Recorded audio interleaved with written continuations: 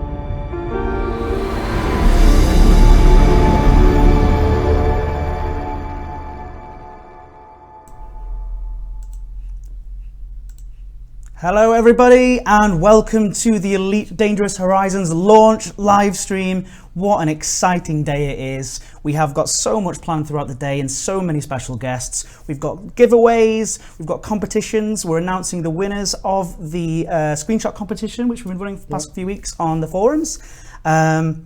We have, and we're just going to keep you basically entertained throughout the day. Before the game actually comes back online. Just smiling at the comments coming through. Yeah. So yeah, let me introduce my first guest, which is of course CEO Frontier Development and co-creator of the original Elite. And there's David Rudolph Braben. here in lieu of a Christmas jumper. And yeah, and of course, Rudolph. My real special guest is Rudolph here. Yeah. So David, thank you so much for joining us today. Thank you very so much for being our first guest. It's a real pleasure. It's been nearly a year to this point, or just a year since yes, so it's a year since we brought out season one, and I think it's we like to do Tuesdays, but anyway, that's a whole different story.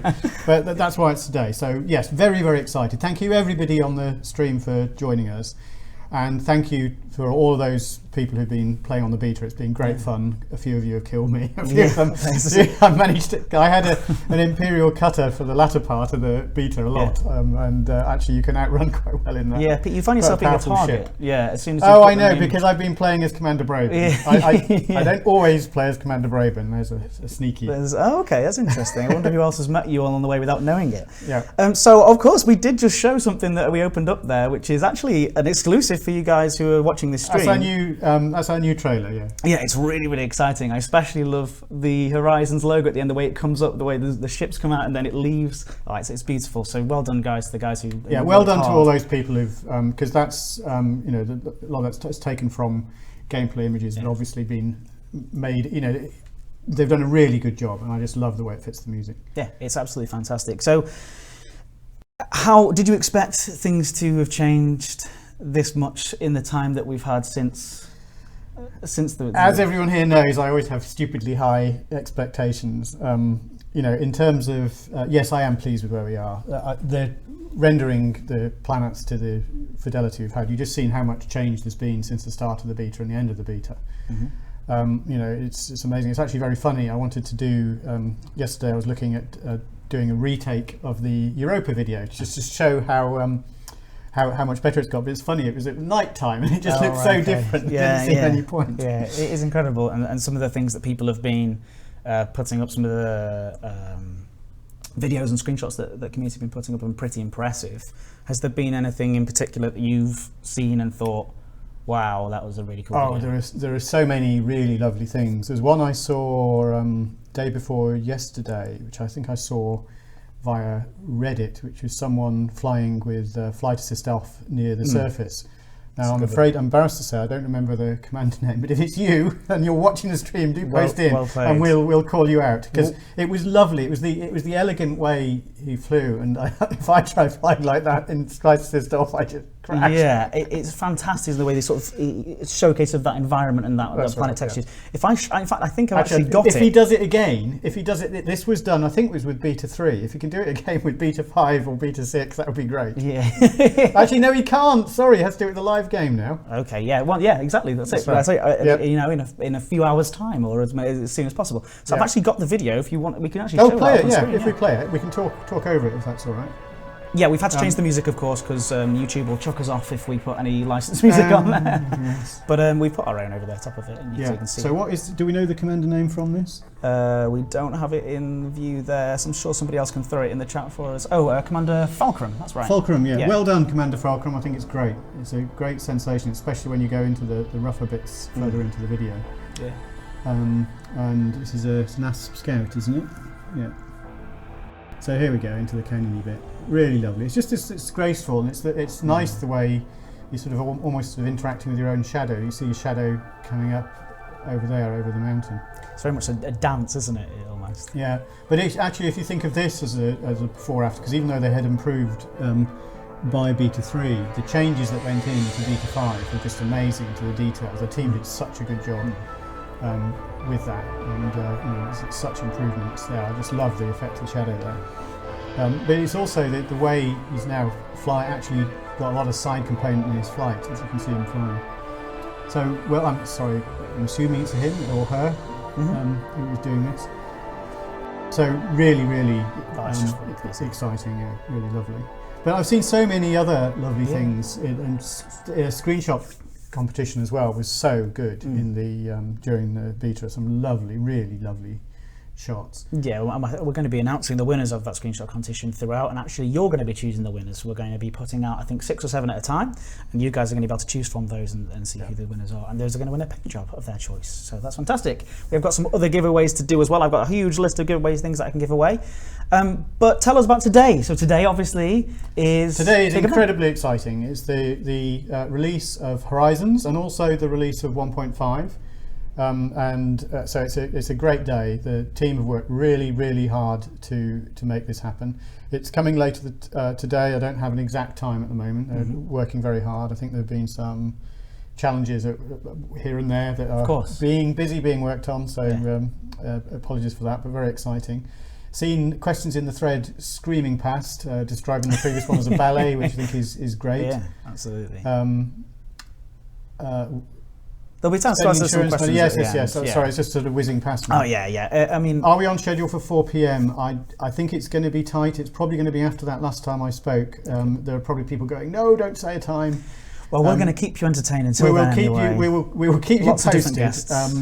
But as of now, I think it's after 4 p.m. And you're going to be coming back as well to sort of tell everybody at some point, hopefully later on, and say, hey, that's the plan at least anyway. It's live. So yeah, do stick around and keep watching us. Stick around for the competition giveaways and things like that. So it's not just about the planetary landings, though. Of course, this whole year. Right. There's much more coming. Just saying one question to ask there. If I pre-order now, will I still get the Cobra and the pre-order bonus? Yes, you will.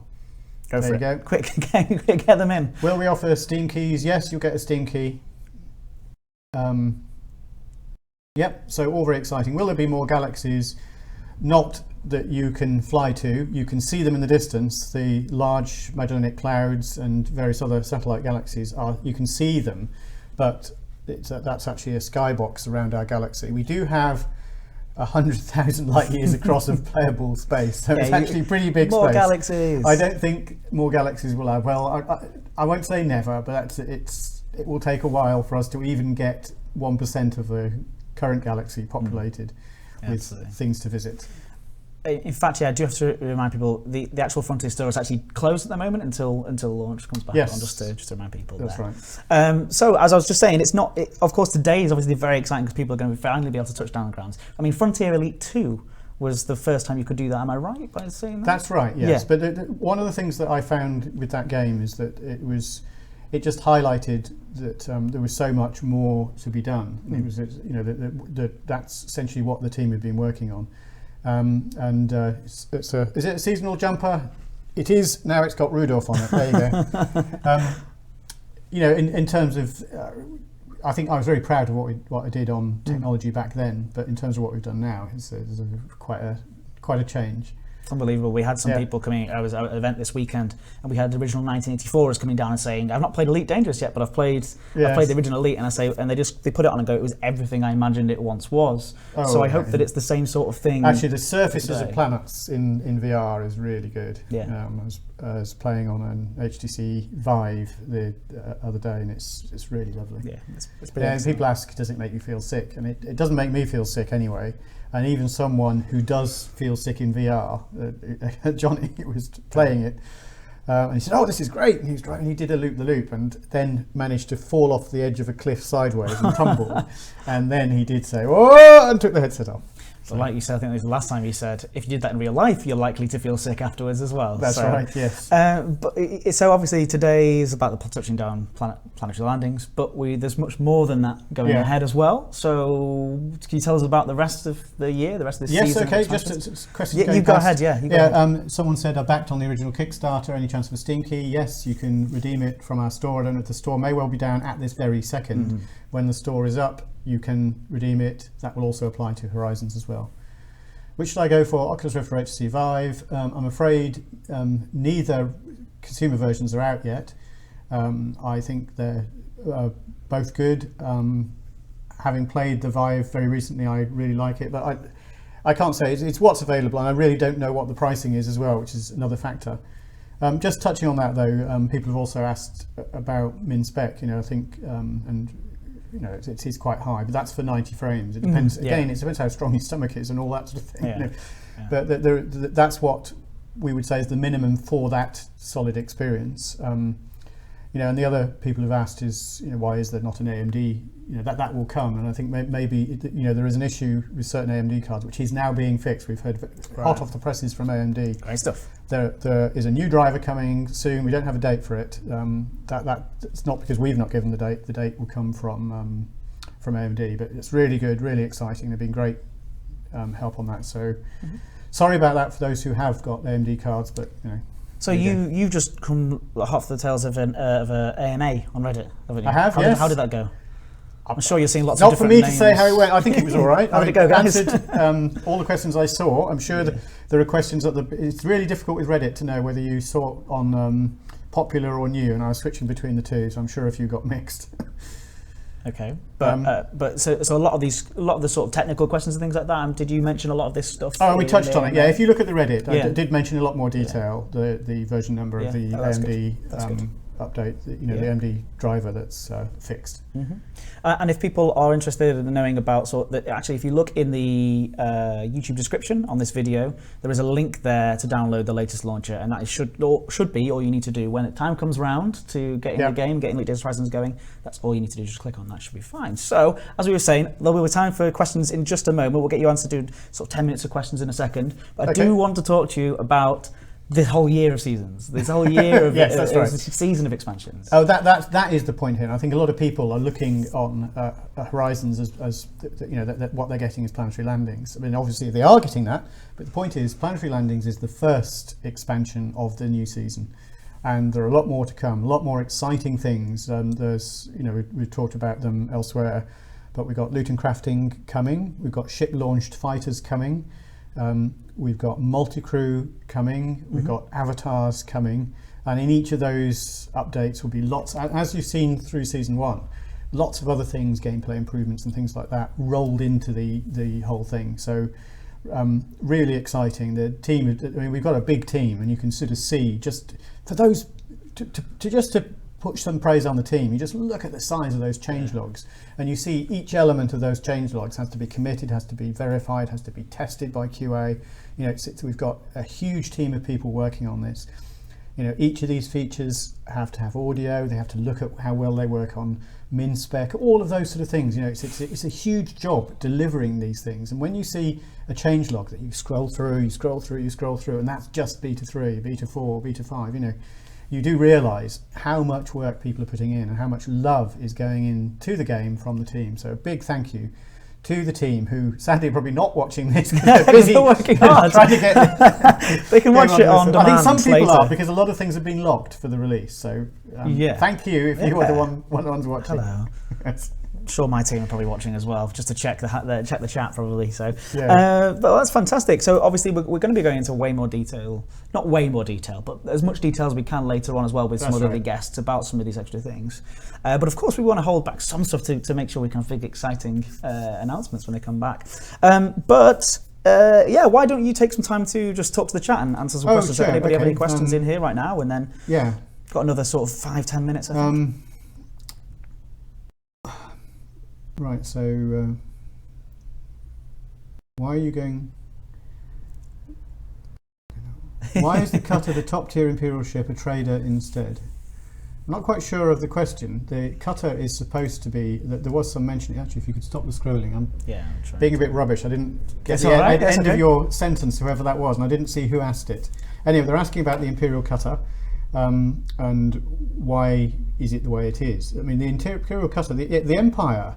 They very much, they're top tier a trader instead of a warship.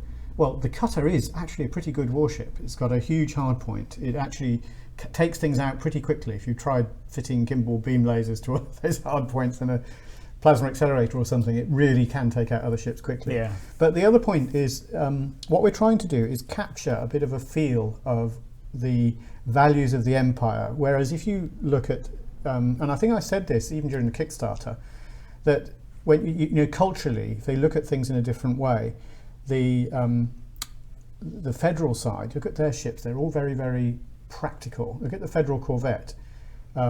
You can just imagine it's going to have welded bulkheads that are steel with a big handle on it somehow. And it won't look beautiful. Whereas the Empire will have a beautiful carpet. You won't see a single rivet. It'll all be fared in. There'll be nice wooden paneling and things like that. Nice. Yep. Shiny. It'll be shiny. And that's what we've tried to carry over. We did describe the capital ship, the Majestic class, great big cruiser thing, almost as a mix of an embassy and a warship. The point is, if you think of the British Navy in between the two world wars and the way HMS Hood was used, it was really used as almost a tool of empire, where it would be a mobile way, there would be parties on board and all this sort of thing. And I imagine the Imperial cutter is a sort of small variant of that. You can sort of see from the staircase that really, really doesn't look like a ladder. It's something that you could imagine a beautiful woman going down in a ball gown, whereas you can't imagine that on some of the other ladders. Where you imagine it's sort of greasy and oily. And that's the distinction. That's why it is the way it is. But it is still under the sheep's clothing. It is a real wolf in terms of the strength of it. I've probably missed masses. How much extra flexibility does 64-bit give you? Well, the game has been 64-bit in terms of the data structures and everything, right from the off, right from even the start of the Kickstarter. What we've done is it's support for 64-bit OS. We looked at it back then, and quite a big percentage of the people who were playing were using 32-bit OSs, which is why we started off supporting 32-bit OSs. What happened, though, is then we ran into issues, particularly with video drivers, that if we were running as a 32-bit application, we had memory issues and all sorts of things, which is why we moved to 64-bit. But that's also why we have continued to support 32-bit and why there are 2 builds now for Season 1. I mean, obviously we would like to move entirely to 64-bit in time. But the point is, it gives us flexibility on memory and does help with performance. So and I think people have seen that in the beta. Right.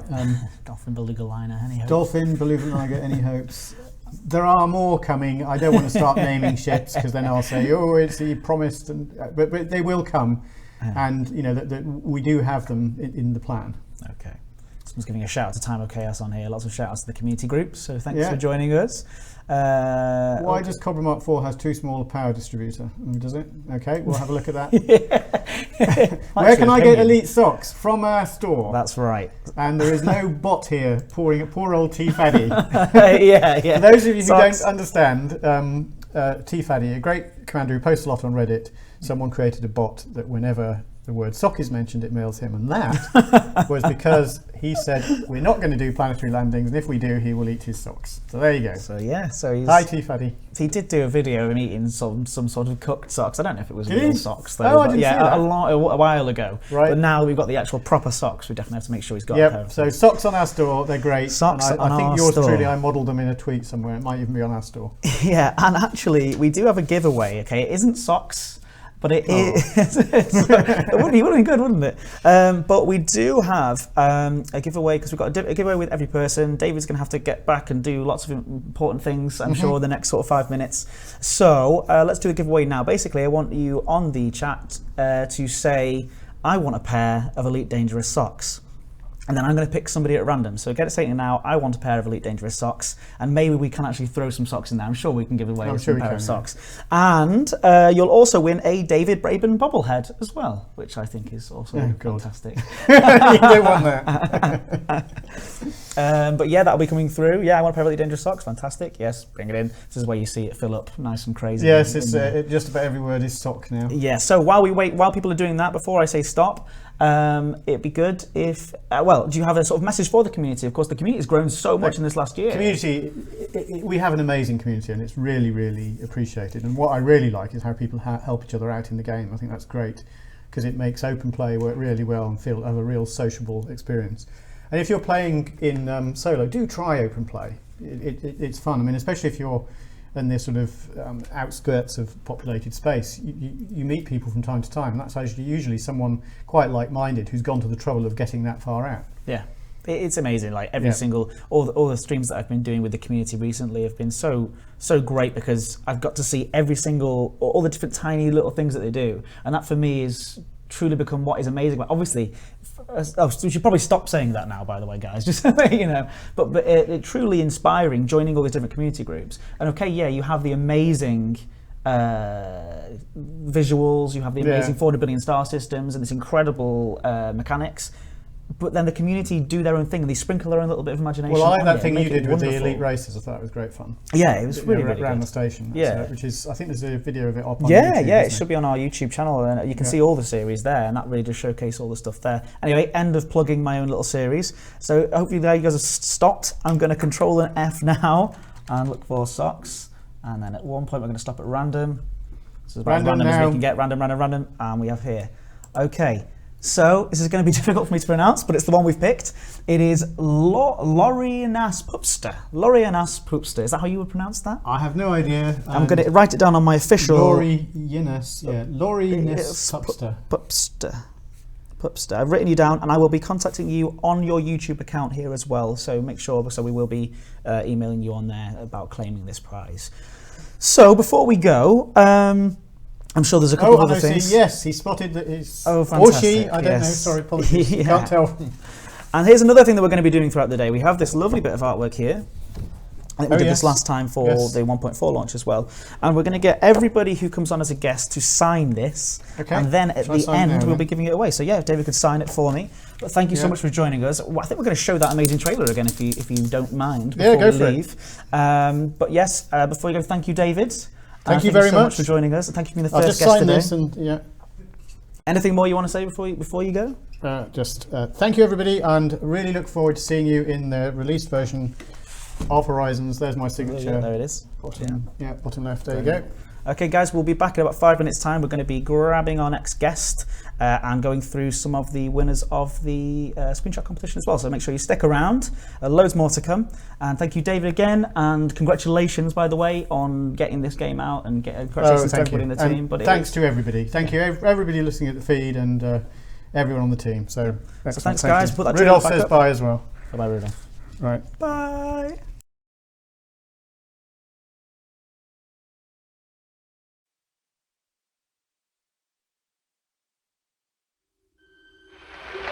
We choose to go to the moon in this decade and do the other things, not because they are easy, but because they are hard.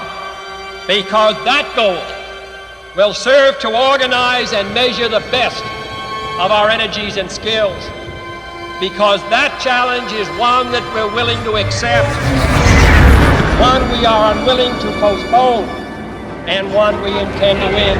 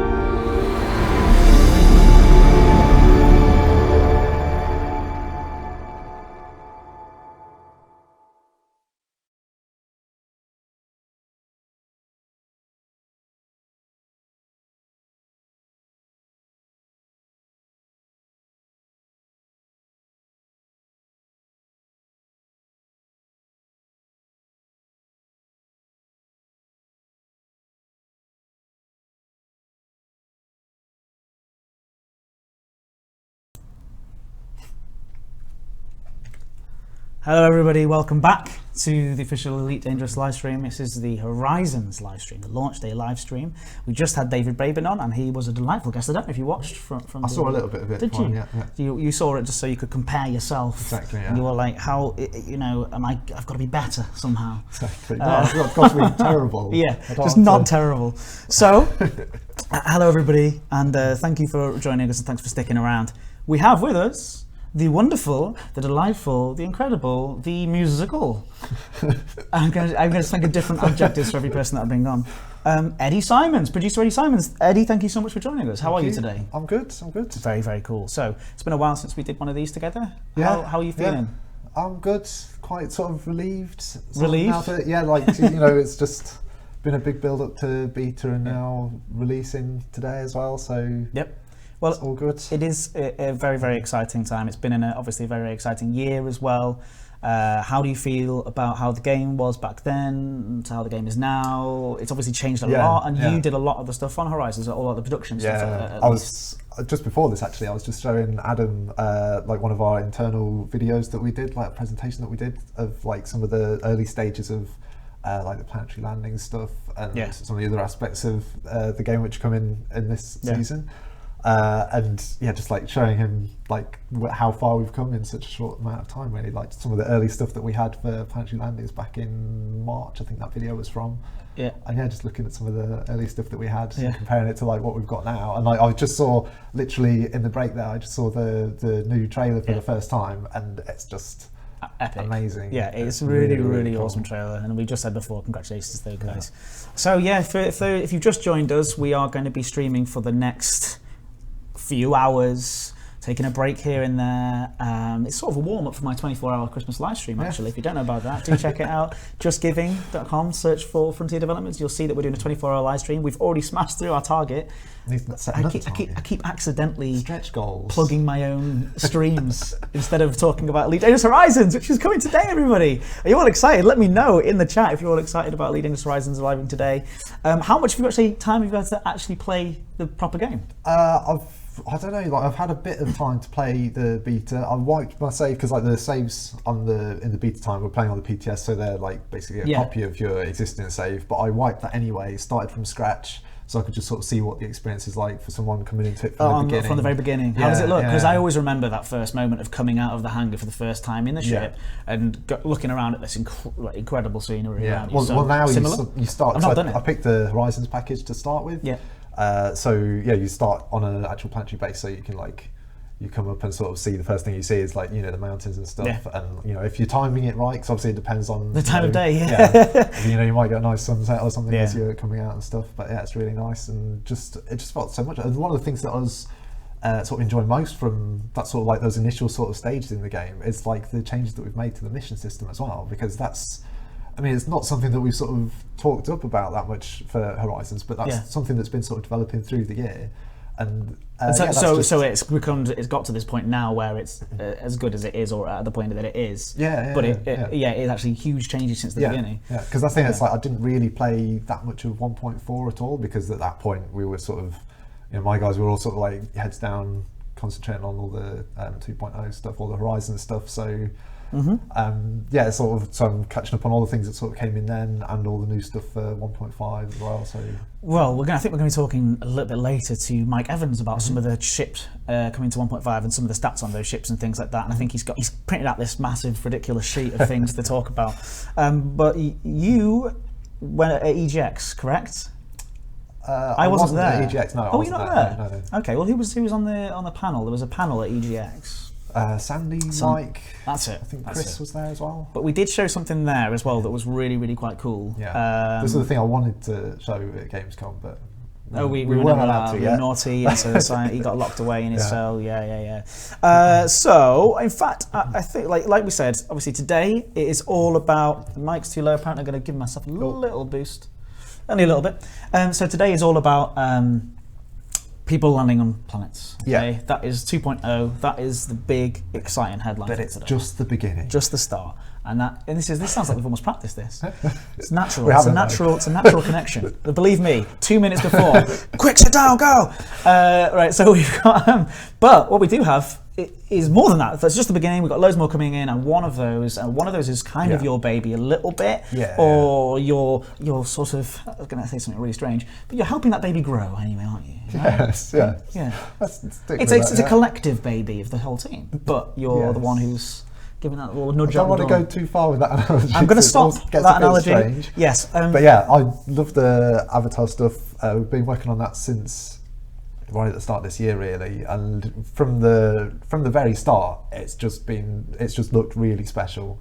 So I can't wait until we eventually sort of get around to releasing that, because in the meantime, we've obviously been continuing to work on it, and there's still a while before that's actually released as like one of the later updates. Should I play Let's have a one look. In of the case anybody videos. didn't see this previously. We've got a lovely black screen here. There you go. Give me a second while we just grab this. Is it this one? Here it is. Here it is. That's the one. You can see it on screen. This is live editing right here. Oh. But yeah, talk us through what we're seeing here as well. So basically, you're seeing here, this is probably just going through some of the sort of like in-house presets that we've sort of made. Some of the massive variety that you can choose from. It's really crazy. What's really weird as well is like when you sort of you can, not all of the sort of changes can be smooth. Obviously, like there's some sort of fundamental shapes that sort of have to shift, like sort of the overall sort of head shape or whatever. But like mostly you can sort of like blend sort of as you're sort of changing all the editor parameters, you can sort of blend from like one very different face to another, and yeah, you sort of just have so much control over it and like so many different options that you can make. And we tried to sort of, because basically to give a sort of idea of how the sort of fundamental system works, you have sort of a basic sort of head shape that you start with, like male or female, and then you sort of we've sort of broken that down into various sort of facial features, which you can then sort of choose different presets for, and then sort of set a different value to sort of like say how much of that shape sort of blends in, sort of thing. So you can then modify. I don't know how many parameters it is we have. A few. Plenty. A few. There's plenty there. Lots of variety. You see the sort of variety that you get there, and it's going to just be more in the final thing. Yep. Which is already incredible. So they are real examples of, they're not something that they animate. So often we get this when people are sort of seeing like preview images of the avatars. They're like saying, "But what's it going to look like once it's in game?" But it's like those are in-game shots. That is somebody's made that like. using the tools in game. Yeah, that's really, really awesome. One thing that people are saying in the chat here is humans have hair, needs more hair. Yes. So that video was one of the early ones when the hair wasn't ready to show yet. But we don't have anything else unfortunately to show. But you can confirm that there will be hair. There will be hair in the game. Yeah. Obviously, it's going to be a little bit limited by how much you can fit inside a helmet. Yeah. And what sort of commander would have dreadlocks? Well, you never know. I don't know. If you're a space pirate type, I don't want to confirm or not confirm or deconfirm anything. So I'm going to stay quiet on that. What about beards? Is that something that is facial hair? Some level of facial hair as well. Fantastic. Again, like you're going to be a little bit constrained by how much you can fit inside your helmet, sort of thing. You're not going to have like a massive long beard. Maybe like, I don't know where the limit would be. Would it be a Mike Brooks sort of limit on it, or I'm not sure. That's quite a lot to sort of pack into a helmet. I like it, stuffing it in, just billowing out of the top. We've got Mike Brooks on next, so best not say too many things about it. But yeah, stick around guys if you are just joining us. We've got lots of guests throughout the day. I think we're going to be doing about sort of 15-20 minutes per person, taking a couple of breaks every now and again because it's a long day. It's a long time to do all that sort of stuff. But I have a personal question for you now. Okay. Have you ever made yourself in the creator? No. You haven't? No. Why not? I wouldn't be so vain. Really? So what sort of, I would, I mean, now that you said that, I'm going to be straight away like, I'd make myself straight away. Somebody else would make me. If I was as beautiful as you, Ed, I would be making myself as well, but Look at this guy. I'll pay you that $5 later on. It's more than I said a tenner earlier. It's a $5 now. So before, obviously we got I think we've got another sort of 10 minutes with Eddie. Why don't people, while I gather my notes, people ask Eddie some questions in the chat, and you can just read through and see if you can stop with this ridiculous scrolling chat. Eddie is a producer on Elite Dangerous. If you've never met Eddie before. Actually, a musician as well, not you as well. Yeah, I am, yeah. Which is pretty cool. But we'll stop plugging our own things. So everybody, yeah, questions away. I'm just going to really quickly look through and see if make sure we covered every point that we're supposed to with you, Eddie. I've got a list of questions here for you. Does Avatar hair have a shininess setting? Well, that's one of the things actually. Well, it's not one of the things. I'm not confirming or denying that at all. But one of the things that we have to sort of be careful with the Avatar system is that like there's so many options that you can change. And we just have to we're still in the sort of balancing stage of like trying to sort of figure out how to sort of give players as much control as they want over it without giving them an overwhelming interface. Yeah. Because as we were saying, there's like lots of different facial parts that you can change, like cheekbones, eyes, nose, mouth, all these sort of different things, like the width of their neck and all this kind of stuff. And like there's some areas where we're sort of seeing now where it makes a little bit more sense to sort of combine some things together so that you're changing things that are sort of related at the same time with one option, so that you're not, because you don't want to. I mean, I know that there will be some fans out there of our massive option screens and like the ton of sliders and everything you get. But we do want to sort of make sure the Avatar editor is user friendly and not overwhelming. Yeah. I think is the case. Sometimes I look at Avatar creation things, and I think there's too much there. I don't want to spend about 4. Well, sometimes I do. Sometimes I do like to spend like 4 or 5 hours, but I also want the option to make it look cool straight away. If you know what I mean. So that's the thing. We also like we're talking about how we can sort of have people give them like a quick way to sort of get something to start with as well. We don't want everyone to start with the same sort of base character. So one of the things we've sort of built in at the minute is the just like a randomize option, which basically takes weighted randomizations of different slide values. So you can sort of just pick some random starting points and just sort of flick through it. When you've got something that sort of matches what you're after, then you can sort of like go into the details and adjust it to exactly what you want. Right. But one of the things from that is like just sitting clicking through all the randomization things, like just paging through thousands and thousands. You just like hitting the button, seeing another one come up, and they all just look so different. It's just I still can't believe like the variety that we have in there. And that's really, really awesome. And if people do have questions about the Avatar creator, that would be really cool coming through.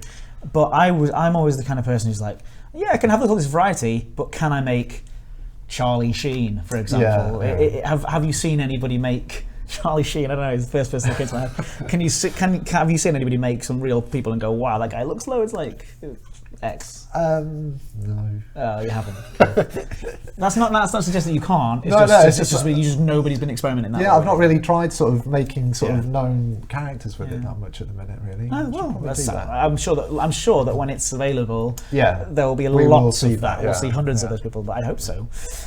So, any questions about it? Can we have a bearded Charlie Sheen in Top Gun? Can I give my guy scars? That's an interesting scars. Facial. So like scars and tattoos. That's something that we're looking into, because obviously we want to, try and give you ways to sort of personalise your character and make it as distinct as possible. So that's something that we talked about internally. Nothing confirmed just yet, but we're definitely looking into that sort of thing. Stuff is, there's lots of things that we're sort of trying to sort of balance up the options with, really. All right. When is possible to have David Braben's haircut from Avatar? I'm sure that'll probably be the default. It's nice. I like that. Right. So we actually do have a screenshot competition running at the moment on our forums, and we're going to announce the first winner of that today. Now, what you've done is you this morning went through, and I think you picked. I said pick 6, and you picked 9. Well, so that's only because you stopped me there, though, because I wanted to just like keep going through. Go back. That's just. You were like, I'm only halfway through. That thread is ridiculous. And if anyone wants to check it out, do search for it. Elite Dangerous Horizons beta screenshot competition. Google that, and it should come up on our forums. And the screenshots in there are absolutely incredible. Yeah. We have got a few examples here, because actually I'm going to show you through Eddie's choices. Excuse me.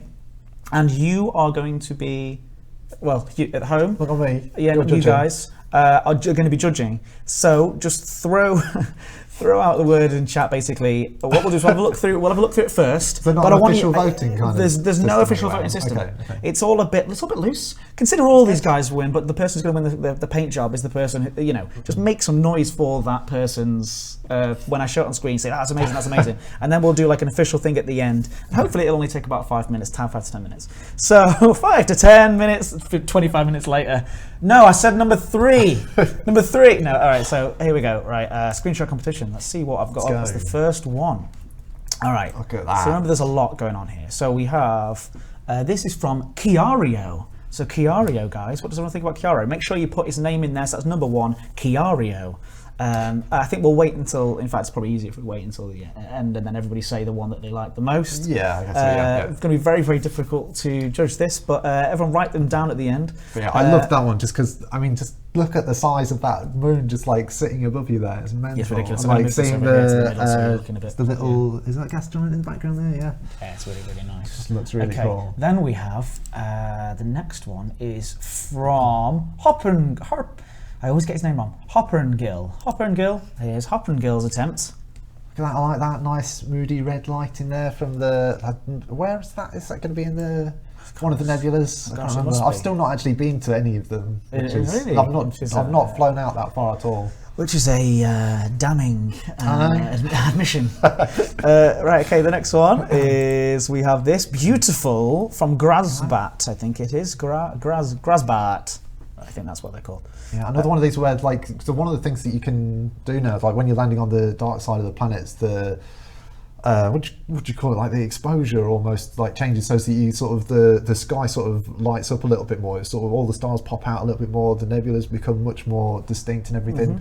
And yeah, it just means that you can get amazing shots like that. Yeah, fantastic. So, if anyone wants to set up a straw poll, that'd be really good. It's one thing that last minute I haven't been able to do. So, if one of the moderators in there, or Elite Dangerous, or somebody wants to set up a straw poll for this, that'd be really, really cool. If not, we'll do it for the next vote anyway, because I've just realised with this many people in the chat, it's going to be a bit crazy.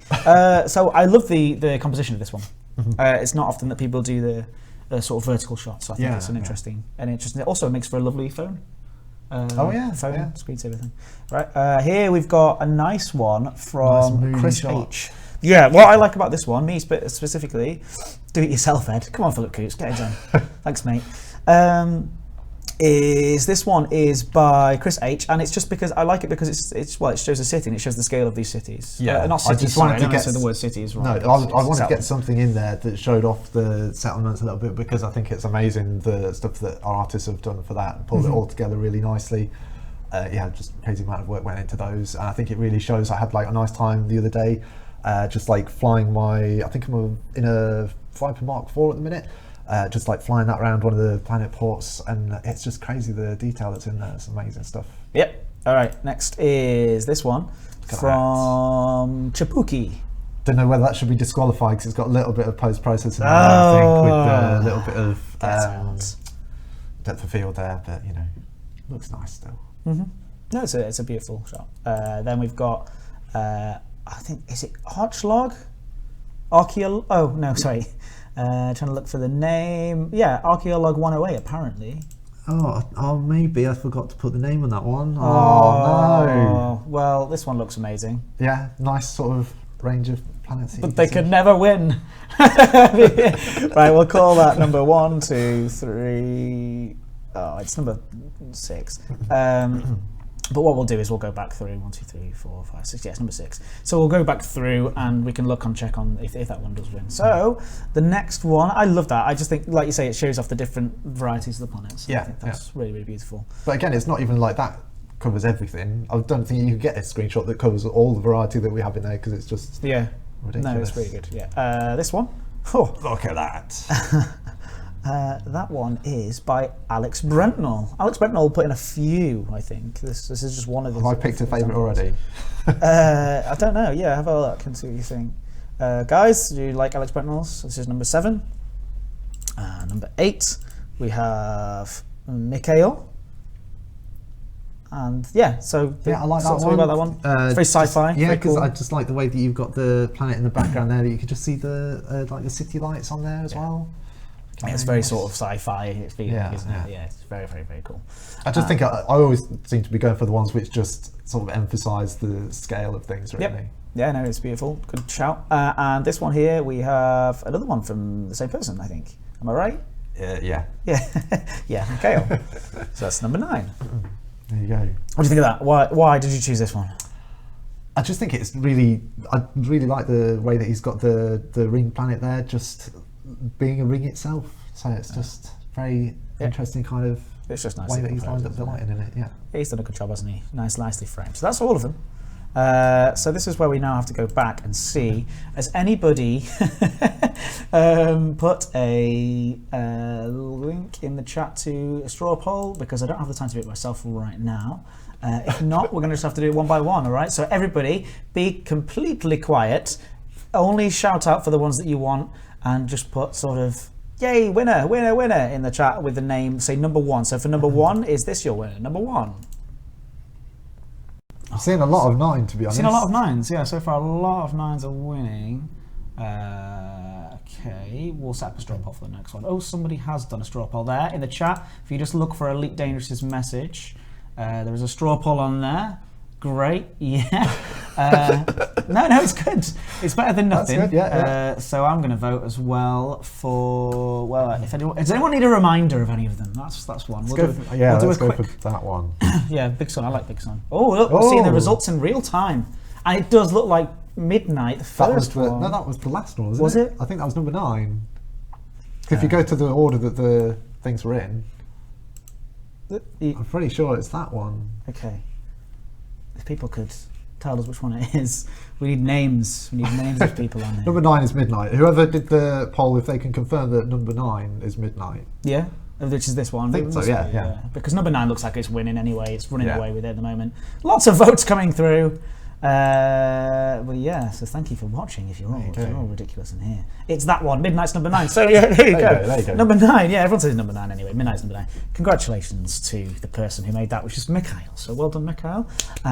Congratulations. And what we will do is we will be in touch and make sure you get your paint job. We have loads more. I think we have 4. We're going to give 3 more giveaways for the paint job competition. Mm-hmm. So the next 3 guests that we have on are going to be showing their stuff off and showing the ones that they liked, things like that. So glad that you enjoyed those. Got loads more coming up. Oh gosh, before you go away, you got another few minutes. Okay. Anybody have any more questions for Eddie in the look. chat? And also, we've got another giveaway as well. Another one? We are so generous today. We've got a Christmas. what's the next? It's Christmas tree. And it's a Christmas tree. tree bobblehead. Yay! Very good, Eddie Simons. So which one should I bring in here? Christmas tree bobblehead. That one. Oh look! Here we go. Cover our stupid faces. Look at this. There's the Xmas tree bobblehead there in action. There you go. Merry Christmas, everybody. I want everybody to just say Merry Christmas, everybody, in the chat, and I'm going to be picking somebody at random. So Merry Christmas, everybody. Say that in the chat, and then I'll say stop in just a moment. But Eddie, what are you most excited about for this year? I don't know. In Elite Dangerous. There's too much stuff, really. I don't know. Ship launch fighters is something that I'm really looking forward to as well. Yeah, okay, so we are going to be talking about a little bit later on with somebody else as well, or going into as many details as we possibly can. Merry Christmas, look how festive everybody is in the chat. You're a wonderful bunch of people. Stop saying that now though, because you said it too many times now. I'm sick of Christmas already because of this chat. But yeah, how do you have anything more to say to the community, to the people at home who are excited about today? Have they been rightfully excited? Well, they have been rightfully to get excited about today because Planetary Landings is like such a huge part of the Horizons series of updates. Yep. And I think there's you're just going to find so much awesome stuff out there. Like just looking through the screenshots this morning, it's like just amazing the things that people have found already, and that's only with the beta having been out for 2 weeks or so. Absolutely stunning. And that video that we showed earlier as well with somebody dancing across the flat stuff. Just can't wait to see more of that, and I really can't wait to see more of the group videos of people. I want to see what the elite races can do with the SRPs and things. But just think what's going to be like when all the new parts of Horizon sort of get added throughout the year, and like all the extra things come into that. When you're sort of able to drive around on the surface and like see your friend, your friend's avatar driving alongside you and stuff. It's going to be it's really, really cool. So yeah, no more Merry Christmases. Thank you. I've picked a winner already. Thank you very much. And we've got ourselves, going to pick at random now, Jack Boot. Well done, Jack Boot. Writing you down on my official quick little sneak of sneak of what we've got to give away today. Should point out as well, by the way, I don't know if people know this, but on the Christmas tree bobblehead there, the little, I didn't see it. The little fairy lights on it do actually light up. So when your sort of ship goes into the shadow, you still see those lit up. Oh, that's nice. There you go. Oh, so are they flickering or are they just? But they're static, but Yeah, they are actually like glowing in the dark. Is there any relevance to where we are here as well, or is No. no? All right. If you didn't win, of course. Yeah, but if you want, congratulations to Jack Blue. I will be getting in touch with you. But if you didn't win, they are on sale right now. There you go. Look at us doing our jobs. So I'm on commission. With my All Christmas affiliates trees sold in the program next for half Livestream. hour. I get 2% of that. Don't go there. No, I'm joking. Right, okay. So Eddie, thank you so much again. You have been an absolute pleasure. No worries. Before you do leave, can you please sign the? Yes. We have this lovely piece of artwork to give away. I'll show it to everybody in a minute. But yeah, if you just stick around, we are going to go to a sort of 2-3 minute break. I'm not going to show the trailer again just yet. It might be on YouTube now. I'm not sure if it is or not. But we're going to go to a couple minute break. Yeah, I'm going to show this lovely bit of artwork. I'm getting everybody to sign it as they come in and go. So when people can win it at the end. Yeah. That's the plan at least. Anyway. So thank you, chaps, and thank you, Eddie. No problem. And thank you, the community. We'll be back very, very, very soon with our next guest. But take it easy and do not leave because we've got loads more coming. Goodbye. Cheers, Eddie. Bye.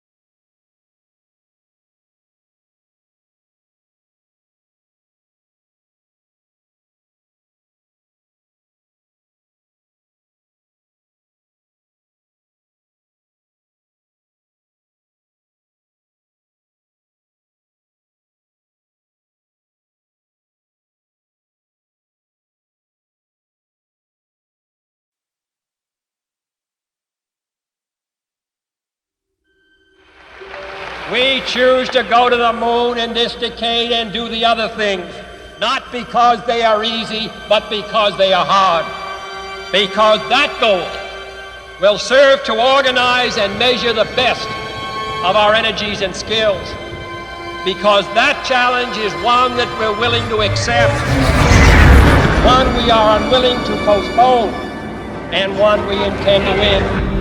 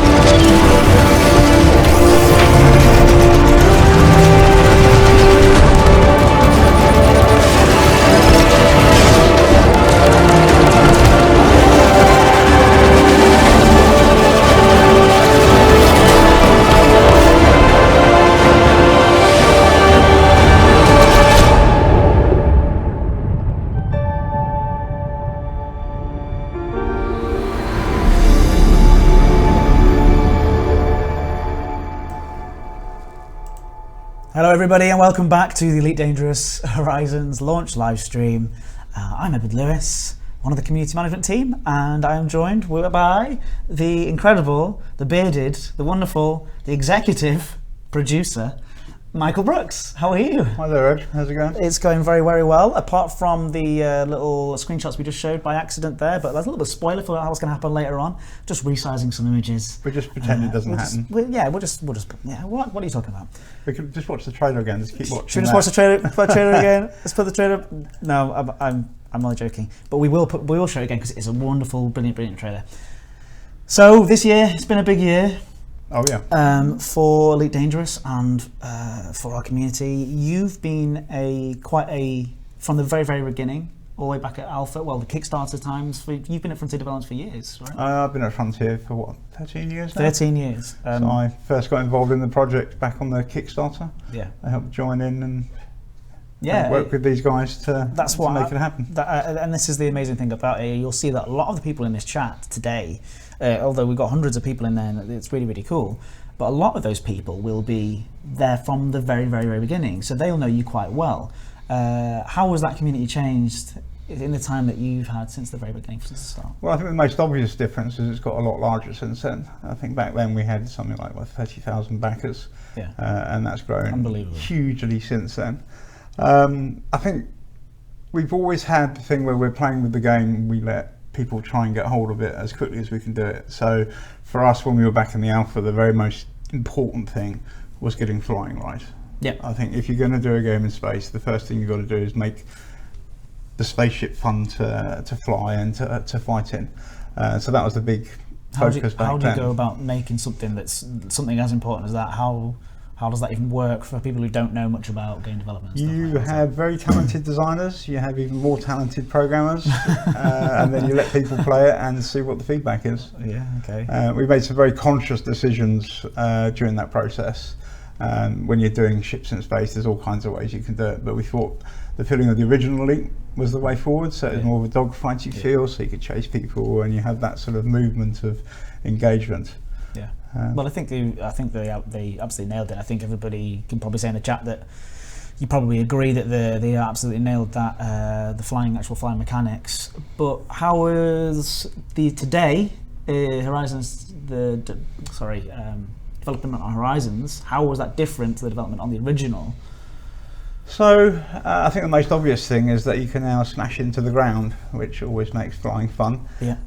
So we needed to make sure that it remained as accessible as the original flying was, although you still had the subtleties of flight assist off. I think David showed the video earlier, the awesome flying around the canyons with flight assist off. But yeah, it's just a very different sort of mechanic, and that all of a sudden you've got a horizon to deal with. And we also wanted to make the flying feel a bit more different than it is in free space. So there's the acting of gravity on you, so you're always compensating for that. And it has to start a little bit more slipping and sliding, and it just means you've got to be on the ball a bit more. Yeah, absolutely. What is your favourite thing about the about the changes that you've made, or about the things coming to Horizons and stuff like that? What's the sort of things you're most interested in? Strafe rocketing bases is quite good fun. Yeah, taking a team of people or just soloing it? And Just soloing it, just flying Just over. soloing it out there. Yeah. All right, so we've just come out of beta, or the servers are now down now. Yep. Am I right by thinking that? Yeah, just checking because I've been in here for the last hour. So what? My question was going to be betas, the importance of betas, and well, just talk us through the process, because again, I think it is interesting for a lot of these people here. How important are they? Well, I think, to be honest, they're crucial. As I said, from the very beginning, we tried to be fairly open with our development, try and get people playing it as early as possible. And for a lot of things, game development is about the feel of it. It's not necessarily just the pure science of it. You've got to get it feeling right. There's sometimes that you think with the design, and it doesn't always work. So then you take the feedback and you go, okay, we'll change that. Sometimes the feedback comes back and we go, actually, no, we're doing it this way for whatever reason. But it's useful to have that feedback because it makes you think again. Yeah. Even if you remain with the same decision, it's important to think through why you're making that decision, and then you take the points that people are raising and say, okay, that makes sense, so we'll make this change, or no, we'll keep it this way anyway. You do hear a lot in the industry, or people commenting saying, oh, it's not, not necessarily about Elite Dangerous, by the way, but other people say, oh, it's not a real beta, it's just to sell. It's just to sell copies of. But how real is the Elite Dangerous beta? I think just looking at our change logs with each beta would soon put that to test. Yeah. I think especially with this beta, I think the amount of changes that we've done over the last couple of weeks is just immense. And a lot of that is simply just because I think problems that people find or feedback that people have and saying this isn't quite working. So we take that on board and change where we think we needed. And things will continue to develop and change over time as the game is in the released same way that season 1 saw a number of big updates, season 2 will have exactly the same. Yeah, I think it's fantastic that the guys here in the office support the game that much and don't just go, that'll do, we'll leave it there, let's move on to the next thing. Obviously, because people care about this game and you guys at home care about it, and the guys inside care about it as well. Well, I think we care about it as we're the ones spending all our time just trying to make it better, add new things to it. Everyone on the team just loves working on the game. So what have been some of your highlights over the last year of for just being part of this community? Like I said, you're a very forward-facing person in our office. So Stuff. I get to deal with the community quite a bit. I've had the pleasure of going to a few of the community events. So it's good to meet people at LaveCon, Fantasticon, and EGX as well. So I don't get to go to the fancy shows. Well, you EGX, that's a fancy one. You just don't get to sit in a plane for 8 hours. That's not that great. That's not a bad thing. Talking about planes for 8 hours, the Americans in the chat are saying, sorry, beta, and they're writing beta. Yeah, because they'll of course be saying beta. Beta. They'll be thinking beta. What is this beta thing? Anyway, sorry about that. So let's move on. Talk us about. Okay, I've got one word written down here. Well, 2 words. The missing. Yep. What is the missing? I literally know nothing about this because I've been planning this. So this is a kernel of an idea that David B came up with, and it's quite a nice idea in the sense that space is a dangerous place. People go off into space. I mean, all the way back in the history of the Elite universe, people have strived to get to the stars, and some of them did them in what's called generation ships, and that's basically a ship that takes so long to travel to a star that you have generations of people living and dying as they do their journey. Now there's a sort of a law within the Elite history that actually you don't mess with generation ships. But some of these things reached the destinations, some of these things didn't, some of them have just vanished. So the missing actually isn't purely about generation ships, it's about the concept of people that are lost in space. They disappear for whatever reason. Certain areas of space, people, like a Bermuda Triangle type thing. Yeah, very cool. What's going on? Yeah. So it's something that we're going to be using a lot with the narrative moving through season 2 and beyond. Wow, okay. And the Pilots Federation, and of course every commander is a part of the Pilots Federation. Yeah. That'd be one of their big things, is to try and help find the missing, or at least put some sort of conclusion to their stories. Yeah, so forgive me, generally, I'm going to be asking, people will probably have lots of questions about it in here. So I'm sure, do throw your questions at Mike, by the way. He will have a chance in just a moment to answer some of those questions. But how's that going to impact the game now, today, or is it something that's coming? So we've already been trialling some of the mechanisms in the beta, and that's having places or things to find that aren't necessarily given to you through a mission. Okay. You have to find them through locations or some sort of signal trace, or so the idea is that we'll start off small so we can get it working perfectly. But you find lost expeditions or even colonies that are still fully functional in deep space. Who knows? Yep, fantastic. Well, it's all good. It's all very, very exciting stuff and mysterious stuff. Another bit of mysterious things that we've seen, and again, you could just sort of either stare at me blankly when I say this, but there's a little thing in that trailer there halfway through that we see something for the first time. Is it anything to do with that, or is that something entirely different? Maybe. Just make some noises. Maybe. Right, that's enough. That's all we need. So, if anybody's got any questions for Mike, do throw them into the chat. We'll see. It's moving very, very quickly, so we'll try and get as many as possible. But if you just want to read and have a read through and see what's going on. Why are we getting turbulence in approaching bases, even though there is no atmosphere? The turbulence isn't from atmosphere. It's basically because you're gliding in on the edge of frame shift and normal space, and as it's a boundary condition, things get a bit. Okay. On this screen here, I'm going to be pausing it every now and again so you can check and then you can. Oh, okay. If I look at that, yeah. Okay. Yeah. Have you got your tattoo finished yet? No, I'm about 2/3 of the way through it at the moment. It'll be another year or so before it's finished. It's pretty epic. It's a pretty epic thing. Yeah, I'm not showing that on the live stream. All right. Few words to season 3. Well, let's try and get season 2 done first. Got a whole year to go yet. Well, this might be an interesting one. Why is rescue and salvage illegal? So there should be a mix of legal and illegal salvage and rescue. If the balance is a bit wrong, then we'll look at tweaking that. Will pirates get any love soon? Yeah, well, it's the same. We're constantly reviewing all the roles in game, so it's a case of looking at work we've got ahead, what resources we have, and then what we can fit into that. But yeah, definitely every single role will get some love. Excellent. So all the loads coming through now. Will there be a Michael Brooks bobblehead? Who knows? If enough of you asked for one, I'm sure there would be. One for every. There you go. There you go. That's pretty cool. One for everybody in the team. You just type in the name of the team and somebody there. Not that it takes a long time to make these or anything like that at all. Why is it ever illegal to scoop a live pod? Because sometimes you haven't been legally granted the permission to grab them. Yeah, again, that's supposed to be a mixture of legal ones and illegal ones. So. Okay, cool.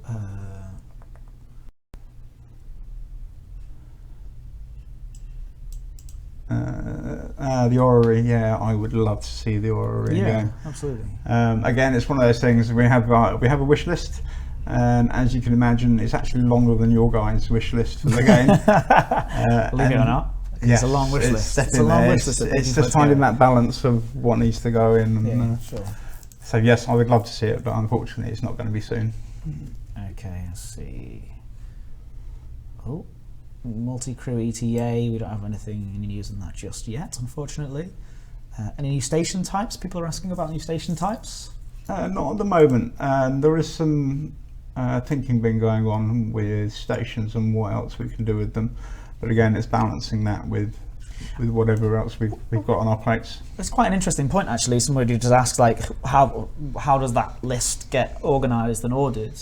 How do you know what's the most important thing? Is that something that an executive producer has to do? Is that part of your job? Part of my job working with David. We obviously look at feedback from fans, but generally what we do is we look at what have we got and what do we want to expand on that. Yeah. What are the new things that we said we're going to do, and also what do we want to do? Mm-hmm. And then you take obviously the team size that we have, the time frames that you have, and you slice that up. Okay, well, fantastic. There you go. A little bit of inside baseball there for you. So what have we got now? Use that for example. Panther Clipper. People are asking about the Panther Clipper. No comment. No comment on that. Is Elite going to be 64-bit? I think Elite is 64-bit. Yeah. So there will now be a 32-bit and a 64-bit client for season 1. Season 2 is 64-bit only. Okay, someone's asked about SRV racing. First British man in space today. Yeah, I know. Yeah, congratulations. I think it's amazing. Yeah, congratulations to Tim Peake. Great stuff. I wish it was me, to be honest. I would love to go into space. All these people, they've all been to space already in Elite Dangerous. They don't need to go to space in real life. Would you really love to go to space? Oh, It's yeah. very lonely up there. Well, no, the ISS has a few people up there. How many people are up there? 4 or 5 I need usually. more than 4 or 5 to keep me happy. You could do live streams. That's true. Yeah, that's all we need to do. Planetary dogfighting. What ETA? What do they mean by that? So they probably mean dogfighting near the surface. Okay. So you can already do that with players. Yeah. But the NPCs, I that's see. not going to be anytime soon. So mining vehicles and more SRVs. I like that question. Maybe. Nothing to say on that Nothing just to yet. say on it. Okay, Yeah. Again, because I don't have immediate access to this list that you're talking about, so I genuinely have some questions. So as well that I I mean, want basically to the list we have is very organic. So the big ticket items are generally planned in advance, and we've obviously spoken already, and we'll be speaking throughout the afternoon about some of the big features like ship launch fighters, multi-crew, that sort of thing. But also alongside that, we try and sweep up some other either new features or enhancements to existing features. Cool. Okay, great. People asking about sort of creation and station creation and creating things on the planet surface. A lot of people are very keen about that, and obviously, again, probably on your list. So it is. I mean, it's quite it's complicated slightly because of the way the universe works. Yeah. For me, I want to get more flexibility in what we can do with creating new stations and adapting current stations, and so we can evolve things more through stories. So one of the changes that came in actually with surface installations is that they're more online based, so we can tweak them without needing to update clients. So being able to do something similar with the space stations would be awesome source. Yeah, of course. Fantastic. That's really, really good to hear. So thank you everybody for your questions. Do keep them coming in. I'm sure that Mike can just sort of jump in every now and again when we do, but if you're just joining us, welcome to the Elite Dangerous Horizons launch live stream. Today we are going to be keeping you company while you wait for the servers to come back online so you can jump in and play. Like I said earlier and in the description, we're going to keep inviting guests in until we run out of guests or until the servers come back online. So please hurry up now. It's a joke. Right, so we do have some screenshot competition that we're running at the moment. It is on the Frontier forums, and if you Google, I think, Beta Horizons screenshot competition, Elite Dangerous forums, or something around those lines, you can see that there is a huge thread with hundreds and hundreds of posts in there. We've picked some of our favourites, and we actually give you a little sneak peek of this way round. But somebody will create, I think Elite Dangerous is going to create a straw poll for everybody to click onto. But first of all, let's show some of those screenshots and have a talk through some of them. I actually selected some of these because you were really, really busy earlier on in the day. Yeah, it's been a reasonably busy day today. But you have seen most of these already, I'm assuming. What I like about this one is the ridiculous scale. I think this is somebody with at least 2 or 3 screens that's taken this one. Yeah, it'd be a panoramic view. Nice series of widescreen monitors. Yeah, which is really lovely. I just think it looks. So I like the texture on that. This with the drama of the ship going over. Yeah. So that is by Starlanced. So well done. And of course, always in the Milky Way is always quite a nice thing. Yeah, lovely. And then of course the 2 stars in the distance. Oh, 4 stars because we've got the little ones over there as well, which is really nice. Unless that's just a flag, I don't know. Yeah, that was well done. That's a really, really nice one. So that's number 1. And then we got number 2 here is from Pocket Moon, which I just think is a really lovely scale shot. And also you can see that sort of mist. It's really beautiful. Yeah, it's nice. I think the one of the great things about Horizons is the SRV adds a new sense of scale. With the ships, it's sometimes a little bit difficult to get a feel for how big things are. But when you're right on the ground, that becomes a little bit more apparent, especially when you're driving around some of the bigger ships. That first time when you actually, drive around one of the ship's parks, and you spent so much time in season 1 flying around in that ship, and then finally hold on a minute, it's not supposed to be that big. It doesn't feel that big when I'm in it, but then it's that sense of scale is really. Well, it's like when you're flying the Cobra down through a canyon. It's about the same width as a 747. There we go. So this is an interesting one. So this is number 3. This is by Neutron. I think we might have another one by Neutron, but this is Neutron 2. But yeah, I just love the variety in the planets that you can see there. And then also, again, kind of an idea of scale, but not quite, but just seeing that anaconda in the background and the ship in the foreground looks really nice. 1 second, let me just check the chat. Oh, okay, here we go. Right, and this one just likes the nice and patriotic with the flag job. Yeah, and just also nice to see, you know, a different shot. Not so, I mean, obviously we got a lot of SRV shots, which I think is really, really, really nice. But I think it was cool to see it from a different sort of slant on that. That's number 4. That's from Lore Hunter. Nicely done. We've got another one similar to the opening one, but I just really liked the silhouetted. It's quite a moody shot. Yeah. The rings and the distance. And just this sort of very moody desert landscape. It's just really awesome. That's by Evil Coyote. Congratulations. And then finally for this round we have Charred Felix with this really, really nice shot of a planet, but at night, an occupied planet, with people living on there, which I think is really beautiful. So you can see the city lights on there. Cool. So everybody, if somebody puts down a straw poll with 1, 2, I think it's 1, 2, 3, 4, I think we've got 6 entries for this time, and then everybody can vote. We've got number 1, of course, is this one here. Oh, I'm going to take that one off. Number 2. Number 3. You can hear my mouse clicking, I'm sorry about that. Number 4. Rep in the UK. Number 5. By Evil Coyote, and number 6 by Charred Felix. So it looks like the stroll poll's just been posted. Oh, has it? There we go. Yeah, got it. Oh, it's escaping from me. Okay, number 1. Ooh, number 2. Ah, number 3. Oh, number 4. Ah. So I'm going to vote there as well. So it does look like, oh, number 6 and number 2 are battling against one another. We can see this in real time moving up, which is pretty cool. Number 6, that's quite cool. It looks like number 6 is just about taking it though, doesn't it? Do you think? I don't know. You can catch up. It could catch up. Number 2's a good chance. So I did see someone comment just fleeting past. Yep. I have to apologise. It's quite difficult to try and keep up with the flow. There's so many of you posting. So somebody was saying about expanding the background sim. So I think really the first thing that I'd certainly like to see is probably demonstrating more about what the background sim already does. I think at the moment some of it's a little bit too opaque. So it would be nice to try and make some of that a little bit more obvious. Obviously there's some tweaking and stuff to do as well, but sorry guys. Yeah, I think before making it complicated, let's explain, because there's already quite a lot going on. It's just that you don't get to see it directly. Okay. So it's not always clear what's happening. Great, but so improvements are always being done on that background to make it more, And the advantage with something like the background sim is it's purely server based, so that's something we can do beyond client updates. So.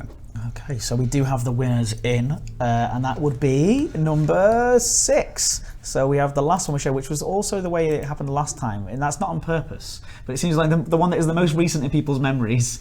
But second place we have number 2, so that's good, well done. So that's Lore Hunter. I'm going to write down your name. Oh, yeah, I'm going to write down your name to make sure that we get in touch with you. But congratulations, it's a very beautiful screenshot. We've got more of those coming up as well. In the next sort of 3 or 4 hours, or however long it takes before the servers come back on. We've got some more giveaways going on. Talking of, it's going to be a bit longer than that, says Mike Brooks. Yeah, we'll announce when we're up and running again. Yeah, okay, sure. So let's go to the next giveaway that we've got, the alphabet bobblehead. Is this for me? You get this. No, this is for everybody at home, not for you. I think I was lied to. You can apply if you want. You can just you can write in the chat and see if we pick you at random, and then that might work. All right, let's do this. So what do I have to do here? I'm going to put up a picture of what they're going to win, which I think is, if I can find it. There it is. Yeah, that's the right one. Sorry, I do know it's annoying hearing mouse clicks constantly, but hey, how else are we going to do it? It's a very clicky mouse. This is a picture of what they can win, which is the alphabet bobbleheads, which I think is really, really nice little prize. What would you like people to say in the chat so we can pick one at random so they can win that alphabet bobblehead? What would you like people to be saying? Well, what word is missing from that statement? Right on. So say right on in the chat. No. Oh no, wait, sorry. There is a word. Oh, there was a word we're missing.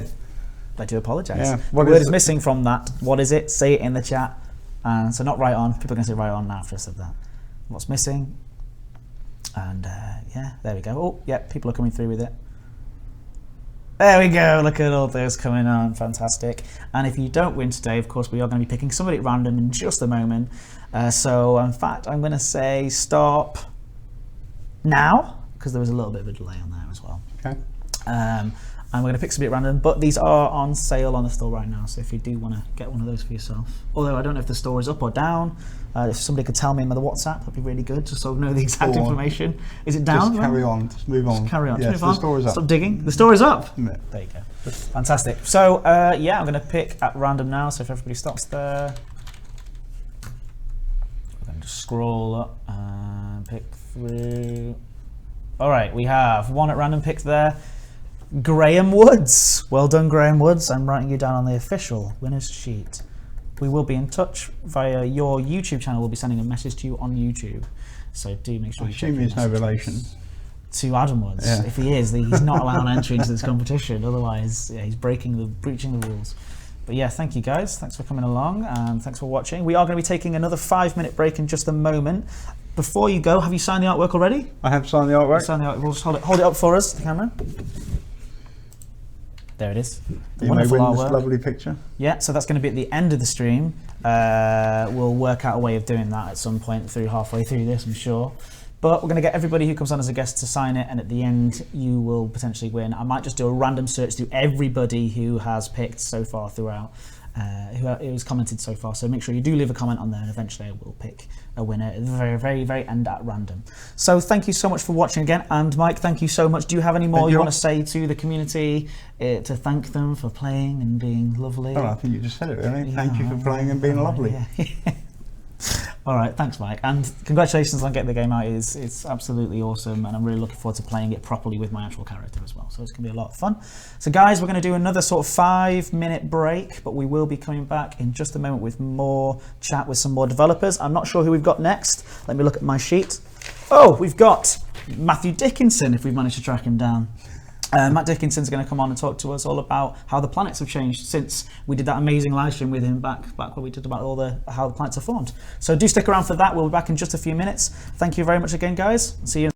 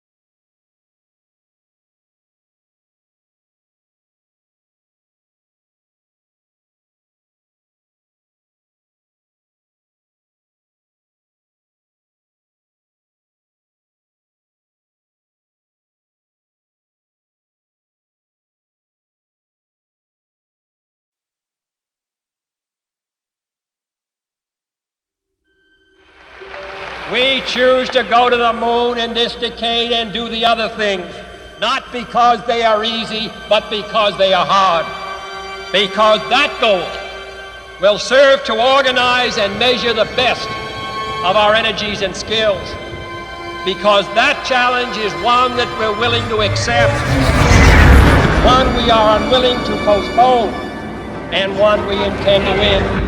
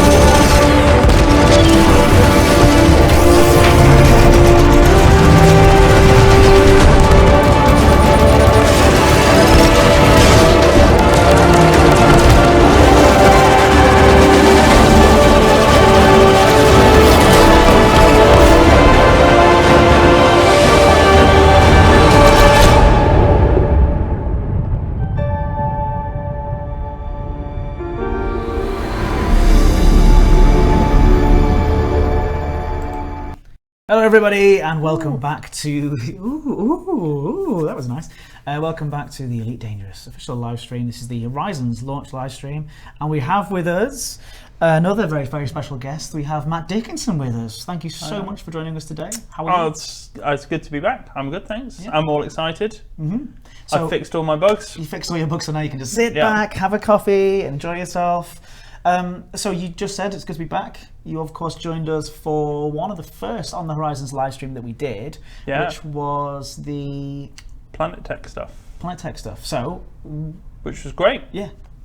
Actually, we were quite nervous going into that. We were thinking, oh, are you guys going to enjoy it? Is it good enough? You know, we stared at it for weeks. We were excited, but you know, what do you guys think? So I think that was the first point.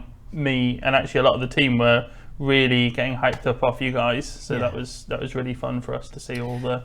I think it was really nice because it was the first time that we'd shown any of that Planet Tech, and I think that it was really, really nice to see how positive people were about it and how many views those got back. If you actually check on our YouTube channel, you can see all of those videos back, and also the interviews that we did with you as well. Yep. But separately the videos as well.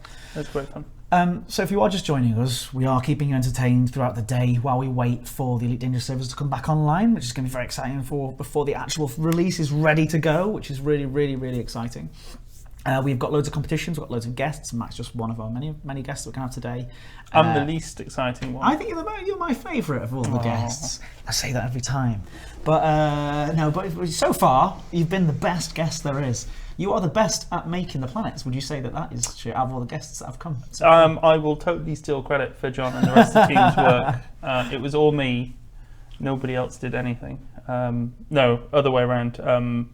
It's an awesome team of guys that have been working on all this stuff. I spent the morning looking through all your screenshots and things for this competition that we'll talk about later. And there's stuff that, you know, I've sat there and looked at it for months, but there's stuff that's really, really awesome to see. It's really nice once the players get their hands, or once our amazing community get their hands on the tools, the stuff that they come up with, and it's kind of different to the way that maybe we would approach it from a development standpoint. Yeah, definitely. It's sort of you're so not massively pressured, but you know you've got a deadline to meet. You have to do all these things. You're not spending your time flying around the best parts of the galaxy looking for the best screenshots and things, or wondering what it looks like when you have 5 moons in the sky or anything else. So it's pretty awesome to see all the things that we as developers don't get to see. And you guys are like our little scouts that we send out to find cool stuff. So what is your job title officially on the thing? What is a day-to-day, what does a day look like for you, for people who may not know and may not have read the Meet the Team feature that we did? Why didn't you read my article, guys? You should have done. What do I do? That's a good question. So basically, a lot of it is spent sort of I guess in a way it's a bit boring. It's sort of a bit managementy. It's a bit managementy. So it's dealing with a lot of problems that come up. We have to find some solutions to fix things. Things don't quite look right. So I mean, if you look back over the beta, I think there's a point that we improved all the terrain a lot. We put the beta out. We weren't quite happy with it. We felt that some bits weren't quite as good as when we developed it. We had to go back, have a little sort of look over what we'd done, fix some things, put a release out. I think it was beta 4 that we did, and everyone went, wow, the terrain suddenly looks twice as good, which was nice. So it's all those sorts of background things. I guess it's my job to make sure that everyone else can do their job properly. Yeah. You were interviewed earlier this year, a couple of months ago. Which magazine was it that you were interviewed by? I've forgotten. I've done a good, couple. though. I've done Polygon. Polygon, that was we did quite a some big Polygon article. interviews. Yeah, Polygon. That was really, really awesome. What sort of things did you talk about in that interview? So Here you go. Here's a good one. What questions did they ask you so then I can ask you those questions? Well, we talked a lot about the same sort of stuff that we do in the live stream. So we went sort of backwards and forwards over how we build a world. Yeah. What the process is for that, where the inspiration comes from, so a bit of the science behind it, how the game simulates the galaxy and puts that into visuals for us to look at. So it was all that sort of fun stuff. Yeah, it's a really cool article, so do check it out. I think I don't know what people would search for. It's that one. That one's the one you're looking at. Yeah, it's pinned on the wall behind me, so I can. Oh, okay. It's arrow pointing to that wall, which is the wrong one. Anyway, tell us what has happened since. So you came in, you told us, you went, hey, look at this planetary tech we're working on. What have you done since that's improved it? Why have you done since, and how, and what, and where, and who? So we had to go and make it work. Yeah. Well, you did. You showed it off and went, this. Yeah, it's done now. It's grey. Yeah. It's all finished. Actually, there's a load of stuff. If you read all of the release notes, one, you've got too much time on your hands, and two, you'll know everything already. We sort of don't. Most of these people watching will have definitely read through all of those. So I've got nothing to say then. It's all the release notes. So we sort of, if you look back at where we were, we showed it was mostly sort of untextured worlds with a little bit of color at the end. We went back and forth over the material stuff quite a lot with some of the rendering guys that work on that. Obviously, they were still fantastic looking planets. They were, yeah. That's what. I don't want you to almost. No, but it's crazy. You sort of get to this point. It's development is like it's a real curve. You start off and you spend 9 months doing almost nothing, and then you have the last sort of couple of months where suddenly everything comes together. So what we were saying, was the material system wasn't quite getting some of the details through that we did. We fixed that in beta 4. We looked at some of the lighting stuff, so we changed the lighting curve so that planets don't get as dark or light depending on their distance from the star. We added more of the saturation back in, so planets nearer the star and even further out get a bit more color, which I think everyone loves. That's actually one of my favorite features. And if you look at these screenshots now with that fix versus screenshots we took back then, the difference is just massive. Yeah, I remember seeing that people. Well, there's a video that we showed off earlier, and maybe we can just show that again. And this is actually a slightly earlier footage. I think this is beta 3. Beta 3. It says in the bottom left there. So what sort of improvement? And this is somebody doing an amazing flight assist off. Yeah, I watched this. Across. I can't even do this with flight assist on. So yeah, no, I can't get that close either. So look at it. So in this one, the terrains, it's a little bit more poppy. Okay. There's not quite the material variety that we've got in the current one. Mm-hmm. You find that the normal detail isn't there. We almost, I don't want to say we threw loads of stuff away, but we did have a sit down and we sort of redid quite a lot of things. So actually we sort of spotted just before beta 1 that we wanted to change some things. But obviously with the amount of time we have to do different things, we didn't get that in until beta 4. Okay. So we spent a couple of weeks before release spotting this problem, working on it, but it couldn't go in till a bit later. Obviously we'd have liked to put it in from day one, but yep. That's how it works. You need a bit of time for testing and balancing. So we've got a couple of questions about people saying about an ETA and stuff like that. We don't have an exact time for you just yet, but if you do keep coming back here, I'll try and update you as much as we possibly can. And of course, we'll let you know when it has gone live as well, just thought I'd let you know. But yeah, this video is really, really nice. Like people earlier on were just like saying about how it's almost like a ballet almost. It's the way you skid around the corners. It's really... So that person must have a lot of experience. I mean, look at that. Yeah, this bit. Yeah, really, almost like drifting around that, isn't it? Because at one point they turn sideways on entirely. I just fly straight through the terrain. Yeah. So what is the sort of? Give us some juicy facts about the planets and things like that. What are some of the sort of more impressive things that you guys have done that you thought, I can't believe we even managed to do that? I know I'm putting you on the spot a little I bit think with these questions. there's a couple of, weirdly looking through the screenshots reminded me some things. There's quite a few worlds, the really big ones where you get, you have a world about, I'll put my hand in the right screen. Yeah. You've got your world on the screen like that, you've got a little crater like that, you fly into that crater, that fills the screen, and then you notice that crater is then full of mountains bigger than Everest. And you think, oh, that's quite big. Just that sense of scale, Yeah. I suppose, is quite impressive. Yeah, a lot of the ring worlds are really cool as well. I love seeing the ring worlds. Or in fact, actually, just really small binary moons are quite fun. Being able to sit on one moon, I've seen quite a lot of people do this now. You sit on one moon, you look at the other one, and you go, right, I'll just go to there, and you just off you fly. Yeah. And then you've got sort of You nebula sort of rise, moon rises, different Earth rises. Yeah. But you went into quite a lot of detail in that live stream that we did about how everything is formed exactly how it should be. So it's not procedural generation as such. It's actually a really smart. It's like it's simulation. It uses aspects of procedural generation, but we like to think of it more as a sort of a simulation in that we take the history of the galaxy, feed that into the solar system. It's unbelievable. Feed that into the planets. It's quite complex, and actually, all this happens while you're in hyperspace, just about to jump out. We do all this work.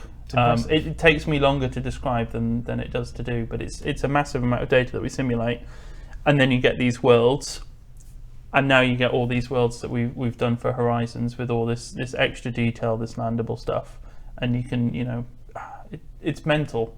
It is really crazy. Now it's done. The reality is set in. It's absolutely mental. Yeah, well, it's been obviously almost a year since season 1 came out. What sort of things were you doing back then on Elite Dangerous? This time last year, I think we were panicking whether anything worked. It was quite stressful. Well, it's all right because does everything feel a little smoother this time round? It does, yeah. I think the nature of development means that once you've got the base product there, everything you're doing extra is additive, and it's a lot easier to tell if something's a good choice or a bad choice. I think even during beta, we've sort of gone back on a few things, changed some bits of detail, but by and large, you understand where you are, where you want to go, and how to get there a lot better. Yeah. It's very focused. So we've spent almost a year now working on this planet stuff. So this is a year's worth of work for quite a few people. It's a fascinating thing, game development, and being in here and seeing people do it and asking lots of questions and stuff regularly to other people. It's been a real revealing thing for me, a completely different perspective, but fascinating nonetheless. It doesn't change it. Do you still feel sort of excited about coming to work? Yeah, no, especially this week. Beta's quite stressful. You've got a lot of stuff to do to get it ready. You've got all those nice little niggly things. It's a bit like if anyone does DIY, you think you're finished all the time, then you notice there's a corner there and you've got to screw that back in and the light doesn't work. It's a bit like that. Yes, you've painted the room's the right colour, but there's so many little details and nitpicky things that you need to do, and that gets quite stressful. But then you come back to this point and it's just nice and relaxing. From my point of view, because I've done all my work. For me, it's great. Obviously, yeah. So if you've got to promote stuff, then this is the stressful bit. The bit earlier is easy. It's an absolute pleasure being here. So, being here with these guys at home. So we've got some screenshots and stuff you were telling me about earlier. You said looking through these screenshots earlier today. Yeah. Some things that you were really impressed by. So we do have. this screenshot competition that we were talking about earlier. So I'm going to quickly go to a black screen, or the screenshot competition from last time. So ignore these ones. We already picked the winner. That was the winner from last time. Woo. Yeah. The I hope I community- haven't picked that one. No, the community. Oh, yes, a good point. You may have, because you kind of you did these just Yeah, before you came in, didn't you? Ooh, Oh, there's one ooh. called. Oh, some of those. Some of them. All right, we'll pick through the ones that you haven't Yeah. chosen, and I've got a couple as well actually the side that we can use. So I'm going to get rid of those. They were fantastic. 3. Here we go. We're going to add the ones in that you've got, and if they have already been used, we'll just make it clear afterwards. So yeah, we are going to have to do this a little bit, sort of a tiny bit off the cuff here. Oh. Okay, where are we? Bring us back. Bring us back. Bring us back. Here we go. Hop and grill might already have been. No, it's a new one. Okay, so this one, talk us through this guy here. For some reason, they're not adding in for me. Oh, is it permissions thing? Yeah, perhaps. Let me copy them to my. Shouldn't take a while. There you go. Should work now. There you go. So here's number 1. Yeah, talk us through why you chose this one and what you I thought just about like, I'm going to sound really artistic now, and although I'm a technical artist, I'm the least artistic person you'll ever meet. I just like the colours here. Is a very arty thing today.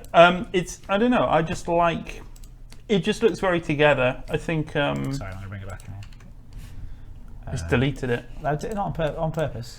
There There you go. Yeah, I think a lot of the times when we develop things, we develop them in isolation till the end, and it's actually very rarely you see everything come together, because I'm just worried that, you know, the bump map looks right, or I've picked the right colour, or the sun looks okay.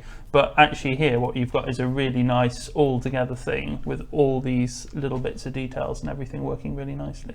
So this was it's nice and simple. I like that. Yeah, no, it's fantastic. I do really like that one. So that's number 1. That's by Hopper and Gill. That's the second time he's featured in this in news today. He's So prolific. he's doing well. He's prolific. I hope that this one. Oh gosh, I haven't seen this one before. This is nice. Wow, what is going on there? So this is 2 of my favourite things. Nebulas, because obviously I did a lot of work with the nebulas in the original base game. So I love nebulas. And an ice planet. What did you do on the nebula? I oversaw them, so nothing meaningful again. No, but so when we did the galaxy map and things, it was the galaxy map team that went through and did the nebula. And the nebula was done by a couple of guys, a tech artist and a programmer. But I just think they look great. And actually having that near an ice planet, the ice planet has all this nice subsurface scattering. You get these bits of red. It just looks awesome. It reminds me of one of those videos that someone did of an ice asteroid ring near a nebula, and they were all red. And yeah, The next one we have, that's number 2. That's really, really beautiful stuff. That's from Reloops. Well done, Reloops. Thank you for entering our competition. The next one we have is this one. This is again well, I think we said a bit earlier before. It's a what do you call it? Sorry, not landscape. A portrait. A portrait picture. Yeah, the opposite of landscape. Yeah, it's quite go on, what? tell me more about it. I don't know if you just get points for having a different aspect ratio to all the other pictures, or Okay. or something else. I think we've got another one by him as well, a actually. nice In fact, it's we a should put nice it in tall there. image, and it shows you just the scale. So at some point in the distant future, when you can land on every single planet type, you can just imagine just hopping between all these worlds in just one fluid bit of gameplay, just looking for anything and going anywhere. And like you said, that's something that actually quite interests you, doesn't it? Yeah. A little bit. Right, okay, so next one that's the well done Tin Man. We actually have another one from Tin Man. You couldn't get enough of Tin Man shots. This is really nice, really interesting. It kind of reminds me of that. Have you seen that GIF that somebody's done of the anacondas taking off? I think it's anacondas. It might not be I like anacondas. that one. Is it I think it was, yeah. really awesome. It looks so cool. So this is really nice. It's on a slight slope, I can see, because Okay. obviously we don't quite have overhangs in the game. But it's really nicely framed, and Yeah. and actually it looks so different to a lot of the views in the game that you see, and it's really nice to see those bits of variety. I know there was a couple of screenshots of sort of buggies in the bottom of canyons and things, and this was just a particularly nice one. Excellent, right. Fantastic, thank you. Tin Man 2, and I think the last one we've got is actually a video. if we can get it If I'm allowed to do this. Yeah. Oh, actually, one second. Mute that just in case. So unfortunately, we aren't able to play any music. That's all right. But it's a talk us through the video while we're watching. Again, this is just kind of it's just a nice tour of the game, of nebulas and things. It's, you know, there's not a lot of planet stuff in it. The bits that are in there are really nice. It's just, again, it's just about sort of bringing the experiences together, seeing these different. Oh, that looks nice. Yeah. Yeah, I'm particularly fond of all the things that I worked on, seeing how people explore them, just because obviously, you know, I have a bit more of a vested interest in them. But also I know the ins and outs of them, so when someone does something really nice with them, I say, wow, great. Yeah. Sorry if I blew people's ears off there, by the way. Didn't mean to do that. But yeah, this is a really, really lovely video. We might not have time for all of it because it's quite long, but people can see it, because we did ask in the Have I been naughty by picking? No, it's absolutely fine, because in the competition is video and screenshots, so I think it's cool that you did put it on there. So if people do want to check out that video in full, they can find it on our on the forums in the thread. If somebody could put a link to the thread, actually, they'll be able to see all of them themselves. It is Space Junkies video. Is that right? I believe, yep. Nicely done. But yeah, it's really, really cool. I'm sure there's all using that gravity, gravitational pull, or the lack thereof on this planet.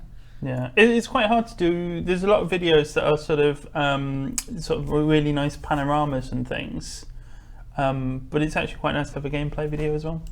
We actually have a request in chat, which might be something that you are to do with. About these, Obsidian Ant would like to know about these crash sites. What is it in particular that they'd like to know about crash? Because I can't. Be interesting to know.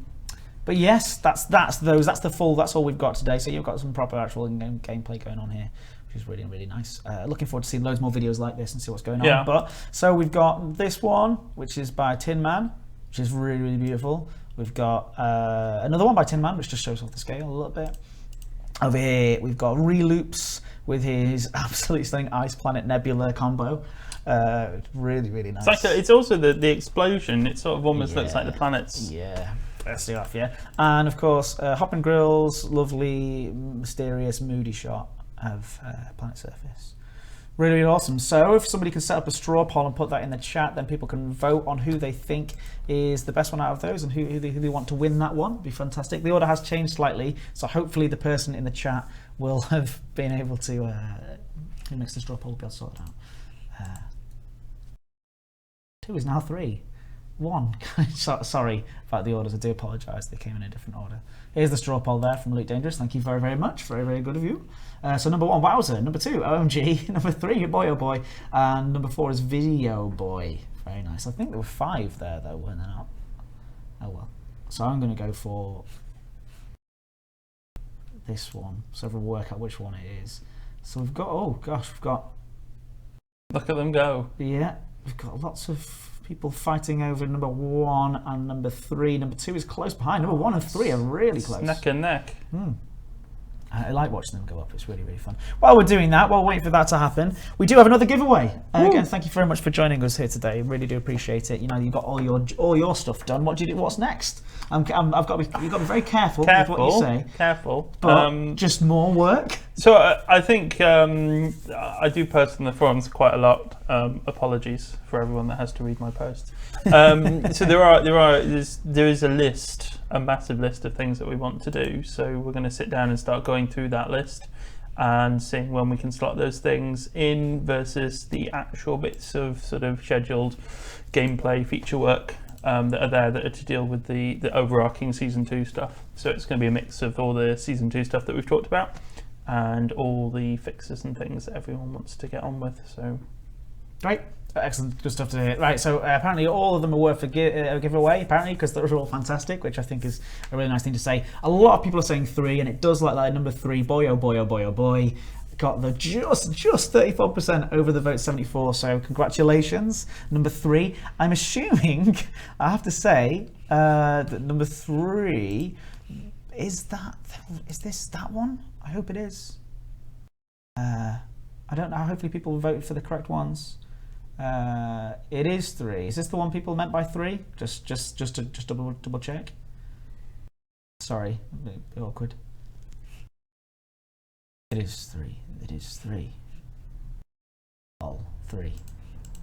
3. Nope. I hope that's not just somebody being a troll.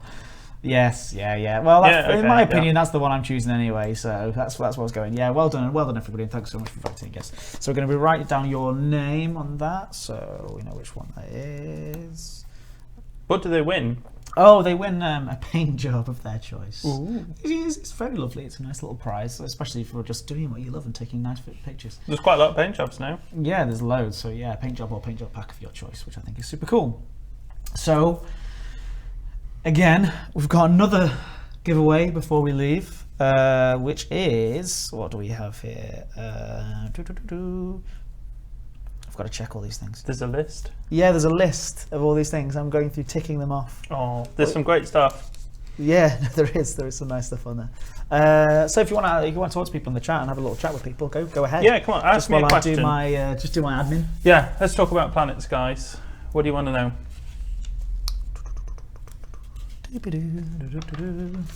There's like a little bit of a delay on the chat, Yeah. so it'll be a few seconds before they get back and with more questions.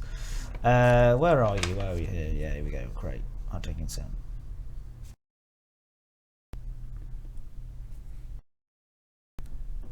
Reflective ice. It doesn't at the moment. Maybe later.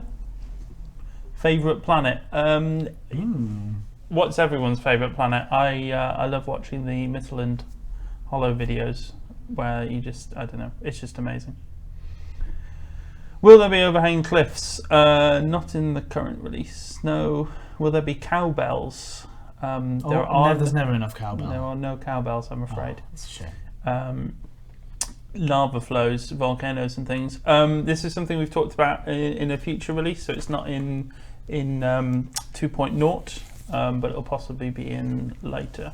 We need to have a look at it. Fantastic. You can't land on a gas giant because it's made of gas. So sorry. Right, okay.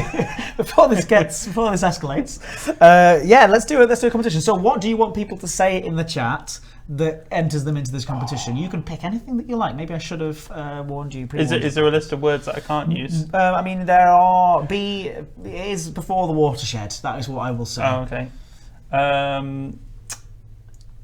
Nothing that's going to get you in trouble. That's what I'll say again. Planets Ho. Planets Ho. Is that? Yeah. In a piratey voice. Yeah. All right. Okay. Planets Ho. Ho. Yeah. Planet space Ho. Great stuff. So type that into the chat. We're going to pick someone at random in just a moment to win themselves a male bobblehead and a female bobblehead. A nice little combo, so you can have them together. Mr. and Mrs. Mr. and Mrs. There you go. So while we're waiting for that, could you please sign the artwork for me? And if you can hold it up to the screen once you've signed it as well. We are getting every developer that comes in as a guest to sign the artwork. And then we're going to show it up on the screen. And it is a running joke how bad my handwriting is, by the way. All right. Well, we'll make sure we make a big showcase of it. Yeah, the pen should work. Yeah. He's so efficient with all this testing of things. That's not your handwriting. That's just a squiggle. That's not even a name. It is. Nobody forged my signature, please. There you go. There's the artwork, and we've got 4 signatures so far. In just a moment, we're going to be having another signature on there as well when we invite somebody else back in. So if everybody stopped right now saying Planet Ho, although we've really, really enjoyed people saying Planet Ho in the chat for ages. Yeah. So I'm going to pick somebody at random. It's going to be completely at random. Oh gosh, I'm going to press lots of different buttons. There we go. Okay, so we've got somebody here. I'm going to write down your name and we're going to send you an email. It is Carlos Marte. Carlos Marte, Planet Ho. Thank you very much. I can only imagine you saying Planet Ho in that accent. Yeah. Okay, I'm writing down on my official sheet. You may be able to hear the official noise of the pen. It sounds official. So we're going to be messaging you on your YouTube account, so do make sure you check your messages if we do it at the end or tomorrow morning. So make sure you check your YouTube account, because we will message you to see how we can sort out getting you that in your account. But thank you very much for taking part in that little one. We've got loads more giveaways throughout the day and loads more guests coming on as well. Like I said, we're going to keep you updated completely on when the server is going to be going live for Elite Dangerous Horizons final release, which is super, super, super exciting. But so do keep coming back. We'll have lots more guests, lots more giveaways. We still have got more. Yeah, we've got one more of the competitions for the screenshot competitions. So one more of those to pick. So thanks guys for being here, and we're going to go to the back soon screen. And thank you again. Thank you so much. Anything else that you want to say before we leave? I want to say thank you to all you guys for playing the beta and giving us all the feedback and just the wealth of positive comments, because actually, you know, it can be quite, what do you call it, blinkers. You get blinkers a lot of the time when you develop things. You stare at them all day for months on end, and you don't know at the end whether it's any good. So actually getting the feedback from you guys, understanding what's important to you. I know there are little things that we keep twiddling with, or people don't quite think is right yet. These are all things that we're going to get to, but you know, it's great to feel your enthusiasm and just, you know, Absolutely.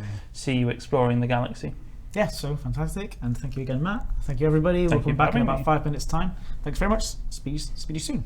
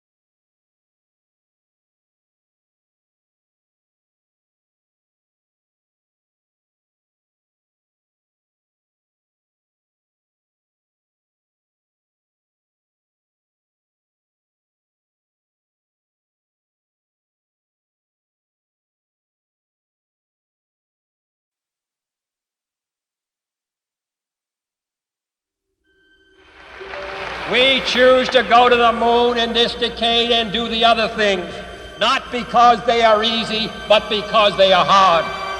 Because that goal will serve to organize and measure the best of our energies and skills. Because that challenge is one that we're willing to accept, one we are unwilling to postpone, and one we intend to win.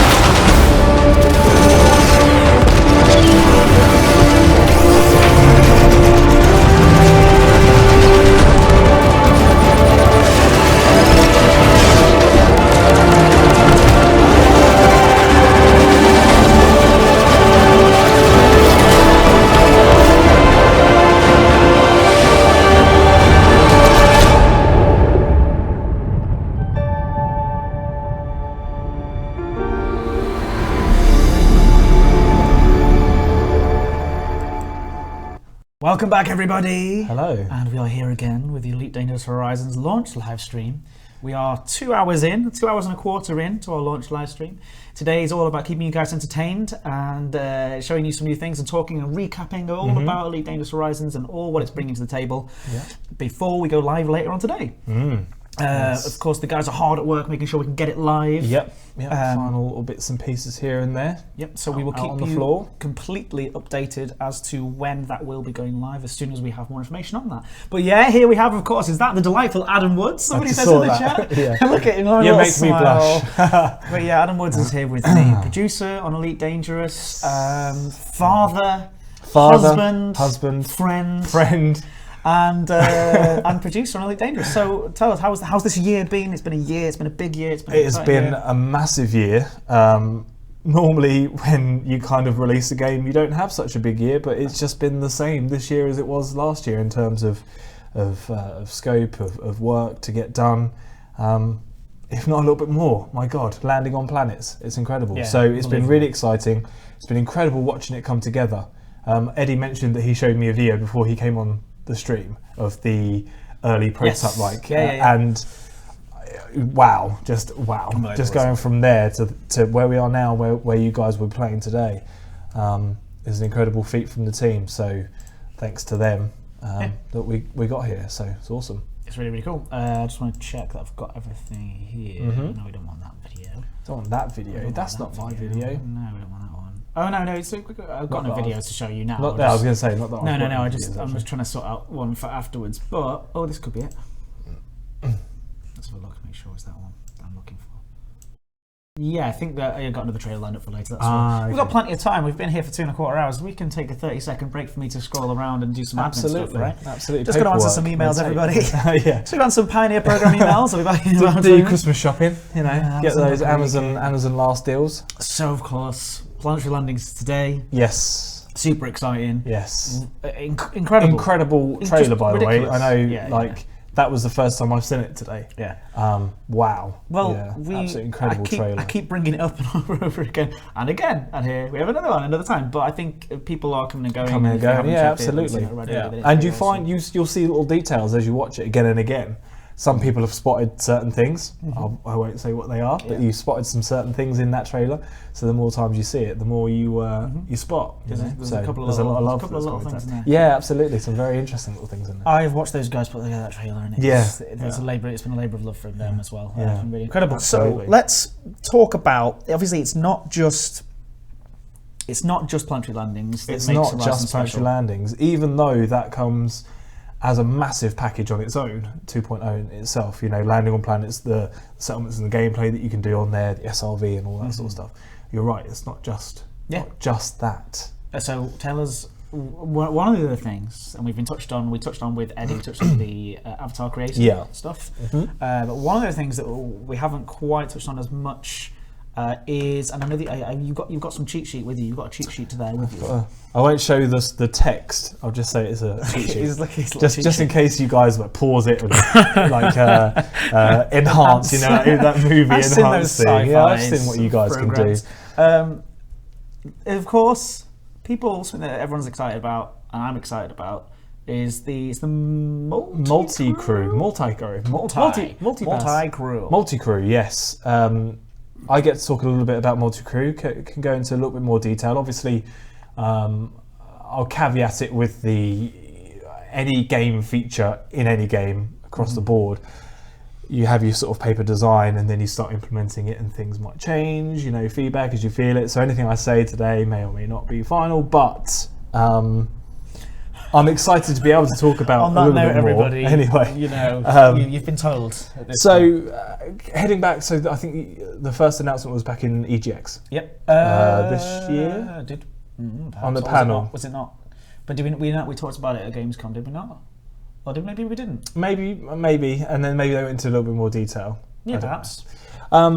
So multi-crew, yeah, I'm really excited about multi-crew. The idea of being able to divvy up the responsibilities of your ship to your friends. So let's just go through some of the details.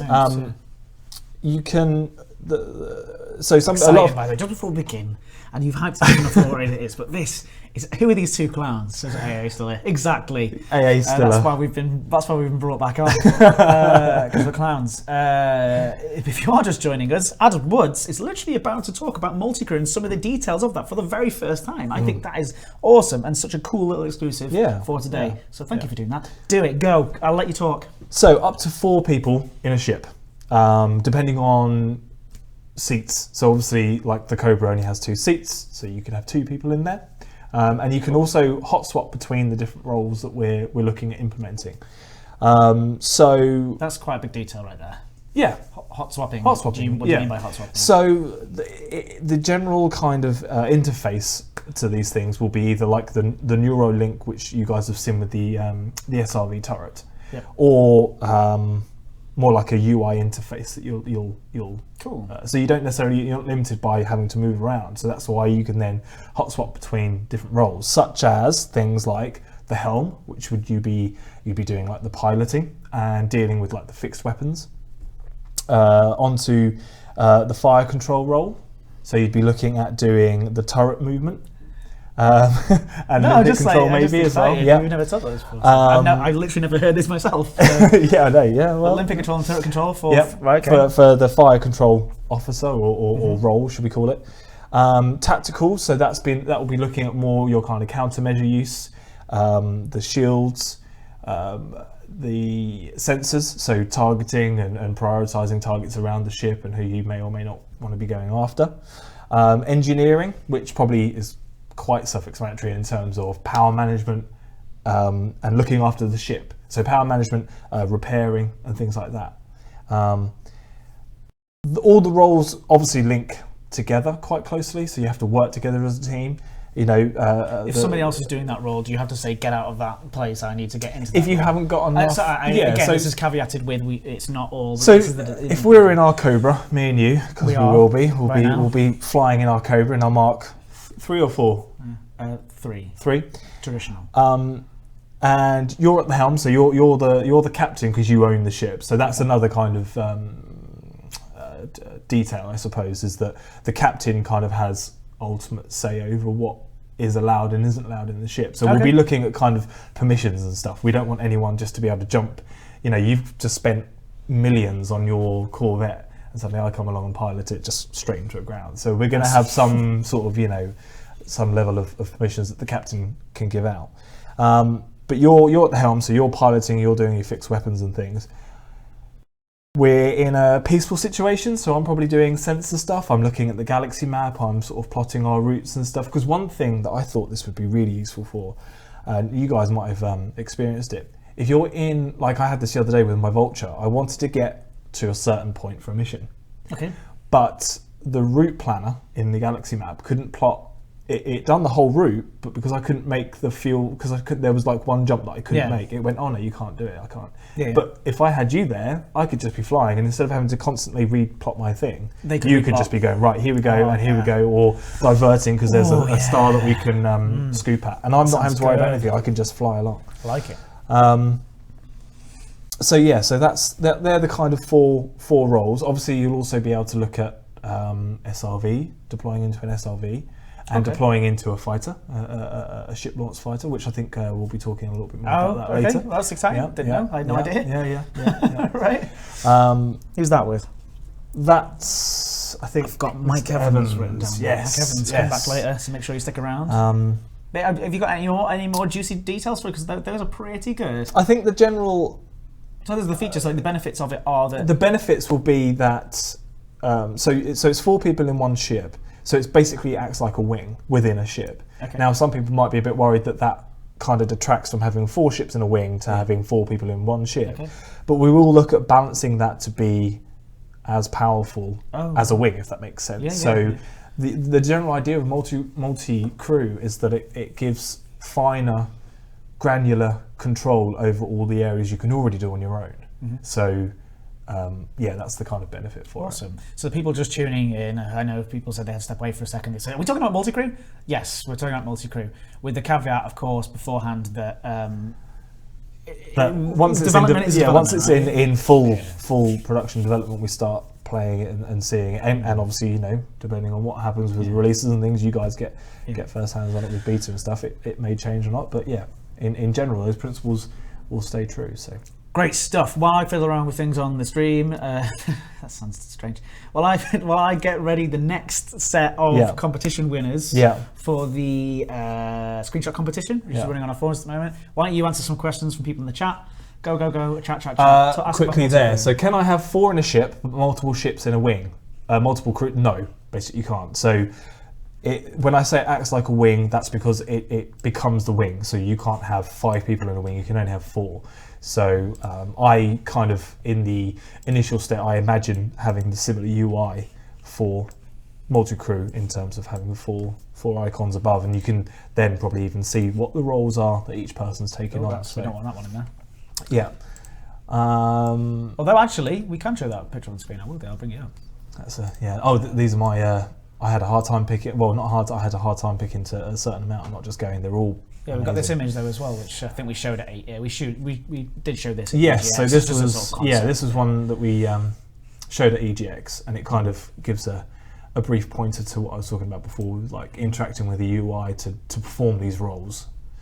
So yeah, cool. I'm getting the pictures lined up. So ask away some more questions. I think someone, Wolfboy FT, said if I'm a commander in my own ship. I think what he means is, can I do it if I'm a commander in my own ship?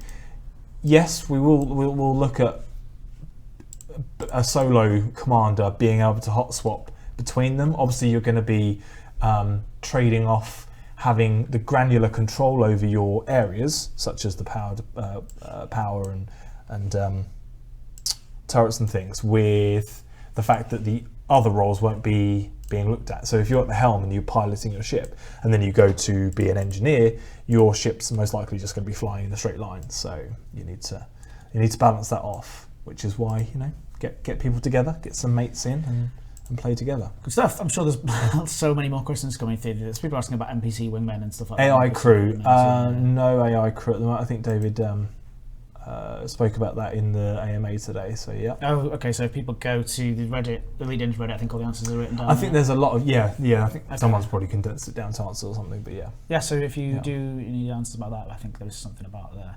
Yeah. Somebody mentioned about like Artemis, the bridge simulator. Oh, sorry. I had a cough then. Sorry.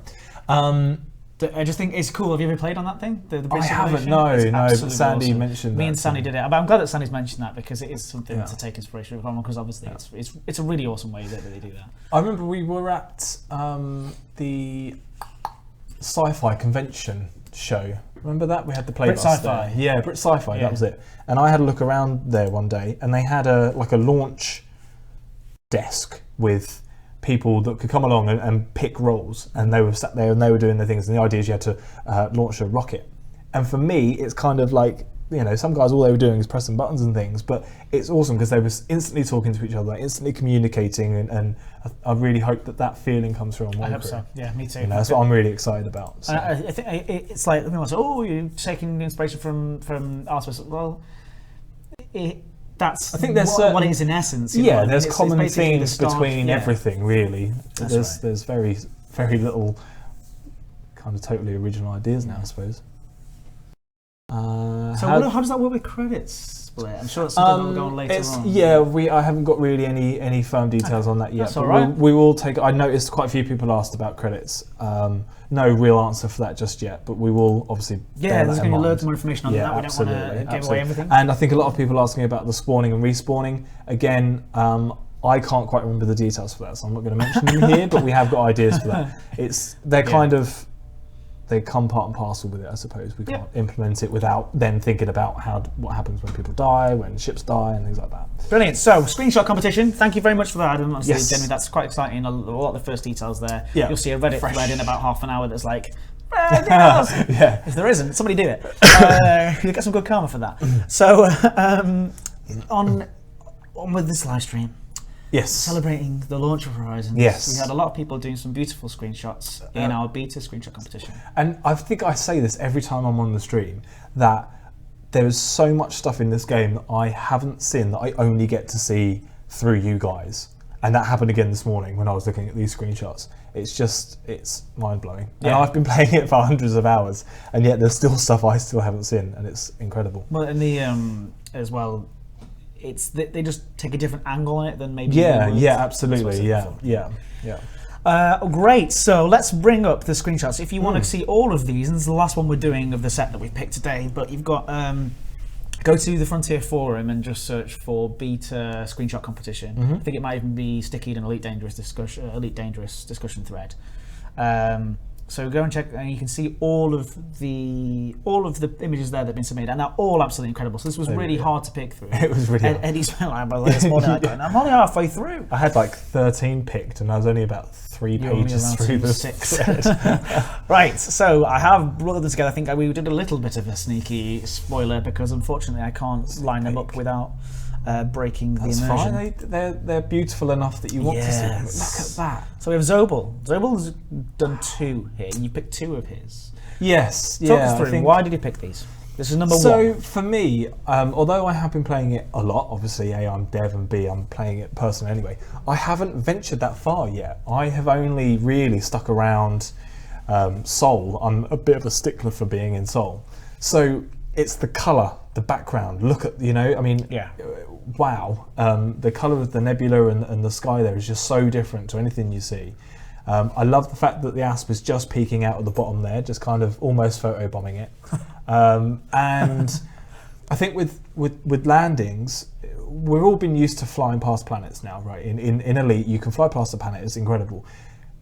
But landing and seeing a planet hanging in the sky like that suddenly makes it, you're grounded. You're like, I kind of know how big I am now. That's huge, and it's just looming above me like some gigantic. Yeah, it's awesome. It's awesome. It's really, and of course, really like the reflection on there's so many little details I could pick out, but the reflection of the environment map on the cockpit of the Aspen things, it's just it's lovely. Yeah, it's beautiful. So nice shot. Yeah. And again, here's another one by him. Yeah, so I think again, it's the similar. I think all mine are probably quite themed in terms of colour. I really, again, I've never seen. Can I be incredibly rude and just stop you there? By the way, everybody make note of these as well, because you are going to be voting once we've shown all of these on who you think is the best one. So is this number 2? Sorry. Yeah, this is number 2. The first one was number 1. Sorry to interrupt. That's all right. No, not at all. Yeah, it's incredibly colourful. Again, it's an asp just per chance. I suppose that's what he was in, or she. And it's a evil blood red environment, which is just incredible. So yeah, I love it. And it's a canyon on a planet, right? You can then go and land on that. You know, it's like you can just fly down, fly through it. That's fine. Then fly up again, jump into a different system. Wow. And this is apparently a game that we've made. I think it's more than a game now. I think it's It's amazing. It's unreasonable, isn't it? Absolutely stunning. Unreasonable. But yeah, I think one of the things you said this morning as well when we loaded it up were so you wanted to showcase how like the different colours that can actually come through. Yeah, exactly. Yeah, I think I tended to pick ones that had quite colourful skies. I don't know if that's because I haven't even travelled to a nebula yet, so I've seen just the kind of I say standard. It's not exactly standard, is it? Seeing the Milky Way in the sky, but yeah. So this one, I like this because I like the composition with the buggy off the SRV. Damn it! I almost got through without saying buggy. The SRV off to the left. Normally you give it a little bit of space where it's looking, but that's kind of changed. And then 2 ring planets. So you kind of look at it and go, oh yeah, there's one with a ring planet, but then just off to the left there's the other one. The one closer to us has got that slight atmosphere as well, which I think players that see any of my screenshots or footage, I love that. I looked at the how do you put it? The sort of sunset, sunrise area of a planet. Yeah. With an atmosphere, I love it. Okay, before I put so the that's next number one 3. On. Yeah. Number 4. Number 4. Oh. So I really like that. Yeah. The way the light is playing through the rings on the planet, and again, it gives that sense of scale. You know, I mean, if you imagine where an SRV would be on that picture, and suddenly you've got this whacking great big huge planet just the other side of you. What feels like it's just the other side of you, but it's not, because when you get into your ship and super cruise over to it takes a couple of seconds, and then suddenly you've got individual rocks will be in that ring. So if you stop off and jump into the ring, you've got individual rocks. And it's also got a very nice, like that. Yeah, exactly. Exactly. And then a very soft kind of hint of the mist and fog that we've got on these planets as well. Yeah. It just gives a really nice. And really is nice that in a crater as well? Sorry. It looks like it is, because you've got the sort of the mountain in the middle of it. Exactly. That ripple effect that can happen. Stunning. That's number 4. That's number 4. So we have number 5 here. I think that's actually all the collection, all the ones you submit. I think it is. No, I put 6. Did you? I think I put 6. What have we got here? Which one am I missing? Patrick. Let's have a look. No, that one's on there. So that one. That one. Yeah. Yeah, I'm going to bring that. Can't. I spent time. Oh, you've got it already. So that's fine. Sorry. Again, colourful. I've got a thing for ring planets. I don't know, but yeah, and it's very moody. I like the composition of the rings, kind of reaching up into the corner there, and the fact that the sky is quite mute, apart from these 2 really bright stars that are in that system there. Yeah. And wildly different classes as well. Yeah. And then finally, welcome everybody in the chat. If you are just tuning in, this is the Elite Dangerous launch live stream for Elite Dangerous Horizons. We are just keeping you guys entertained while we're waiting for the service to go. We have no news on that just yet, but as soon as we do have that news of when it's coming out, we will be letting you know. We have one more, did we say, for this one? It was... Yep. This guy here. This is number... This has actually gone to... This will be number 6. This is number 6. Yeah. So yeah, talk us through this. So again, like the previous shot number 5, this is a moody one. It's quite a thick, foggy mist here, so it adds an instant sense of depth. And you've kind of got, your buggy. What's just happened here? Have you just managed to get away from somewhere and you finally found your anaconda, or have you just travelled over a ridge and found someone else's ship? What are they doing? Where are they? What are they going? Are they hostile to you? What's going to happen there? There's such different opportunities and different ways that could play out. Cool. So you like the story this one tells? Yeah, and the different colour as well. It's kind of like again, it's a slightly different hue and it shows the variety in which you can see. Yeah. So that one was number 6. So if somebody brings up the good old straw poll, that would be fantastic. And I'm going to run through them again. So we've got ignore that one, that's not there yet. Pretend that doesn't exist. So we've got number 1 from Zobel. Well, congratulations, Zobel. That's a really beautiful shot. For number 2, another one by Zobel. I love that red. That's number 2. For number 3, we've got Commander Sari with that double ring planet. It's so good. Really, really cool. And then number 4, we have Patrick 68,000 with. I think I'm looking at that thinking that's looking at that again. it feels like someone's taken a picture on not on their phone, but it's it's got that feeling like someone's just gone, oh my god, click, and that's what you get on the. I don't want to say Instagram, I have to say, but like, looking at the votes coming in already. Oh, look at this! This is amazing. It's cool, isn't it? That you can wow. watch this. Yeah. And then we have finally number 5. Sorry, is Iron Body, which is a beautiful shot by. Well, sorry, Iron Body took it. Yeah. Yeah. And then we have finally Neotron. Yeah. With the storytelling Misty shot, the Misty Moon shot. So it's looking like number 1, isn't it? Number 4. Sorry, number 4. The one that you like, Ed. Yeah. That Which one. is Not that one either. Which is a That shame. one. So, yeah. Just Skip watch me. a man click through images for an hour. All beautiful images, so you can click through them all day. Stunning images. So the screen cut competition. Congratulations to Patrick 6800. I do really like that shot. Yeah. Could almost make another very good phone background or like an iPad background. Yeah, Or I think like it's that. Yes, do that. it's do lovely. that. Well done. So I'm going to write Thanks for down making a your great shot. name and we're going to get you on there, Neotron. I will make sure that you can get to pick a thing of your choice. Patrick. Sorry, Patrick. Yeah, no, I read Neotron. Neotron because I was clicking. Yeah, on the one. because you've got it highlighted. Yeah. Whatever. Anyway, thank you so much for sticking around with us and enjoy and being here. So I hope you guys are having a good time waiting for the Horizons to come out. But when it does, I'm sure we're going to see those numbers just when it drop. does. Those numbers are going to collide and hit the floor. We'll know when it's live because we'll have 0 viewers. But yeah, thank you, Adam, and thank you for the new details you've brought, and thank you for always being a fantastic guest on the stream. So I really do enjoy it, and I hope people enjoy you at home as well. We do have you. Well, first of all, while you're signing this, do sign this as well. Get to sign this beautiful piece of artwork. Yeah. So this is going to be signed by every guest that we have on the show, and at the end, I'm going to be picking somebody at random from one last competition. So do stick around as long as you possibly can. So it's all along the bottom. Is there a kind of no thing rules. for the bottom? You can sign wherever you want. I'm not going to buck trend. Let's go. Let's go along the way. Let's just go. I'm going to do a jaunty angle though. There we go. Before you leave, we're going to be giving away a copy of Elite Dangerous Horizons. What? Wow. If you haven't already So got someone's it, going to get a copy of Horizons. yeah, which they can play today. If you haven't already got it, good for you. If you have already got it, what a gift to a friend for Christmas. Yes. It's Horizons is it's for the life, festive, not just it's for the festive Christmas. season. But yeah, so okay, let's do this. Right.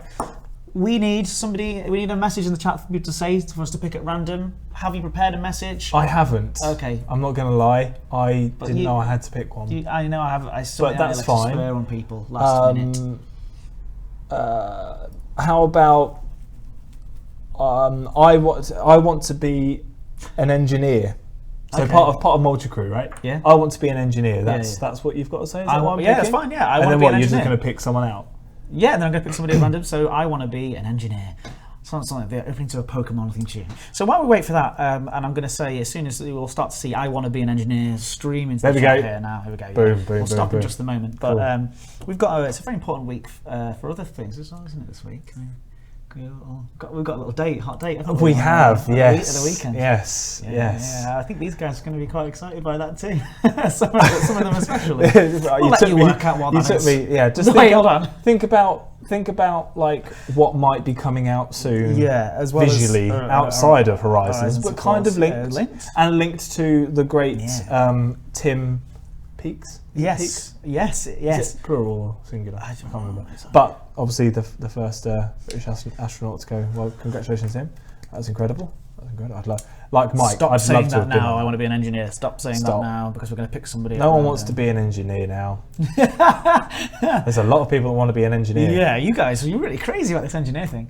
All right, so random. Okay, we've got one, and it is Fernando Marquez. Congratulations, Fernando Marquez. You Beautiful. are now either the proud owner of a second copy of Horizons or the proud owner of your first. Excellent, well done, sir.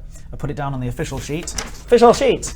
It's now it's been made official. We've got a few more giveaways to give out through the day, so do stick around. We've got another guest coming on in just a moment. Well, I won't say it just in case it's been switched around and stuff, but we've got some more guests coming. Okay. It's going to be a good time. I think we're done with you forever. I think that's it now. Hopefully not forever. Do you have anything more you want to say to these guys before you leave? I always like to say thanks to everyone because it's a chance on the stream. Obviously, you guys are watching and stuff to say thank you very much for playing and being part of it. regardless of playing Horizons or Season 1 or however you're getting involved with Elite, it's incredible to be part of it. Thank you for making it as incredible as it is. And thank you to the team that are just out there for doing all the hard work and putting up with me nagging them.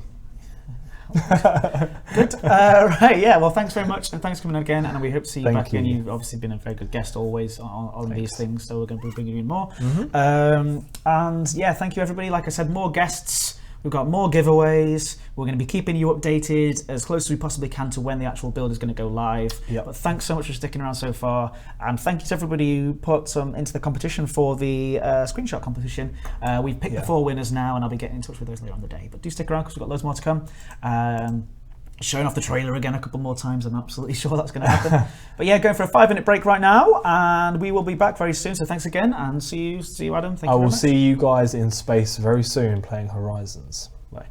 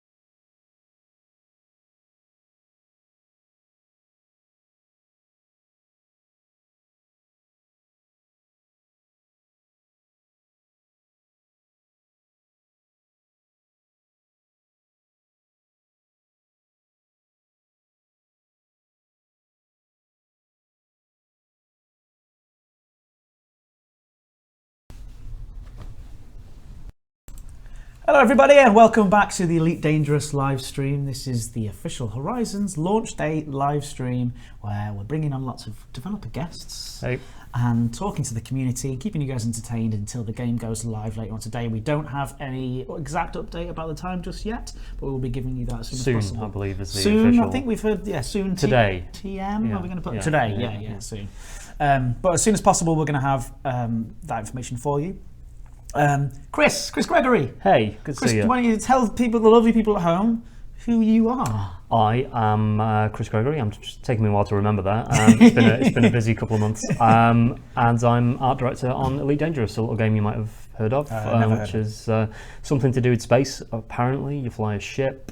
Star Trek? I've heard it's good. Oh, Elite Dangerous, yeah. Well, Elite Dangerous is all right. Have you never played it? I keep meaning to. One Fantastic. day. Yeah, so we do have Chris here. Chris is, like I said, you said art director? Is that what it is? Of Elite Dangerous, yes. Art director of Elite Dangerous. So basically anything to do with the look and the feel of the game. Obviously there's a massive team of really talented people and I just get to sort of shepherd them and sort of oversee that really. Even to the extent of coming down and going, this bit on the website, I don't like this bit on the website. It has been known occasionally. No, it's good. It's good to have that uniform eye on everything. A little bit of a look over the whole package to make sure everything kind of fits together and is cohesive. That's what generally I do. Yeah, fantastic, and a great job of it you do. I'm sure everybody can attest to that at home. Say hello to Chris. Let everybody know what you think about the art direction of Elite Dangerous. I'm sure that you will be putting lots of pleasant, nice things in there. Yeah, if you're not too keen, keep it to yourself. but otherwise, say nice things to Chris. Please do. Yeah, but Chris, we didn't show what we've been doing as we're going through is we've got some giveaways. We've got this lovely bit of artwork here as well. Actually, that we're getting all the developers to sign. That is fab. I really like that shot. And then this approved by Chris Gregory. And then at the end, we're going to be giving away on the last, whenever we finish. Before we actually launched. Yeah, I'm glad that you like the shot. Very nice. Hi Chris, your art directing is great. There you go. Well, cheers. The new main menu is amazing. Yeah, that came in pretty late actually, but we're all really pleased with it. It really sort of sets the tone and refreshes the look of the game as well. When you load it, you know you're in Horizons, and that's kind of fun. But yeah, glad you like it. That was mostly one of our VFX artists, James Avery, put that together for us. Fantastic. So he did a really nice job in a very short amount of time, but it's nice. Yeah, it's good. Not that everything else is obviously planned out a long time in advance and stuff. Sometimes these things, I do. Go on, what are you going to say? No, I was going to say I often find the last couple of sort of days before a release are really exciting because you suddenly find things come that you maybe weren't expecting and that turn out really well. So that was one of them. Great. Phoenix, one of the guys in the chat there, was just saying he remembers the Damocles video. Was that something that you had applied as well? That was the first thing that we worked on when we came onto the project, or I worked on when I came onto the project, as a way to try and visualise what the game was going to be. So we were very early sort of stages. We were putting the game together, figuring out what it was going to look like, how it was going to feel, and that really helped us push the engine to get all of our VFX, all of our shaders, all of our ships stuff in there. Very primitive kind of when we look at it now. Yeah. But yeah, we've got fond memories of that one. It certainly set the tone, I think, for it did. for It was an awesome video. And then we did, of course, one of my favourite Elite Dangerous memories. So something I'm going to do for the next a couple of hours or however long. I'm going to say, what's your favourite Elite Dangerous memory so far? One of mine is when we sort of recreated that experience. Was it the Damocles video with the capital ship in there? No. I'm getting it wrong. But no, So you're absolutely right. We did kind of recreate that experience live.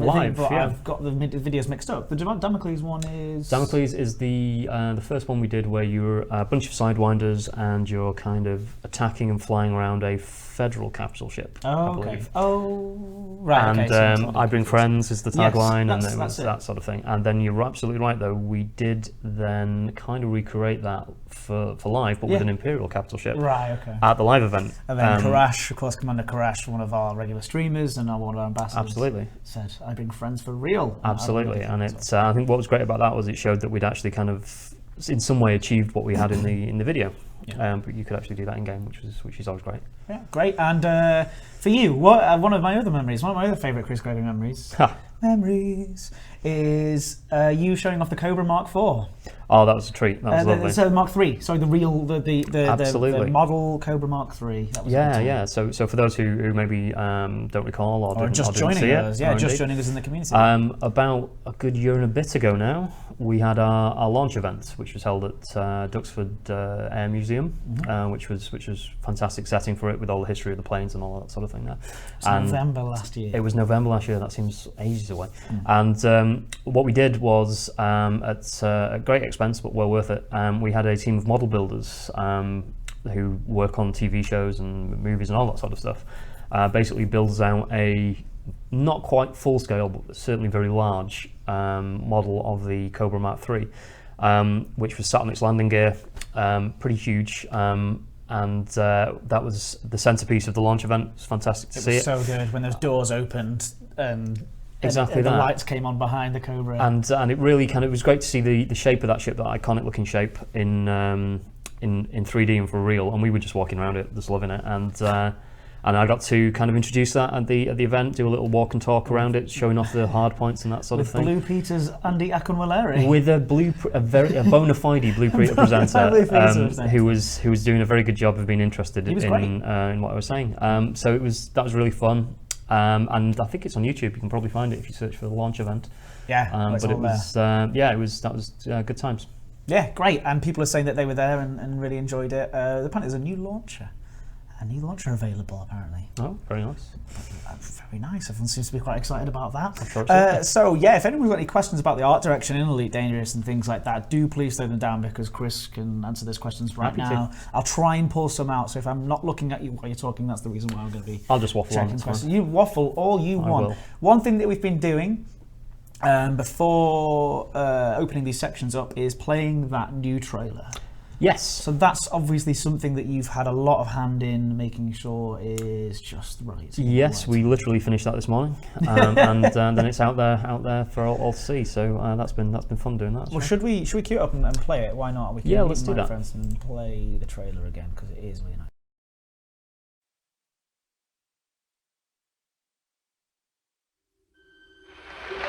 We choose to go to the moon in this decade and do the other things, not because they are easy, but because they are hard.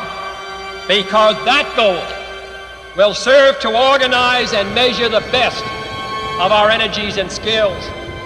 Because that challenge is one that we're willing to accept, one we are unwilling to postpone, and one we intend to win.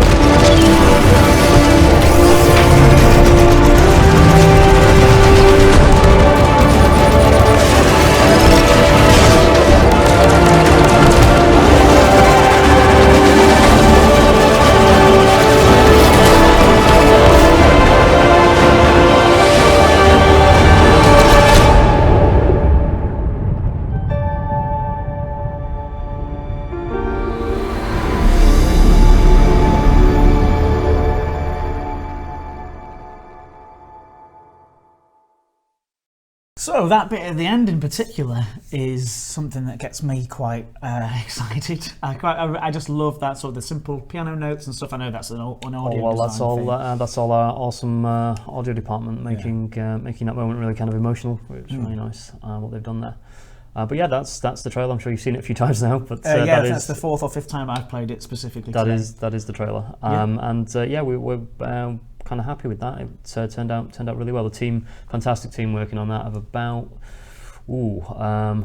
up to 5 to 6, maybe more. Certainly 5 full-time people working on that to get that good. Talk us through the creative process behind one of these trailers. Right, we've got We've got a couple hours or a few hours. Okay. Again, guys, I'm going to be giving you an update just after this next section of the time here, but hopefully it's as soon as possible about the time they do upload. But then, take it away, Chris. Sorry, I didn't. mean No, to sure. Give me time to think. So basically, we do a lot of trailers, obviously, for Elite and the various flavors of Elite and the various releases and updates for Elite, because it gets people talking, gets people excited, and gets the word out there. Really increases the player base and gets people to get involved in the game. So we do kind of different types of trailers. Sometimes we will do gameplay trailers, as we've seen last week, which is all captured from purely the game camera, and that's. Should I show that great. one now, or do you want to wait and then? I think maybe if we chat about that one first, then we can cycle back to that one. But I just wanted to touch on the different types that we do. This one is obviously not that. This one is more of what we call a cinematic trailer. And the intent with those really is to create a bit more of a mood and evoke a bit more of an emotional response about how you feel when you're playing the game. So it's not necessarily literal in terms of the first-person view that you get when you're in the ship. It's more of the world of Elite, seeing it from a different angle and getting to see shots that obviously you guys create using the debug camera to get those lovely screenshots that we saw earlier. Where you can actually take a different view of the game and see it from a whole new angle, and that's for me anyway. It kind of opens up the world of Elite a little bit and lets you see the beauty of it from a different viewpoint, really. So when we are trying to think about what we want in a trailer, the first thing is obviously what it's intended to show. So in this case, it was really easy. It's Horizons. It's what's new in Horizons, or what's new in this particular first instance of Horizons anyway, which is all the fact that you can go down to planets now, and the fact that you can drive around in an SRV. That's right, SRV, not buggy. Yes. And getting it. Indeed. And one staff member at a time will get the SRV instead of the buggy. So we kind of try and think about how best to kind of show what that's going to feel like when you're driving around in those in that buggy, when you're touching down. We want also for it to be a good first point of contact for someone who perhaps hasn't heard of the game, or they've maybe heard about it, but they're not necessarily as involved or engaged as. Why wouldn't they be? But apparently there are some people, and then they can see these trailers. Not here. And they can see these trailers, and hopefully that will direct them to our social media, our website, and all of that sort of stuff. They're a really good way of getting people interested and engaged in what we've got to show them. And so we try and think about all of the unique elements that make Horizons or any other release that we're trying to promote unique and fun. And we try and make sure that each shot that we show has some reason to be there, not just as a pretty or beautiful shot, but it's actually showing you something that is new to this release. So that's why in the trailer you just saw, we kind of take you through the various sort of stages, from the beautiful vistas that you'll get in Horizons, which you show off at the start, to the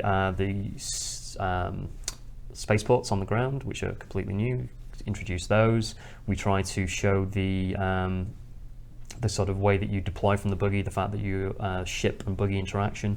Multiplayer as well, so that's our buggy leaping across the sand dunes with a bunch of ships flying away. That's obviously intended to sort of evoke the wing nature of the game. The fact that you can play with your friends is very important, and exploration as well. We try to kind of get that in there. So you're that's exactly the idea. So you're moving through those beautiful vistas that you saw to begin with. You're now moving through those in the SRV and finding interesting and exciting things, some of which maybe are even more interesting and exciting than maybe people thought they might be. Suddenly the camera turns off. There is a little something in the middle of there that people are already talking about, and that's great. That's exactly what we intended. So all of that stuff is out there, and you can find it as you explore. And you'll kind of find out maybe what it is when you do. And then obviously the back end of the trailer then starts to build and get a little more exciting. And then we're talking about more combat-based gameplay, and that's the new combat opportunities that are afforded by Horizons, which would be kind of it's close to surface combat, skimming through a canyon. It would be SRV based combat, so using your turrets to fight off drones and to attack bases and all of that sort of stuff. And that's kind of how we end. We wanted all the time to sort of get a nice mix of ground base and air So it's not just about the buggy; it's about the interplay between the buggy. SLV, pound. Oh, damn! So close. He did so well, didn't he, everybody? The interaction between the ships and the SRV was key, and then really it's about trying to package all of that stuff up in a trailer that feels like it's kind of a bit of a journey. So it starts and it builds, and by the end of it, you feel like you've kind of watched something that has informed you a little bit. Obviously, along that way, we talk to all of our departments, designed to get an idea of what the game's going to be. We talk to audio at a very early stage to get an idea of music. We might temp track it sometimes using some music to get a vibe. That's a joke. I really liked the Star Trek trailer with the Beastie Boys that was released yesterday. So I kind of did. It's my guilty pleasure. Cool. So possibly maybe we'll use those for the next trailer, right? We'll go a bit.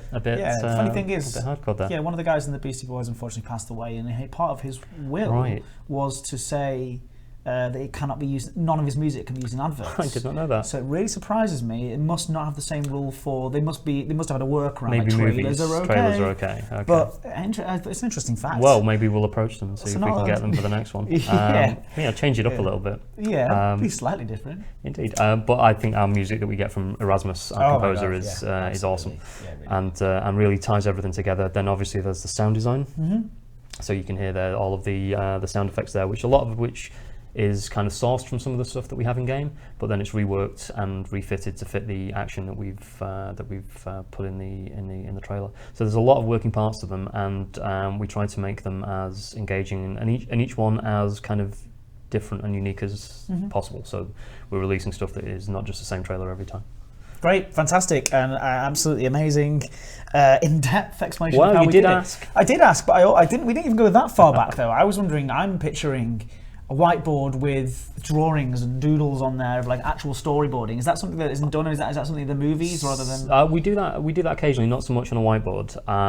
But what we'll tend to do is kick around a few ideas, and then our animators will tend to go off and do either sketches, sometimes what we call animatics, which are when you take your drawings and then you put them into Premiere or whatever, and then you'll splice them together in a very simple way, sometimes adding little bits of very, very basic animations, so like a ship will move just across shot just to give you a sense of timing.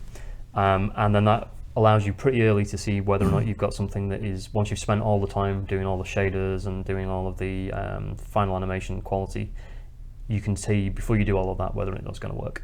And we know when we've got something that we think is going to work when we show an animatic version and people still kind of have some form of response to it, and that's the test for us.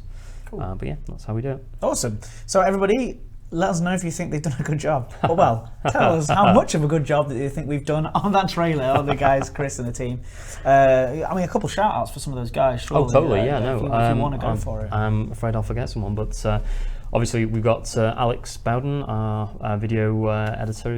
Not just the trailers, but he'll do anything from tutorials to... So we do have going live later on today as well. He's going to be on. Fantastic. He can fill you in on some of... Oh, no, Adam's not going to be on. I just mean the tutorials are going to be going live. The tutorials are going to be on. I see, right. He's been working with Adam to get those up to speed.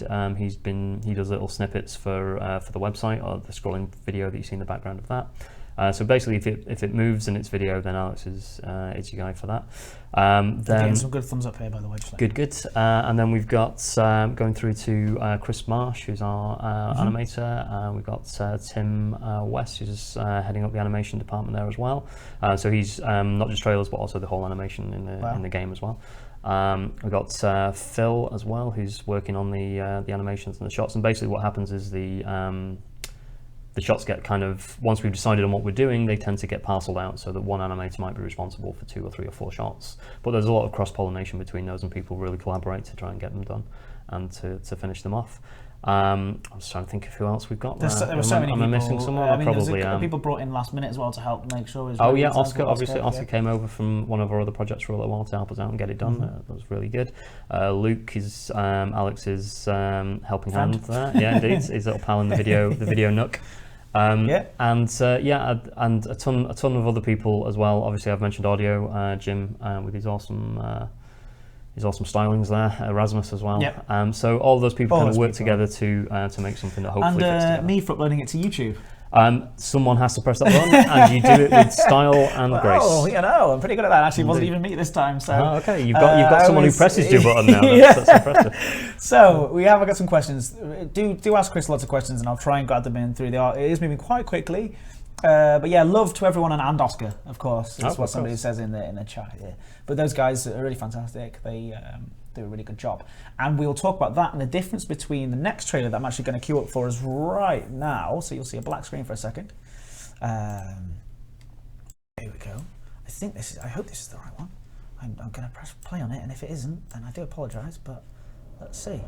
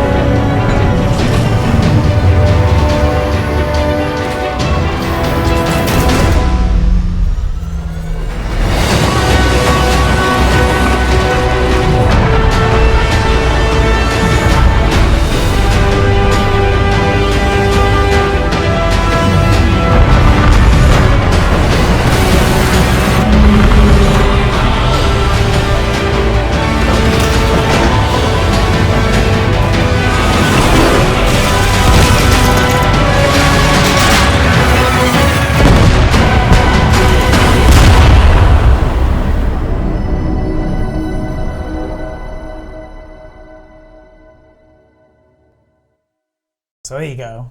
Available 15th of December, which is today. That's today, wow. Of course, yeah. It's unbelievable to see that on there now. I'd be like, wow. But that one in particular is a really, really, really, really beautiful, awesome trailer.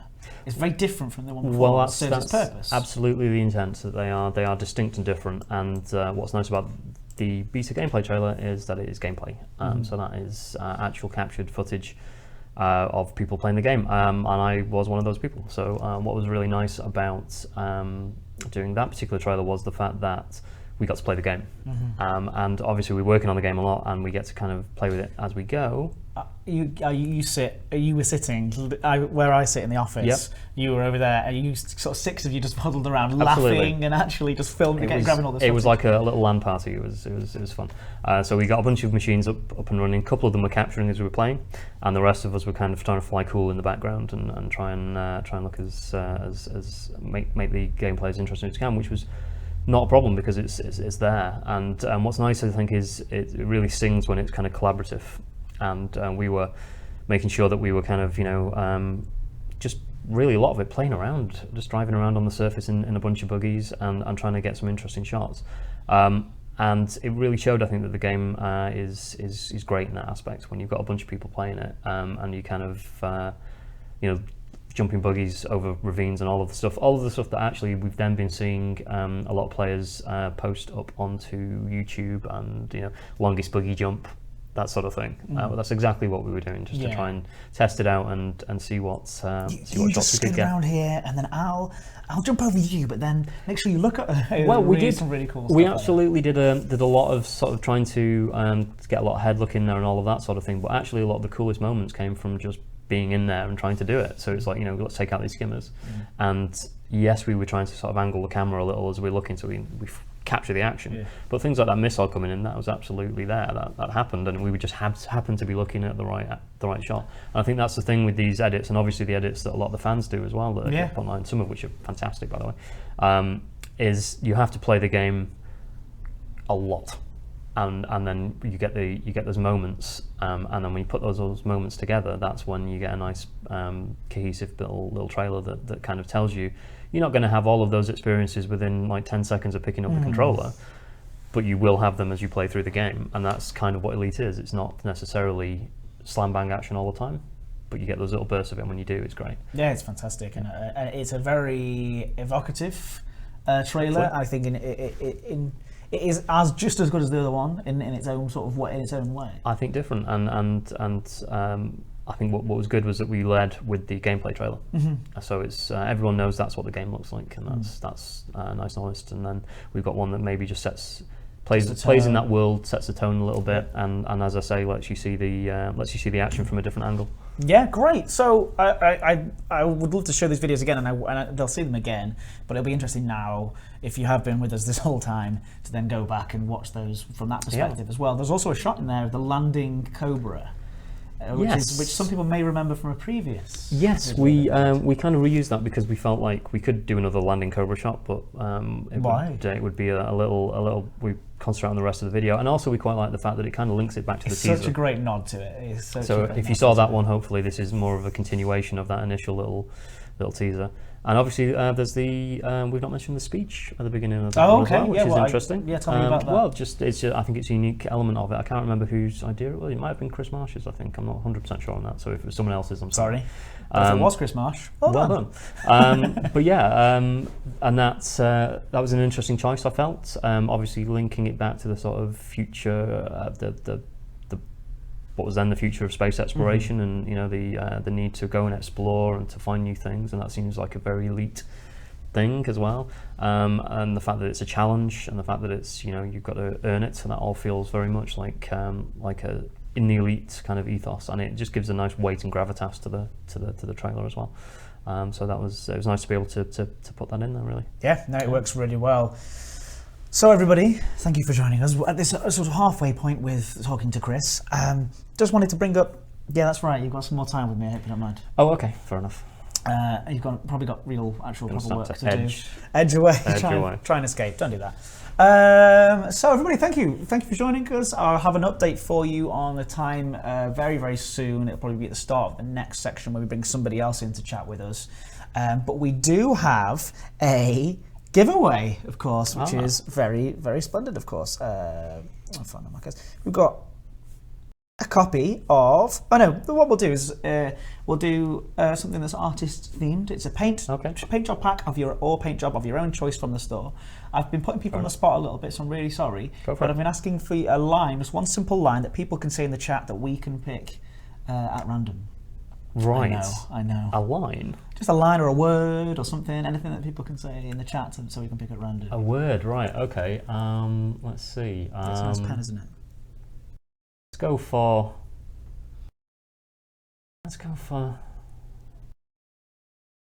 Yeah, that's right on the spot, right? Let's go for... That's how we operate. Let's go for... Thargoids, question mark? Thargoids, question mark. Thargoids? Thargoids. There has to be a question mark in there. It has to be a question mark. Chat. We're going to pick at random, and that person will be able to pick a paint job pack or paint job of their choice from the store. So hope that's good. So talk a little bit about while they're doing that, a little bit about the paint job designs and that side of thing. Sure. Is that something that you have a lot of say in as well with those? Yeah, we're always trying to come up with new ideas for that as well. We'd like to try and sort of see what people like, see what they're after, and try and come up with something that is that makes the ships look interesting and unique. We kind of do occasionally a few ones that are maybe a little more. What would the word be? Risque? I was going to use the word novelty. Okay. So we have our Christmas situation. Okay. Oh, is that top secret? Maybe if it's not anymore. Wow. Okay. There might be some Christmassy shipskins on their way. Awesome. That's really exciting. I may have just let out the bag. That's a little exclusive for you there. Yeah, it's cool. But then most of the time we're trying to make our ships look distinct and unique and cool, really. So my favourite paint jobs are definitely the ones that kind of make the ship look unique and maybe in some way emphasise the shape of the ship, like the ones with the racing stripes coming through them. That sort of thing is always nice to see. But we have stop saying Thargoids now. Question mark. So we have our artist Chart, who some of you may know from the forums. Who puts those. He's been on the live stream as well. Great. So he puts together most of our paint jobs for us, and they go through a whole process of concepting and then marketing. Have a look at them. We also look at what's been popular and try and kind of do more of that as well. So if there's anything particular that you would like to see on the paint jobs, then the forums is the place to sort of post it, really. Fantastic. That's really, really cool. So, yes, everybody, I'm going to pick at random now. Somebody, thank you so much. Lots of you said Thargoids, question mark. Of course, that's not us confirming or denying anything at all. Hence the question We're just mark. saying, we're just saying Question mark, Thargoids. right? So, person picked at random, we do have loads of people just saying Thargoids in the chat. It's a fun word to say. We've got cursive122. Cursive good name, 122. So I'm going to write that down here. Cursive 122 on the official sheet. The official sheet has been written down. You have been written down on there. Cursive 122. We'll be getting in touch with you via your YouTube account. So make sure you check your YouTube messages in the next sort of 24 hours, because it's probably going to be tomorrow morning by the time we get around to actually speaking to people about this. But congratulations, round of applause everybody in the chat. Maybe stick around, we've got some more prizes to give away later on in the day. Also, Chris, would you do me a favour? I would. And sign this lovely, lovely piece of artwork there. I always feel bad about signing things, but I'm going to do that. What do you mean? It increases the It value increases by the having value. Chris Okay. Gregory's Well, obviously, signature not as on much as David Braben being right there, but I shall try and Go do right, that now. just right around David Braben, just underneath it, just next to it. Oh, he's gone on the other side. But yeah, thank you guys for tuning in and being here with us today. We have got another guest coming on very, very soon, but I do want to ask a few more questions if you don't mind. Go for it.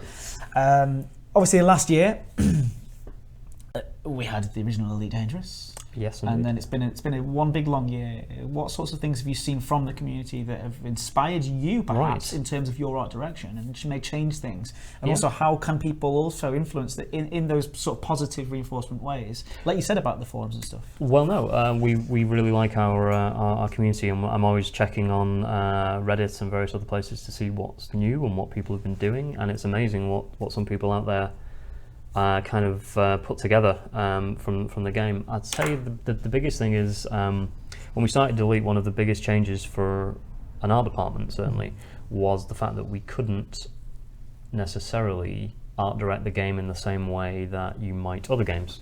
Okay. So because it's an That's open world game, because time of day is never set, depends, it's real time. So you go to a planet one day, it's going to be sunlit in one way, you go to the planet the next time, it's going to be completely different.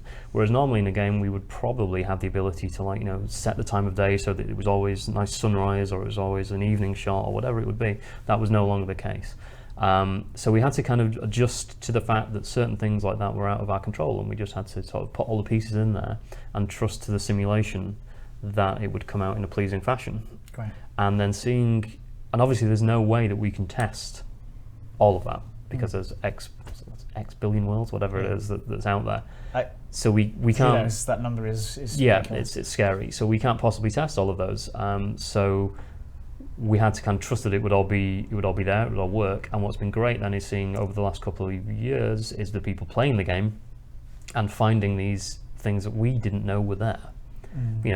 Configurations of planets that are just amazing, with huge rings kind of over the top of a small rocky moon with really interesting lighting coming from the multicolored suns that are there, that we never thought would be put together in that way, but when you see them is more often than not really beautiful, as you've seen some of the screenshots there. And it's always interesting. I always like it with screenshots when people include in the post the place where it was taken. Because what we've also found sometimes is that we'll have a quick look on some of those, and they'll end up being good places for videos. Screenshots, trailers, all of that sort of stuff. Just really quickly, on that note, we're doing a 24-hour Christmas live stream on the 21st. Today I'm getting a indication of how that's going to go by the fact that I've done, I think, 3.5 hours now, just coming up to 3.5 hours, and I'm already feeling a little tired. 24 hours. 24. Have it's you going to be a good time. thought about maybe dancing whilst you do that, the full 24 hours maybe? Definitely going to do dancing. Yeah, There's going to be some dancing at some point. I'm sure wow, there will be okay. dancing at some point. There's going to be singing. Singing. Celebrations. Lovely. But one of the things that is going to happen is we've actually got Alex Bowden coming in, as we mentioned earlier. Yeah, cool. And he's going to be looking through, I think his section's called Places in the Galaxy. I can't remember. He's going to show us all of the places, his go-to places that he uses for trailers. So he's kind of like location scouting. Location scouting. Gotcha, I see, yeah. But it was just an example of what you said That's before. exactly what he does, and certainly occasionally it has been the case that we've seen nice screenshots or videos there, and if they've got the locale on there, we'll often load that up and have a quick wander over there and see what we can see. Yeah. But if you can go, guys, on the note and on Chris's point there of Alex's scouting, it's that as well, isn't it? It's the seeing locations that they're using and going, where is that? And finding in the chat where they've said, or in the forum thread where they've used it and gone there. Have you done that? We've totally done that, yeah. If it's in the cockpit, it's really easy because you've just got to look at the left-hand panel, and usually the location is displayed right there, so that's fine. But certainly, if you're posting a screenshot on a forum or on one of our forums or anything like that, it's really kind of useful if you've got the location there, because often, not just us, but I think other people would want to maybe go there as well and see those sites. So. It's been interesting seeing what we get back, and also the creativity with some of with this very simple kind of debug camera there, what you can actually get in terms of the vistas that are out there. It's good. Fantastic, yeah, it's really great, and I'm excited to see what more people can do with the now that Horizons is out. Absolutely, or later on today. What more? There are so many questions that I could ask you. So I've got things like people were asking in chat about SRV paint jobs and things like that. Is that something? Yes, you can ask about that. I can ask about it. I can't confirm anything, but I can say this: it's certainly something that we've talked about and looked into. Right. I can't say when, but I would certainly have thought we would want to do it, because in the same way that it allows you to personalise your ship, we would, I think, want to make that available for the SRV. Maybe less pattern because there's not as much hull, but certainly colour schemes is interesting, and maybe some decoration. We're thinking about it. Cool, fantastic. Yeah, well, it's I do love the customization and ability that they've got so far already in there. So even more of that would be obviously really cool. So also in terms of, I could carry on for a while asking you questions about art direction for Elite, the challenge of directing for Elite. You've already said about the time of day changes, but also about something that was from 1984 and this thing that's beloved for these 30,000 backers that we had. Yes. So how difficult was that daunting thing going in and going, I really hope I get this right? So that was absolutely daunting. I think it's the same sort of challenge you get when they remake someone's favourite movie, or they do a sequel to a film or something like that, where you've got a fan base that is very appreciative of other versions of the game, sometimes not necessarily the same versions of the game, because we've had various different Elites over the years, and each one has their sort of fans are passionate about both one, the other, whatever, and so you've got to kind of try and pick the best bits really, and to try and filter those through a modern kind of aesthetic, and try and imagine, in a way, I think I said before, kind of trying to imagine what that designer back in the 80s had in their mind when they only had a bunch of wireframes. Okay. I'm not sure who it was that was the designer. Was it David? Probably. Was it David? Yeah, I would have said almost certainly. So luckily we have access to that designer, so he can kind of clue us in on some of the choices that he made back then, and we try and keep those relevant to the designs that we've got now, whilst not at the same time being too slavish with them. If it worked back then, it would probably work now. If it didn't, then maybe we do something a bit different, and really trying to come up with designs that are interesting and iconic, but also as fans will well know, as kind of plausible as possible in the world of Elite. That everything feels that we've not just done it for coolness' sake. We've kind of thought about the way that ship functions, its role in the game, and how it would conceivably work, and that's what we try and do with the ships. Fantastic, and a darn good job you're doing with those as well. I have, as I've said before, there's in the same way as with the trailer, there's a whole bunch of people who do the ships, there's a whole bunch of people who do the settlements, and they're and you're just going to go, yes, I've got a stamp. Chris Gregory approved. I generally just point at things, and that's kind of my role at this point. It's a hard job, but someone's got to do it. There's a lot of pointing. So everybody, thank you so much, and give Chris a warm, not welcome. What's the opposite of welcome? Farewell. Warm farewell. That's a lovely way of putting it. Yeah, a warm farewell for Chris. Chris Gregory, of course. you are more than welcome to come back as many times as you want on these Anytime. streams and talk about art, because I could talk to you for a long, long time. I didn't even get into like applying physics to design and things like that in terms of like working alongside. There's lots we could talk Oh, about. I'll grab Sandy on that one and see what he thinks. Yeah, Yeah. so that'll be a good chat. So we do have some more people coming. Yeah, bye Chris, good job. Thanks Chris. Cheers. And thank you so much for being here today. We have loads more giveaways coming up as well. And I'm going to take a 10-minute break just now, and then when I'm come back, we will have an update on that time for you about when it is going to be going live. So do stick around for the next 10 minutes. Make sure you come back in about, well, if you do have to leave, you know, sometimes, you know, when you gotta go, you gotta go. It can happen. So make sure you do come back. Because we probably have a couple more giveaways and a couple more chats with some more developers. So thanks very much, guys, and we'll be right back. I'm going to show you again that delightful video because it's awesome. So yeah, see you then.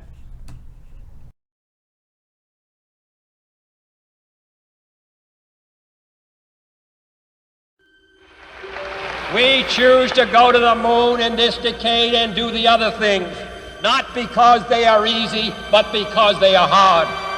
Because that goal will serve to organize and measure the best of our energies and skills. Because that challenge is one that we're willing to accept, one we are unwilling to postpone, and one we intend to win.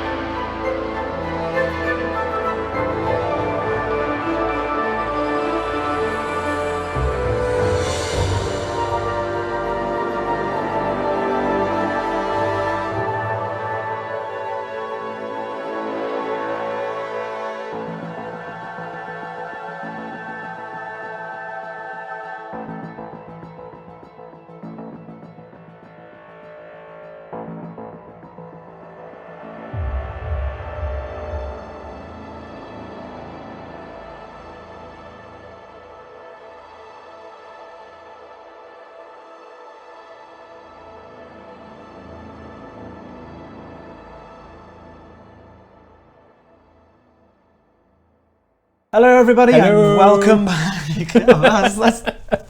He's thrown me off. Panic. Back again. So, Let's try that again. Hello, we're back. Everybody, hello. Lovely to see you again. Edward Lewis here.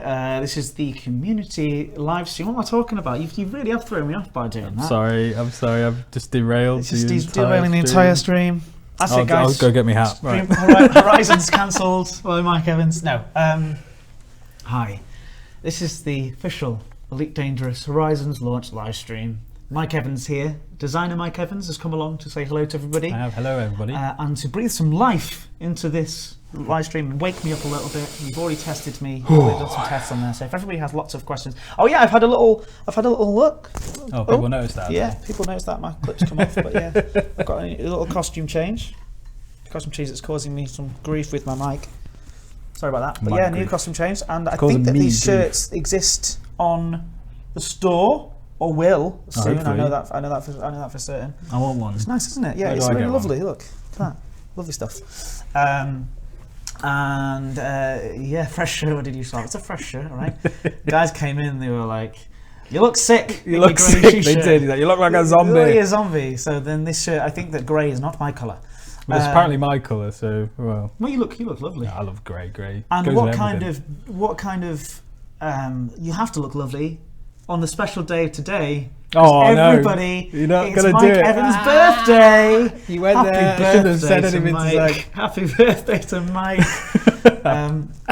So everybody, please wish Mike a happy birthday in the chat. I want to see hundreds and hundreds of people. It's going to come. It's going to be a torrent of. Oh, this is what we want to see. It's not. I'll be disappointed. We said he'll leave again, and we don't want that. So it takes. Here we go. Hey! Come through. Hello, who are you? This is Mike Evans, the designer. So Mike, it's been obviously you can chat to people. Happy birthday! Look at see, this is nice, isn't it? I am humble. You can always count on. You can always count on our fantastic. Yeah. This is what we should use for the word, shouldn't we? We should have done that. We'll do that again. I've got a better word for that. Oh, you've got one lined up? Yeah, up? I've already figured it out. Be the first one to do so. You actually you win a prize for being the only person actually watching. Oh, yeah, I was watching that, but I saw that. I'm like, I better think of a word, so I don't get caught on the spot like everyone else. So happy Horizons Day, happy birthday. Yeah, we should combine these somehow. Yeah, from now we all know we released today in honour of my birthday. That's a fact. Good. I'm glad to hear that. So what have we got here? Oh, that's it. That's like I said, I would come back with an update. As it says in the changelog that we have released very recently, we are looking at releasing between 4 and 6 p.m. Right, okay. So it's 4 and 6 p.m. GMT. So yeah, I think David has just released it's more likely to be the 1800, as David Braben has just tweeted, I think, apparently, an 1800 release time. So hopefully it'll be around then, and I will keep us updated, and I'm going to stick around here as long as I possibly can. Just lengthens the stream, because as soon as it goes live, all these are going to go. There'll be no one left to that's talk true. to. I'm going to carry on streaming all night. That's next time. That's next week. It's 21st. 21st, yeah. 24 you hours joining stream. us? I am joining you. What time slot have you got? I have a lovely time slot of 9 p.m. till 11 p.m. Oh, you've got a couple of hours, haven't you? Yeah. Yes. Yeah, I'll be here with Mike, and we'll be doing some nice, lovely things. Yeah, this is. I do like this shirt. Isn't it nice? I'm just going to sit here modeling I new like shirts every single the horizons, like the change. We went from Future Game Orange to Future Game Blue. Yeah, well, I don't know if you can see on the stream, but it's kind of a navy, isn't it? Is that what colour you would call that, or dark blue? Yeah. It's a dark blue, so it's not black. Ultramarine blue, Ultramarine. maybe. Navy You're blue. getting a little bit of interesting print going on there on the stream. But it's very, very cool. So that's right. It's going to be a couple hours. It's between 4 and 6, but it's more likely to be on the 6th end. So that's the serious bit out of the way. Before that, we've got a load more developers lined up to chat. One of them, of course, is our friend here, Mike Evans. Of him, we've got to be nice to because it's his birthday. So, Mike. No awkward questions. Last time you were here, you showed us the SRV for the very first time. I did. And that was absolutely awesome. That's That was one of our fun. most popular videos on YouTube. Really? Yeah. You got a lot of views at the time. I remember I didn't get to talk about any of the things I really wanted to talk about. I was having so much fun just driving around, and then the hour just flew by. And you were like, oh, hold on. Oh, I've got to go now. Well, right then. That was really good, though. Probably could have done another hour. Yeah.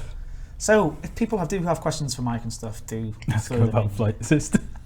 Ask him about Flight Assist. Yeah, no, If it wasn't for me, you wouldn't have Flight Assist. Is that right? Explain I yourself. basically I championed it as a concept that we should at least put in some way. But I'm also the reason why you don't have. He's been on for 6 minutes. He's already bragging. but hang on. But I'm also the reason why you don't have that sort of partial flight assist that everyone wants, which is just let me drift, but let the rotation be assisted. And I'm like, no, it's got to be hardcore. It's got to be difficult. Otherwise, everyone would do it. It's not the feel we wanted. So the flight assist was more of a kind of like a token gesture to Newtonian mechanics. It wasn't the be all and end all. But then some people can do incredible things with it. Blows my mind on YouTube. Yeah, well, we showed that video earlier on of somebody doing the ridiculous. I don't do all that. I mean, I'm going to show it right now. Go on then. There it is. Yeah, you look at this, you're like, yeah, he's just flying over the surface. It's like, oh, he's got assist off, oh my. Yeah, and the way that he's doing it and the way that he's... You've seen this video, right? I have seen this video, yeah. It's the fact you almost constantly have to you have to keep thrusting up as well. It's like, you've got to be really vigilant, especially that close to the ground, even with flight assist on. He does nudge the ground a couple of times. Well, to be expected. Then you get some cool shots like this. Yeah, very talented. I don't know how they do it. I don't know how people do this when they use the mouse controls. That's, that blows my mind a bit as well. Mouse controls, yeah. Well, this guy's obviously using a gamepad with a stick. I imagine it's more likely to be a stick, right? Yeah. I don't know. Yeah, sure. That's impressive. But yeah, that's that side swiping. It's the drifting. It's the fact that when you look outside the window and you're going in the direction you're looking, not in the direction the ship is facing. It's really, really cool. So he's done a really, really beautiful Falcrum. That's it. That's his name. Yeah. He's done a really, really beautiful job of editing it together as well. Not editing it, but putting the music choice is really stunning on there. We can't share. We can only use our own audio, which is obviously incredible. It's stunning in its own way. You can find this on YouTube, guys. If you want. Yeah, they've done a nice job here. I don't think we've shown the whole thing through, so let's keep watching it. So that's brilliant. Tips, man, tips. Tips on flying. Do it. Oh, I don't know.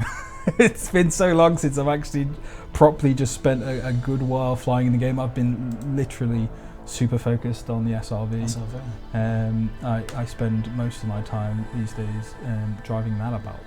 So anybody got any questions about that, about the SRV controls and things like that? I'm sure Mike would be more than happy to answer. Yeah, that's pretty much been my bag for the past several months. I did Oh, see yeah, it's I all did done. see How do you someone feel drive now? around. I feel it's It's kind of like a relief, you know. Yeah. We got it out there. People seem to like it. I saw a video the other day of someone using a Logitech G27 steering wheel, and they had they were playing like a rally, you know, like a co-driver rally sound.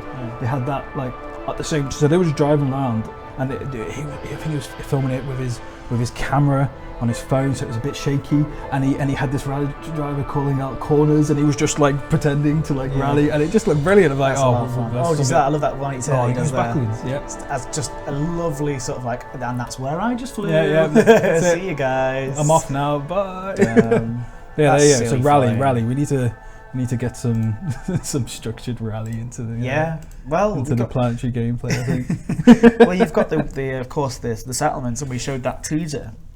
Yeah. In fact, always prepped. I do have a video somewhere. So obviously not that prepped. But yeah, answer any questions in there. Yeah, I'm having a look. So I haven't tried the Logitech G27. I could do. I've got one at home, so that's something I could definitely give it a go. But to be honest, the SRV really needs the dual analog. You need the ability to pitch as well as roll when you're in the air. So a steering wheel isn't the best input device for that. We did design it for the.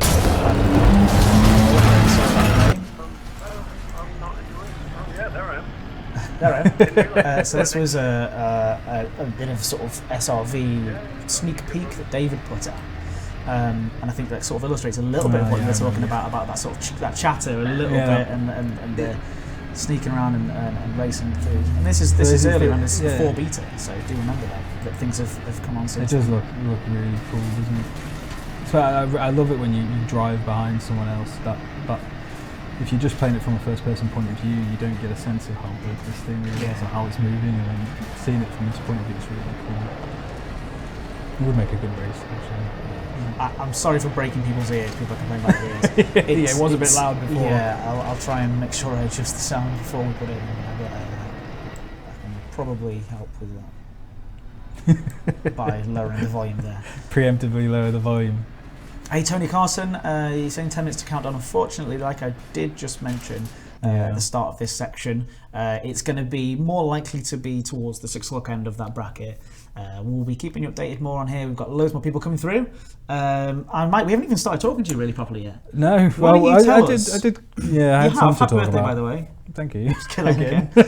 Why are you in work on your birthday? What's that about? Because I've used the rest of the holidays to book all the days off before Christmas, so I could have that week off. Well, instead. okay, lovely And stuff. around. And after, of course, you got to be here for launch day. It's the most exciting day of the year. That Not your birthday. that Forget was- that. Yeah, I might have booked today off if it wasn't launch day, Yeah. but might as well be here. And then hey, we're doing a stream, so that's good. Great. Well, thank you for joining us. I think everybody appreciates that as well.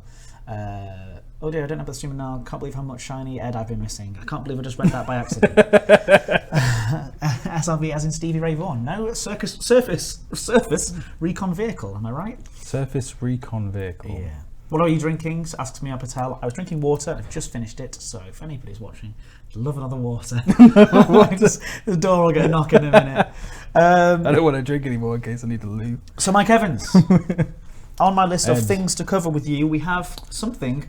Today is obviously all about the amazing touching down on planet surfaces. That's what we're getting today. That is Horizons right there. Well, it's the the start of beginning. Horizons, yeah. And so the point is, there's lots more coming. There and is, one yeah. of the things that you are doing or will be doing a lot with I'm almost certainly going to be doing. Yeah. is. Ship launch fighters. Okay, so do you have? Are you enthusiastic about this? I am Come on. enthusiastic, but Yeah. I'm also what's worried, but not worried. Not worried. What's the word? I know what you mean. I mean, there's reserved. There's It's going to be an interesting design challenge. Not nervous, but just Anxious, maybe. These are all too negative. Well, yeah, Positive, exactly. excited, Well, yeah. and It's everybody- going to be a challenge, but I think we're going to pull it off. We've got some good ideas of how we're going to do it. I could talk a bit about what we're thinking. Yeah. Oh yeah. Please Yeah. no. That would Yeah. be absolutely incredible. So again, not to hype it up too much, but this with a caveat. Yeah, Please there's say caveat. that. I was going.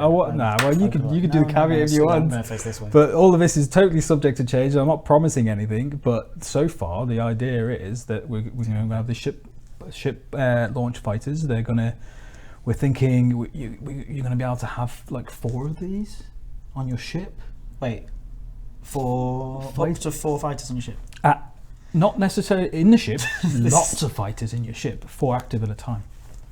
Really? Yeah. So the whole idea is think we've got wings, right? We've got 4-player wings. Maybe you and your wing mates, you know. In the ship. We've got multi-crew. We talked about. We haven't talked about multi-crew. that. We've got your wing mates in your ship, and you'll decide.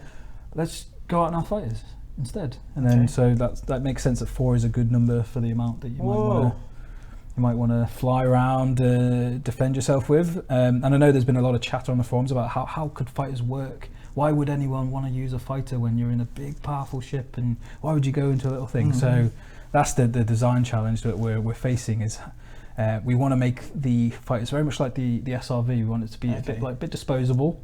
You know, you can have lots of these on your ship. So you could come back in and then you come back out again. And the reason why they're going to be disposable is because they're probably going to be massive glass cannons.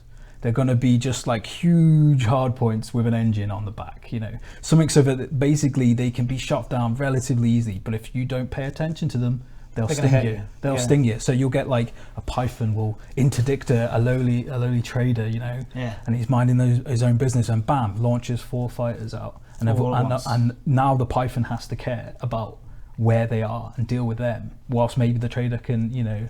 Well, one guy can stay in that ship and be like, can escape. Yeah. So we want to explore the idea that you don't even there could be you could control a single fighter and leave your ship to do some limited like automation. Yeah. They can fly in a straight line or defend itself, or you could stay in your ship and a wingmate could go in a fighter, or even an AI controlled fighter could go out. So even for solo players, you know, you've got this ability that you can deploy these fighters and they can defend you whilst you try and leave, or you stick around and defend them. Awesome. And you lose one, you just launch another one. You know, you've got the space, you've got the storage space, and you're trying to defend yourself. So that's kind of what we're dealing with. So that's the top level stuff, and then Top of course level. the design. And then it's going to trickle down. There's going to be lots of interesting little tidbits and the way they interact with challenges. everything else that's already in the game. Yeah, exactly. All the complicated stuff. Dead easy, mate. Easy. Get it sorted. Get it in there now. Why is it not already in there? But that's what we're thinking. We're thinking these fighters are going to be these like really powerful, really maneuverable. You know, people can't, if they ignore them, they're going to get stung, and you can use them in multiple ways. And then, and once we've got that done, once that's working, once we're happy with that, there's a whole load of stuff we can take. We can have different types of fighters. We can have, you know, different auxiliary ships. This is total caveat. This is but one of the ideas I recall having was that you know how large ships can't dock at outposts. Why couldn't you have a little shuttle? Shuttle down to it. I think someone literally just asked that. There you go. So shuttles to transport people in SRVs and stuff between large ships and planets or outposts. That's all. It's all there to be discussed and to thought about, and then hopefully we'll get in. You know, Orcas.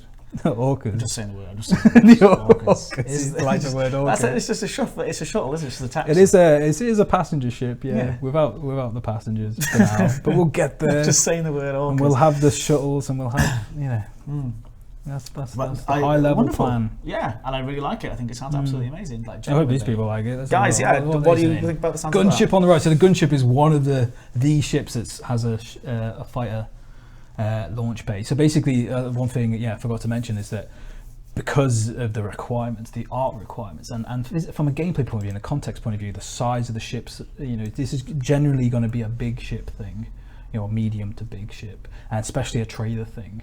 So, you know, not all ships are going to have the opportunity to have these fighter modules, even if they are large. In fact, so we were talking today that perhaps the Python, for example, wouldn't have a fighter launch bay. It doesn't need it. It's a warship. But a Type 9 is a big trade ship. It wants to deploy fighters. Yeah, so it's kind of that's what we're leaning towards. Ben Moss Woodward has an interesting question there. I wonder if you wanted to read that. So the question is, are we Neuralinking into the fighter, or does the pilot actually move in it? That's one of the things that is still in debate, is basically whether these are remote piloted. Remote is more what I think the design team and my personally leans towards, because it it gets around a lot of issues, which is why if they're disposable and you're going to get blown up all the time, then maybe a neural link makes more sense. Or maybe I don't know. But these are things that are up in the air. They're all up in the air. Discussed. But we have thought about them. They're of course. So you're asking the same questions we're asking ourselves. That's good. Yeah. This must tell us if there will be Crash T9s and Anacondas on the planets, like you showed us in the live streams. I believe so. Yeah, I think they're already there somewhere. Yeah, maybe you're just not looking hard enough. Or maybe they're just incredibly rare. This is That's it. We will.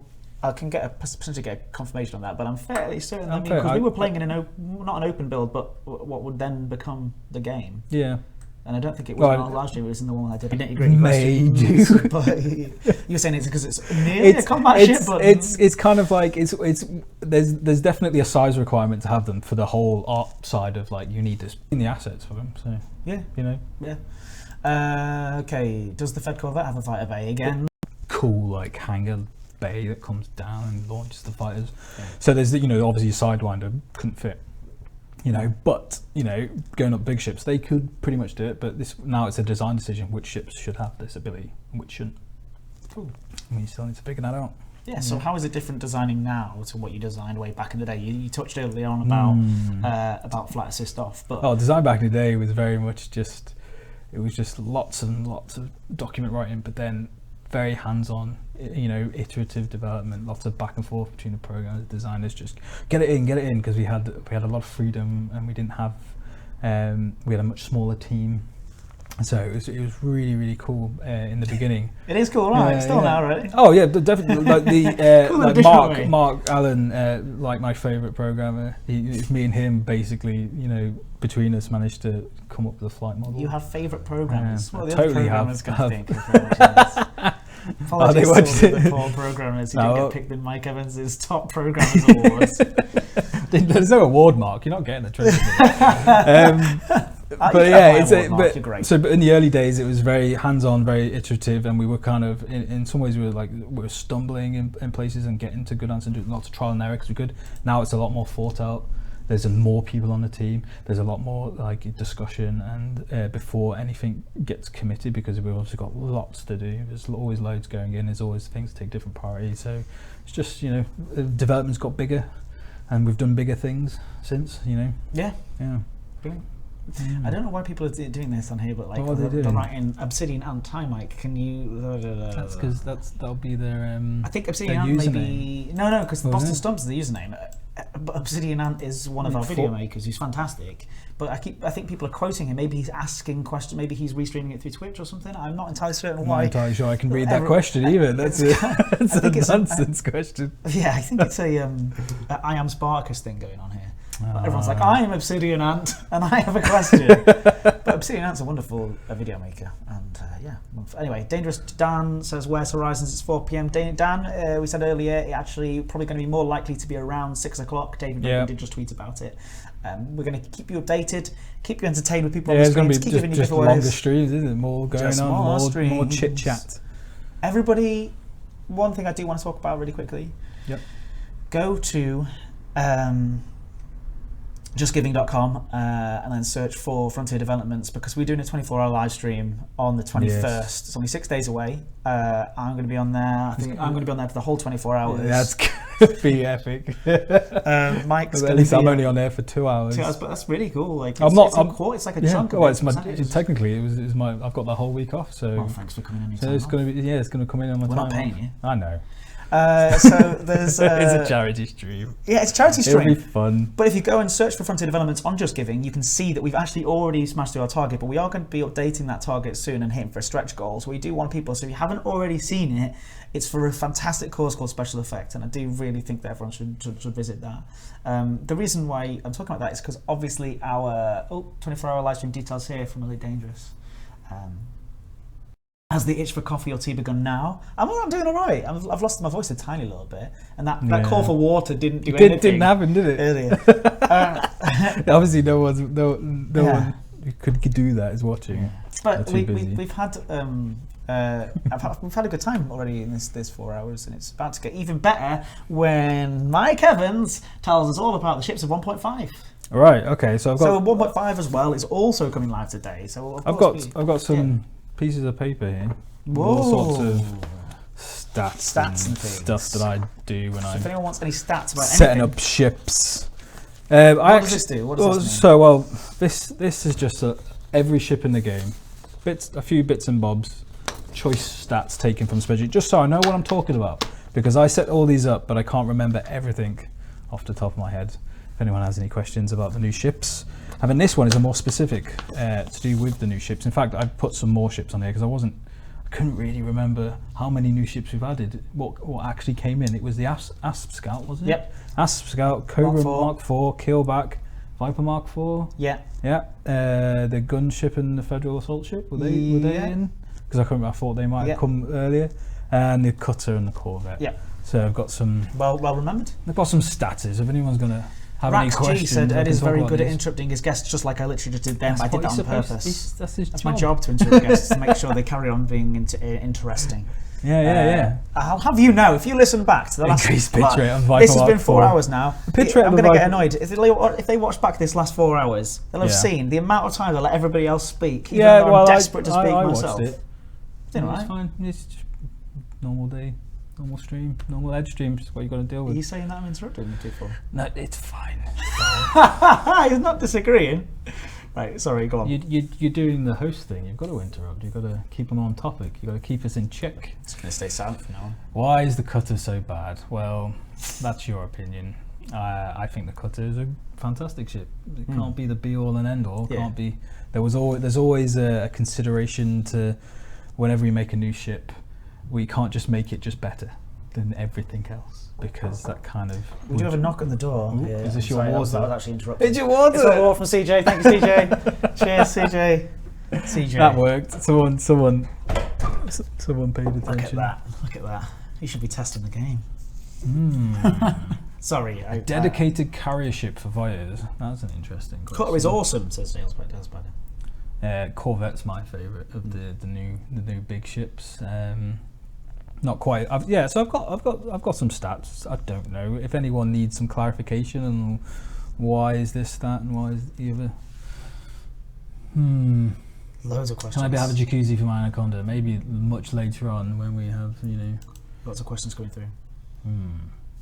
What am I looking at? So this one on the Did left. you change the Cobra Mark IV for Horizon's release? No, we didn't. I didn't want to bow into the.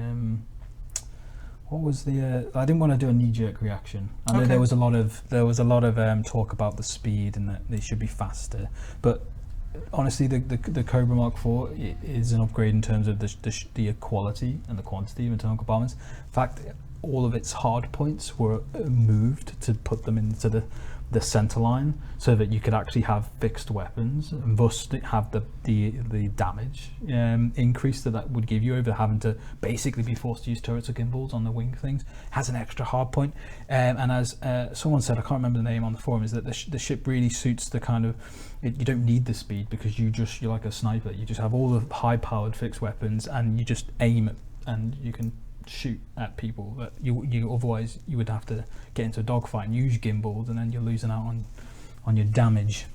But yeah, so the Cobra Mark IV is basically it's another one of these things where you say Mark IV and we could have very easily just gone, here's the Cobra Mark III, just make everything 10% better. But then that's kind of boring because it just means that the Cobra becomes a pointless ship. Why would anyone want the Cobra Mark III when the 4 comes along and just beats it in every department? Everything has to be sort of balanced out. So it got better internals, better armor, better shields, better hardpoint placement. It sacrifices its speed and a little bit of its maneuverability as well. Cool. I had some more questions here lined up. There was one about the turning speed of the cutter versus the T9, apparently, or something odd. Right. Okay. And it was just to do with, I think it was to do with just like saying that like the turning speed of it's slower on the cutter than on the T9, and why is that? Or I moved the question. So the why is the turning speed on the cutter slower? So the cutter, my philosophy with that was that it was going to be this like incredibly fast ship for its size, and that it wouldn't have the maneuverability. Because I was seeing the Corvette and the cutter as like two sides of the same coin. Okay. Although the cutter, it was a bigger ship and so it kind of had a bit more internal space.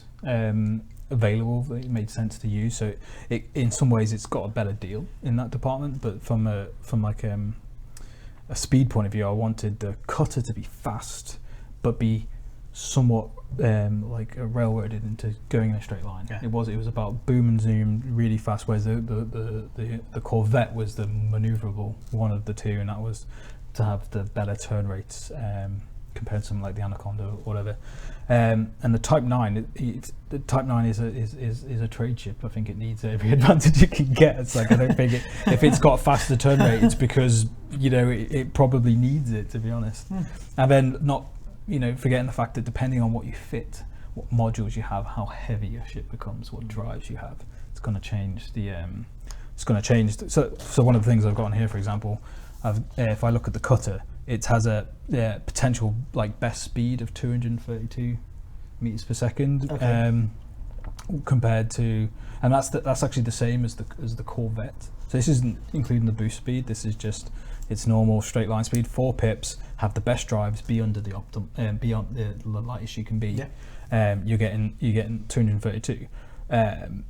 But the Corvette, but the cutter on the lower end, even at its worst, 0 pips, crappiest drives it can fit that still push it along, it's getting 133 compared to an Anaconda 66 and a Corvette 83. So there's this big room of like where the maneuverability, the speed, and how often do you spend thinking about these sorts of things? Oh, ages. It's like it's a mix of so the artists have a concept for the ship and how it should look and how big it should be. I mean, I look at that and I go, right, I'm going to roughly use that as a way to gauge what kind of capabilities, how heavy is the ship going to be. How heavy it's going to be determines what kind of size things it needs, what kind of size drives it needs to push it, and how much internal space it's going to have, and if it has so much internal space, or how much shield it's going to have in it.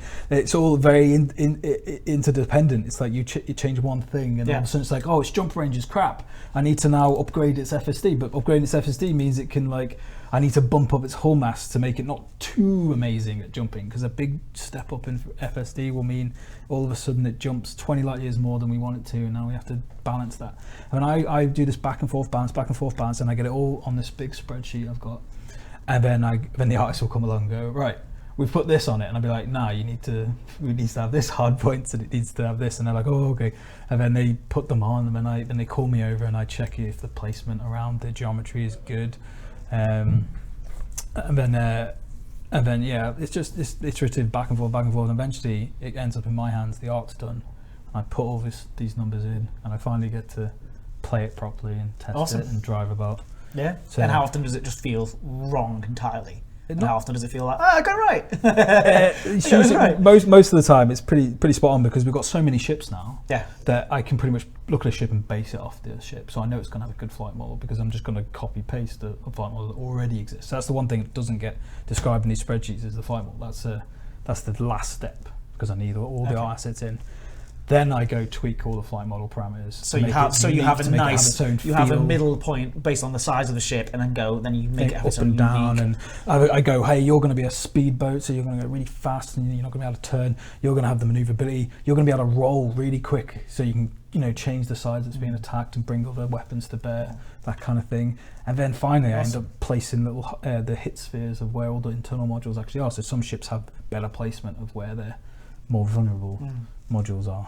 Yeah. So somebody asking there, it's a really genuinely fascinating stuff. No, did the new ships get more balance? Have they been changed and stuff since beta, since the feedback? I've been reading the feedback, but as I said, I get worried that there's not long enough to make any significant or worthwhile changes to the ships, because I always worry that we get knee-jerk reactions. We release ship and everyone goes, oh, I hate it. I mean, they just haven't realised what its niche is, what its role, how you're supposed to play it. Oh, and then a couple of weeks later, it'll be like, oh, actually, no, it's fine. We've figured out that this ship's better if you don't try and treat it like this other ship.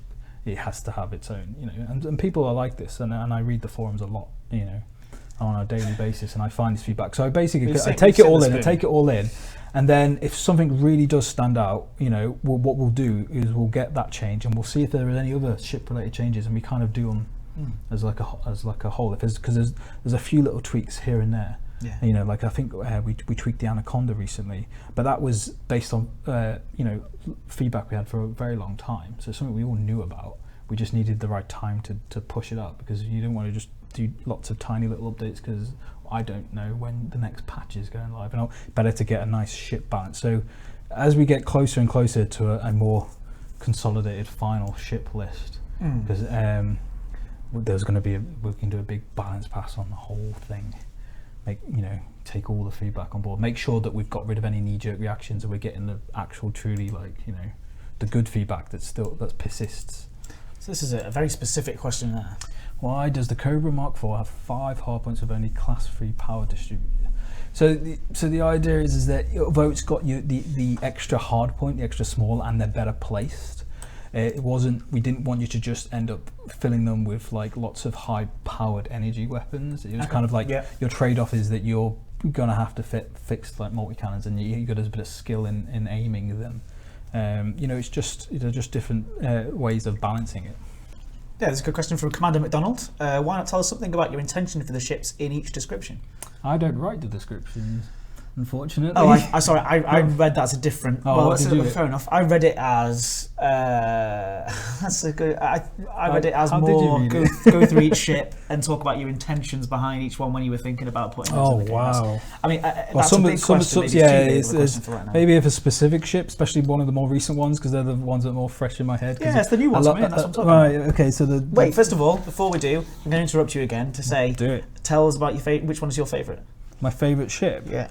So, well, my original favorite ship was always the Eagle. Yeah. I love the Eagle. I love bounty hunting the Eagle. I was happy to play, you know, to do the small fry bounty hunting, and because I would end up killing like one big ship, and I'd have enough money to fund, you know, exploits for hours and hours and hours, when that amount of money from a player in an Anaconda is nothing. That's like their fuel bill, or it used to be their fuel bill before we changed the prices.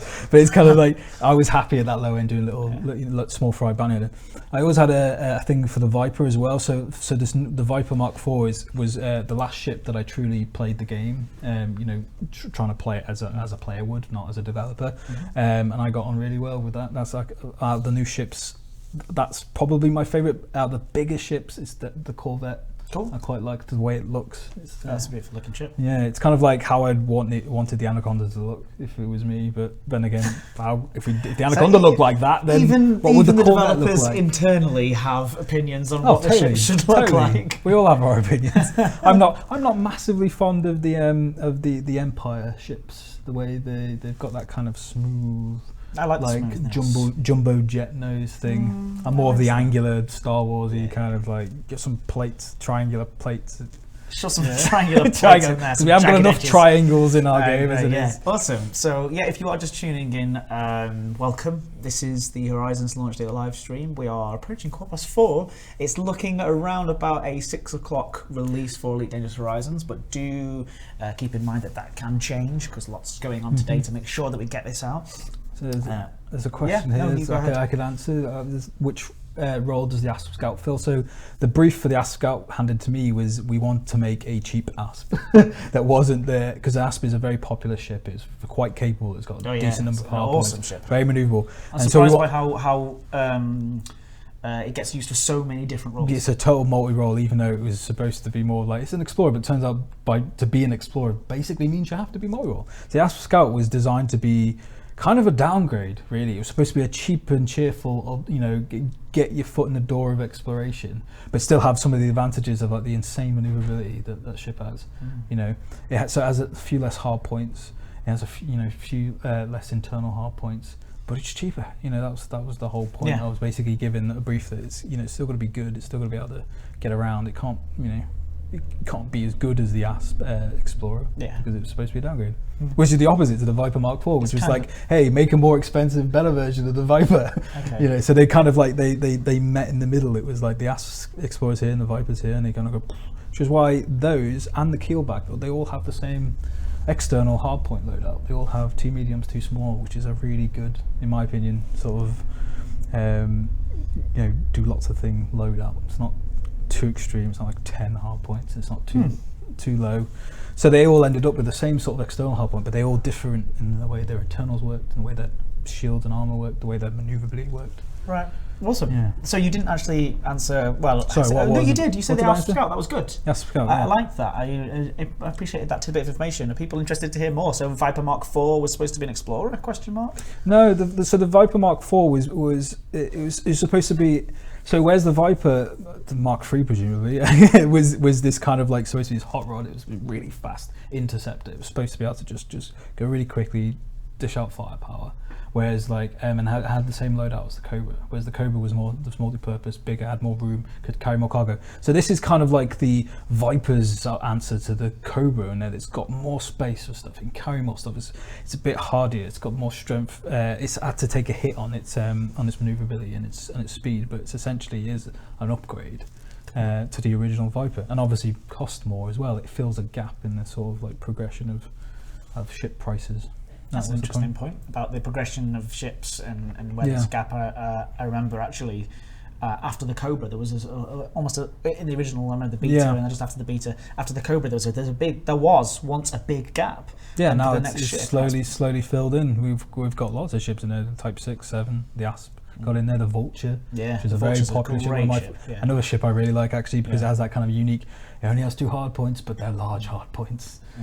Quite potent, and that got a lot of knee-jerk reactions. You know, it got a lot of in a way some negative feedback because I only got 2 large. It turns out it's actually quite good. I think that people, that's true. Oh, only 2. I do remember that, but I think it's just because people want this new stuff to be cool and badass. Yeah, and you awesome totally get it, and we've got to see it understandable. from this other angle, which is we've got to make sure we don't just make this be-all and end-all ship that makes all this other work that we put in useless. Yeah, I think. Yeah. I think people at home can completely understand. One of the things we're doing as well, hopefully doing, but caveat there, is that some of the weapons that we're weirdly we have these missing weapons, so I don't think we have a large multi-cannon. That's something we're going to be adding in. So there's going to be more weapons to put on, say the Vulture, so it can have the large multi-cannon. It has more choice basically. We're missing these weapons at these different sizes. Cool. I'm going to try to fill that out. Someone's asking when will Horizons be available on Steam.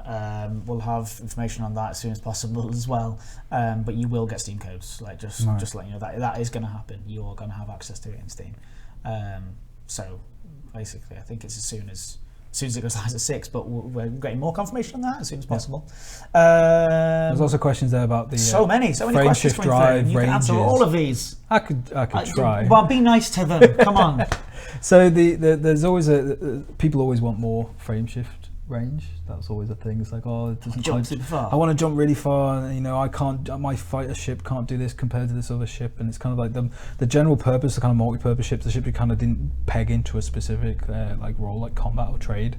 It always seems to get the best bang for buck, but by virtue of making a multi-purpose, they have more flexibility. By being more flexible, they ended up having more room to fit bigger modules or more scope to make themselves lighter. So and the lighter you are, the more you can jump. On the same amount of fuel. And I know that there's always contentious if a ship isn't able to jump as far as people might like. But I think now that we've got materials in game and we now have the frame shift drive boost, it kind of makes a lot of those points moot, because you now have an ability in game to get your jump range as far, much further than you could ever got it before we've even touched, changing any of the stats of the ships.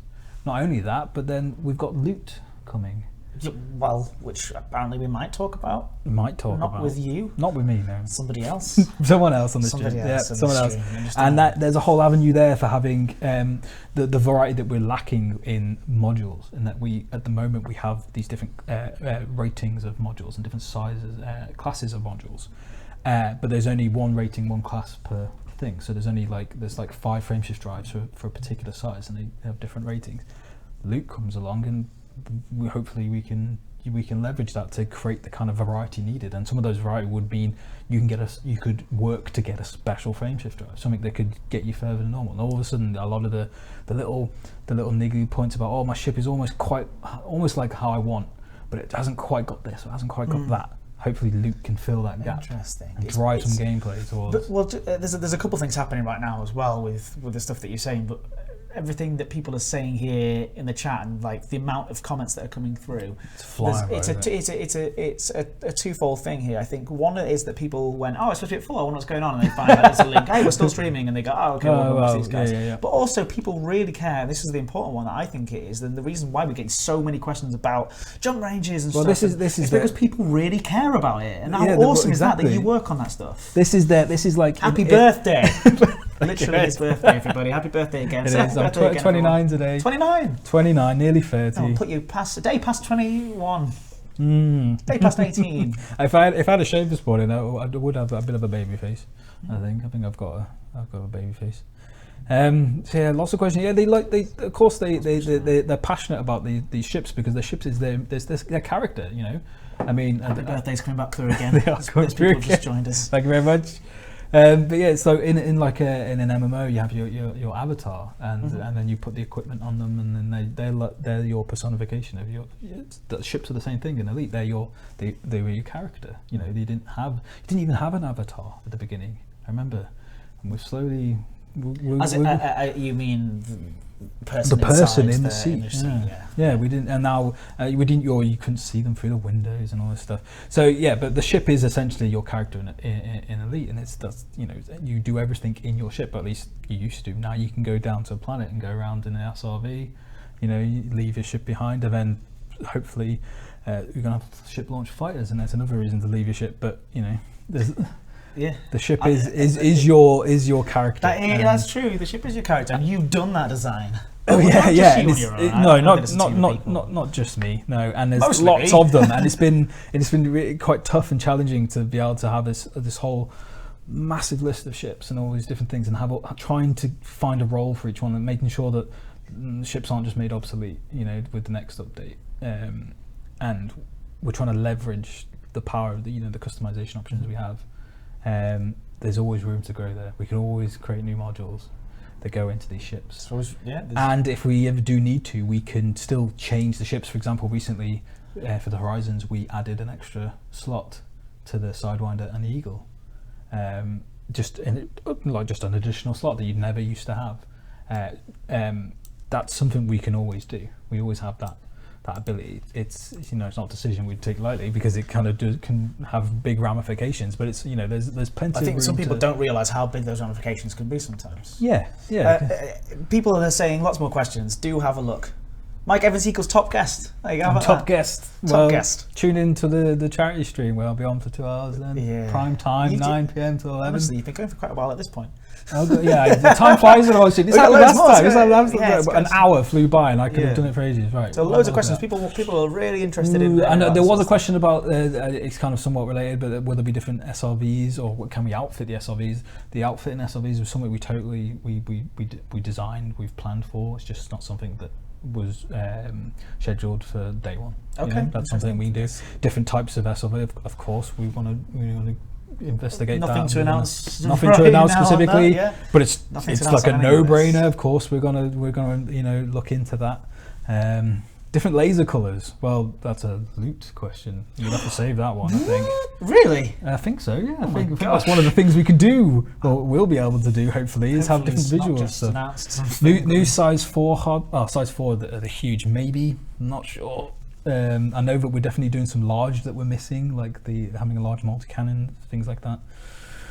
Naming ships. Well, you can get the bobbleheads, and you can get lettered bobbleheads, so you can kind of name your ship. Yeah, if personalised on the front of your thing. I know some devs have been using that to great effect internally. Yeah, no, I've seen some good ones as well. I've seen some squeeze on there from and things like that. Alliance ships. Will there be a motorcycle? What a strange question. A motorcycle? Like a hover bike. That would be what I'd do. I think we've seen the skimmers. They'd be kind of cool to drive a vehicle that kind of worked a bit like how they did on the surface. That would be kind of cool. Awesome. Yeah, people are asking me to keep pushing. I think that means keep pushing for information. Yeah. So I'm going to be the that guy, and in fact say no more info from Mike Evans. Well, I'm talking too much. I'm saying things I shouldn't say. No, you can say whatever you want, but let's just take a little break from saying things and let the community say something. Yeah, what are they saying? What are you guys saying? Now, we have the screenshot competition, so I'm going to take you to a black screen for a second. So do bear with me while I organise this screen. I did like some of these screenshots. But they're absolutely amazing, aren't they? But I love that our game can do this. Like, you could almost send that to an astronomer, and they might be thinking, "How did you take that picture of that?" It's unbelievable. So we do have.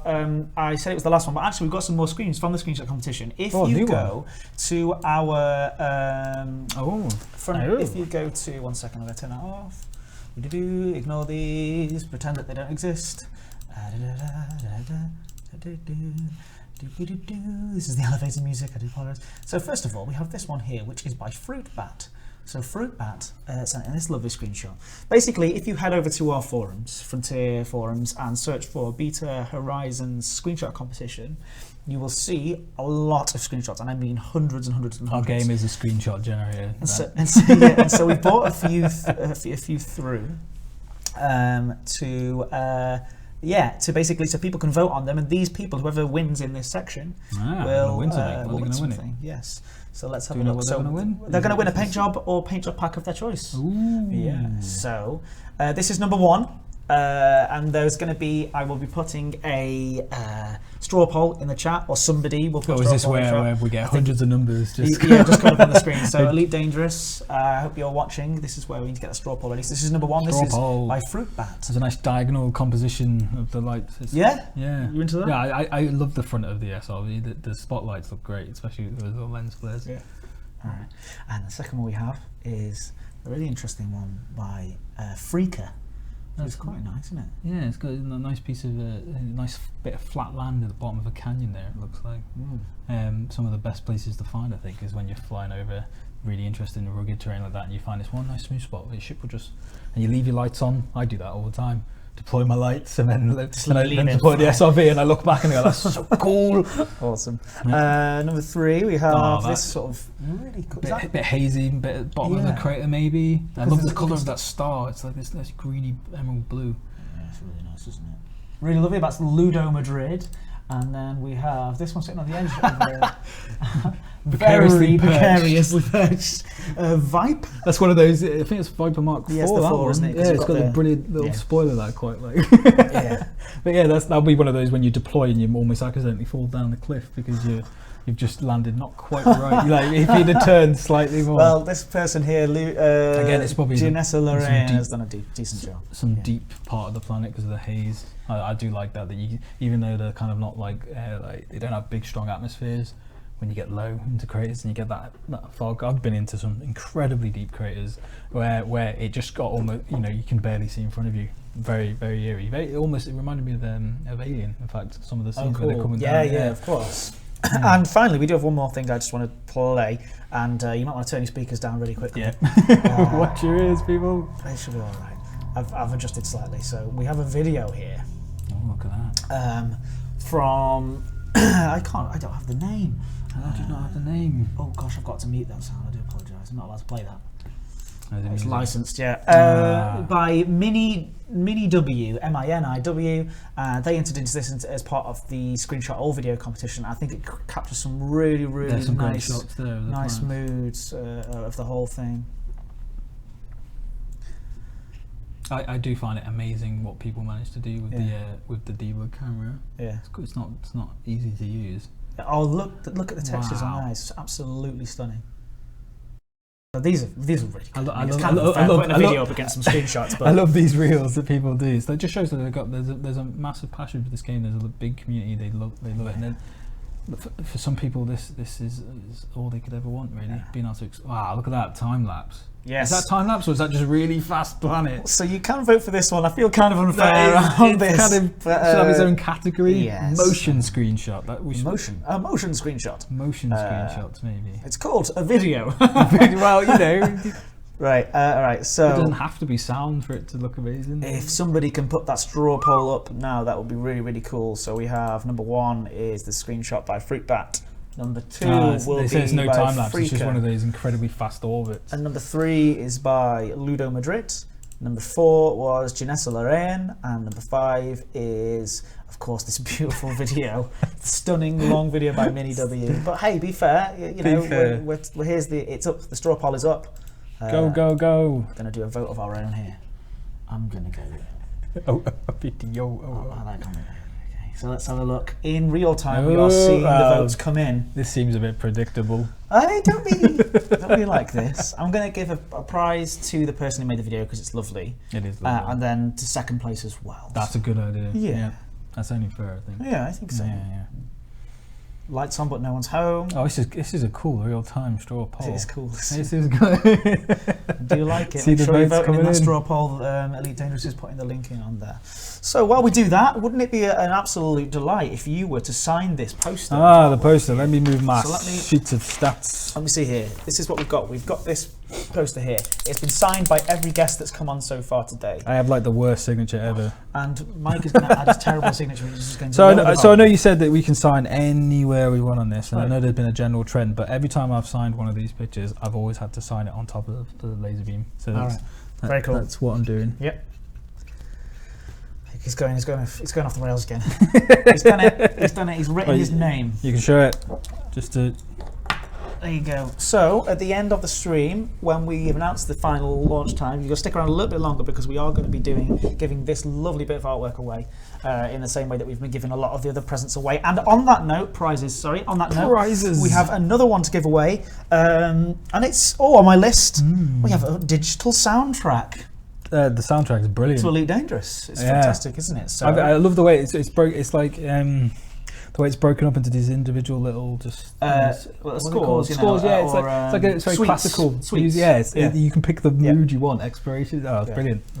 So everybody, like we have been doing this past. Oh, let's stop whoa, the whoa. votes. Sorry, stop the votes. Yeah, of Stop course, the votes. Mini W Video 00 a win, has 168 votes, 52% of the votes, which is pretty massive.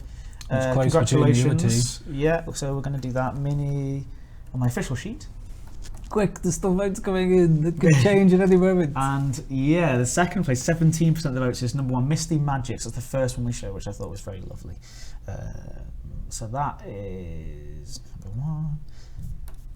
We praying for that video was better than once before. Magic. Well, that's why they got the most votes, probably. Yeah, well, the video was obviously fantastic.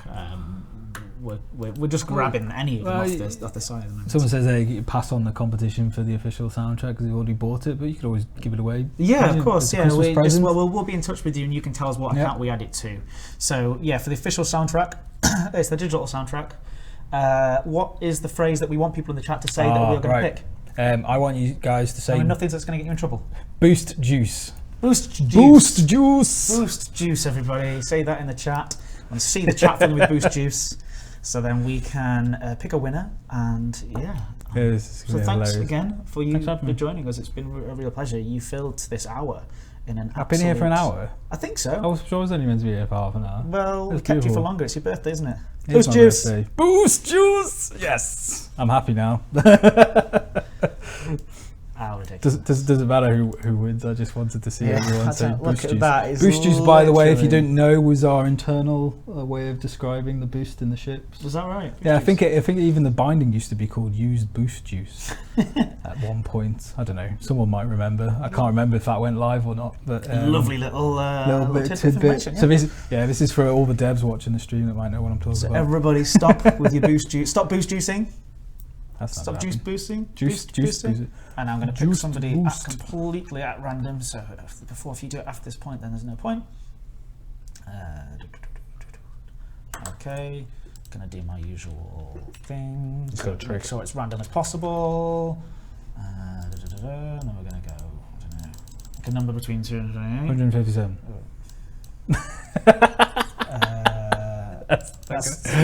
Your method is flawed. It's flawed, isn't it? Okay, US demonic WA. Boost juice! With 5 exclamation marks after that. Wow. The exclamation marks must have won it for you. So I'm going to put you down. But I've got it now. There you go. A digital soundtrack coming your way.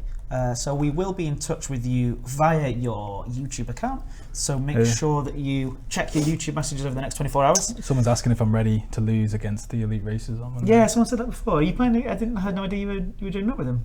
We're going to do some SRV racing. Oh, cool. That's the plan. Although I drive the SRV every day So I'm somewhat confident at driving it, but Well, we'll see. I like that confidence. I like We'll that see how it confidence. Is that going to be goes. live streamed at all, or? That's the plan awesome. for the 24-hour thing. Oh, is that Monday? Is oh it my Monday? gosh, it's Monday Yeah, it's already. Monday. Well, for you, it's been Monday and Tuesday. So yeah, next I was really next confused. Monday. You got Of course, confused. I knew you were going to do that. I was like, I thought you were doing it Monday, and then. So I've known this for ages. Wow. You probably Anyway. only just learned about this recently. Yes, well done, well done for winning that impressive job. I had you written down here. Oh yeah, US Demonica WA. Congratulations, and thank you so much for joining me. Thanks everyone for joining in with the stream. Yeah, and thanks wishing me a for happy joining in. birthday. I appreciate it. Yeah, happy birthday one last time. And to hopefully you Mike got Evans. some useful information out of my flapping mouth. Yeah, no, it was really fascinating stuff, and I think people really care about the ship controls, and you can see that. I'm always reading their feedback and forums. I might not be as active as I used to be because there's just so much going on, but I'm there. I read them. Yeah. Don't get me wrong. No, absolutely. I hear you. We have loads more coming up for you. Around about, I think it'll be 6 p.m. We're still saying Oh, we around are about now. 6 We're p.m. on 20 to 5. Yeah, we're on 20 to 5, so not that long to go now until the launch. Only a bit over an hour. It'll be, Yeah, so that's something to get really excited about because it's on the way. I will keep you updated with that time and keep you updated with. Look at all these happy birthdays. I know. Keep you updated with that time and keep you updated with other things as well. We've got some more prizes to give away still. I can't believe we haven't given them all away. We've got another screenshot competition as well. We've got some more guests. We've got, who else have we got coming up as well? We've definitely got a couple more guests lined up. Sandy's Sandy's got to be in there. Sandy's going to come in soon. He's the one talking about loot, so Yeah, well there you go. that'll So be really stick around for interesting that. stream. We are going to go to the Back Soon screen, but thank you again, and you are always welcome to come on. Thanks, Ed. Thanks for having me. Thank you very much. I'll see you again. We'll speak to you very soon. Speak to you in 5 minutes time, 5-minute break. Bye.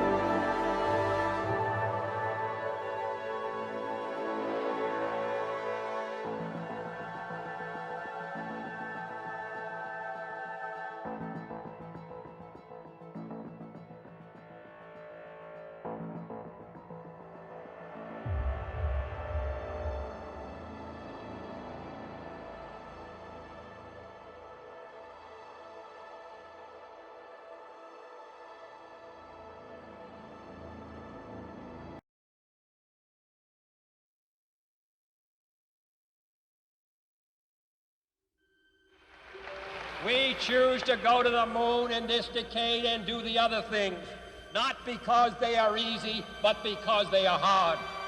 Because that goal will serve to organize and measure the best of our energies and skills. Because that challenge is one that we're willing to accept, one we are unwilling to postpone, and one we intend to win.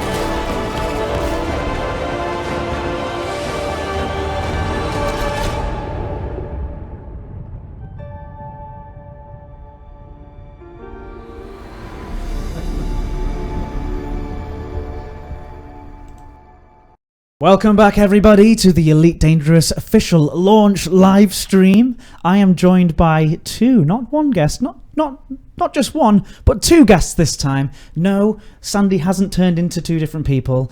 We have actually dragged on the audio department, dragged them away from their fun jobs.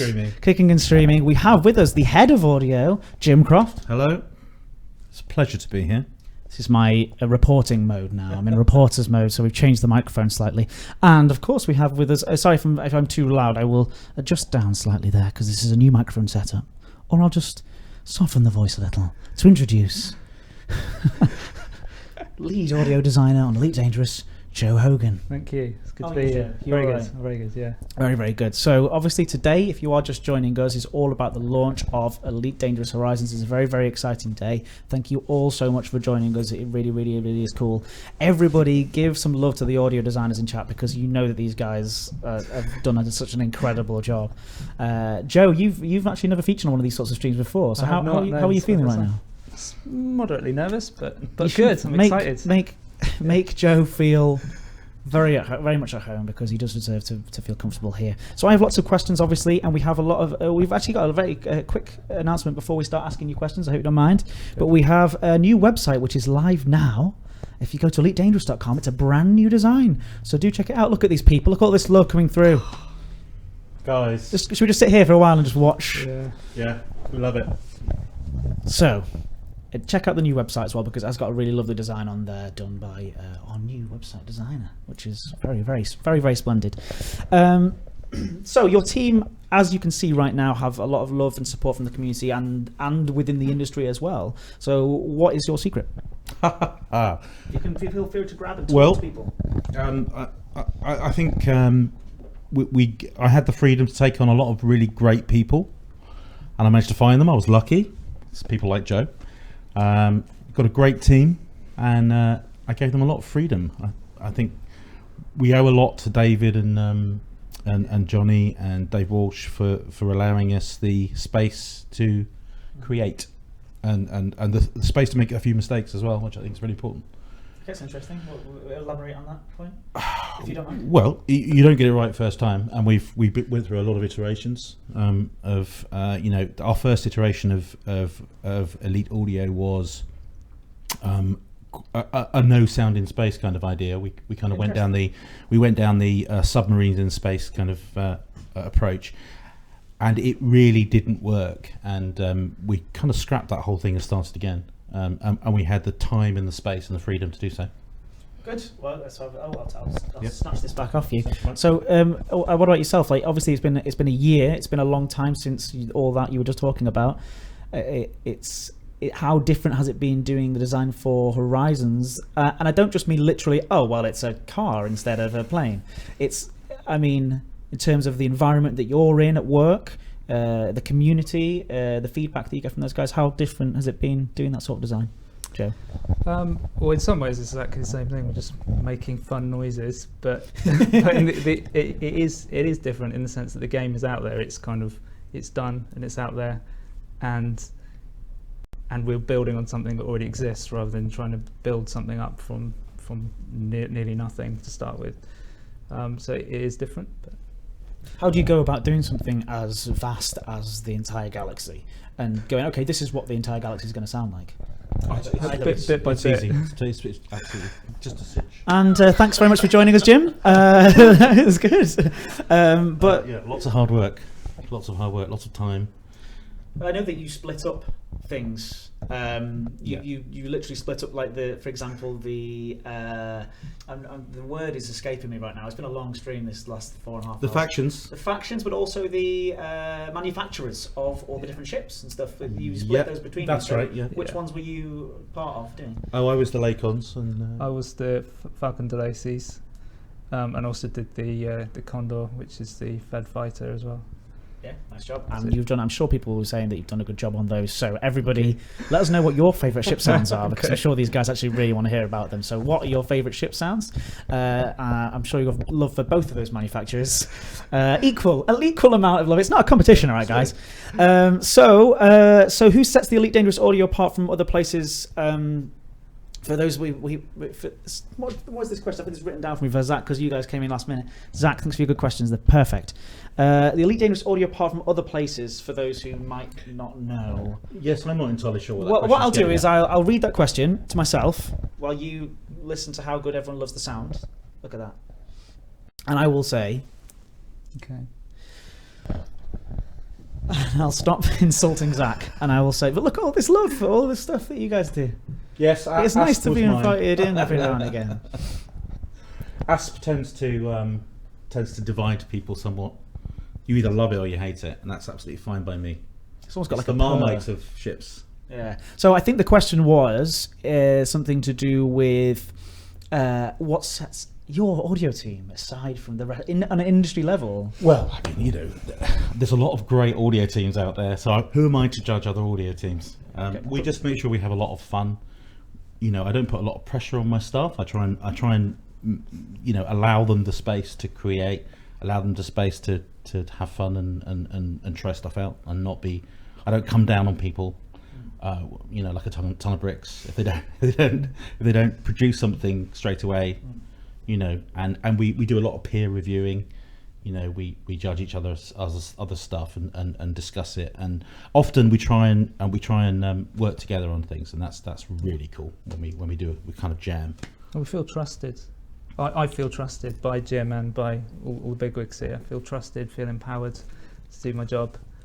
Cool. I I love the way believe we Joe all do. refers to them as the bigwigs. The bigwigs here. Yeah. Great stuff. So we do have. I have a few more questions for you, but also if anybody does want to ask any questions in here, are you seeing stuff Capital coming ship through? sounds. That's very much a Joe thing.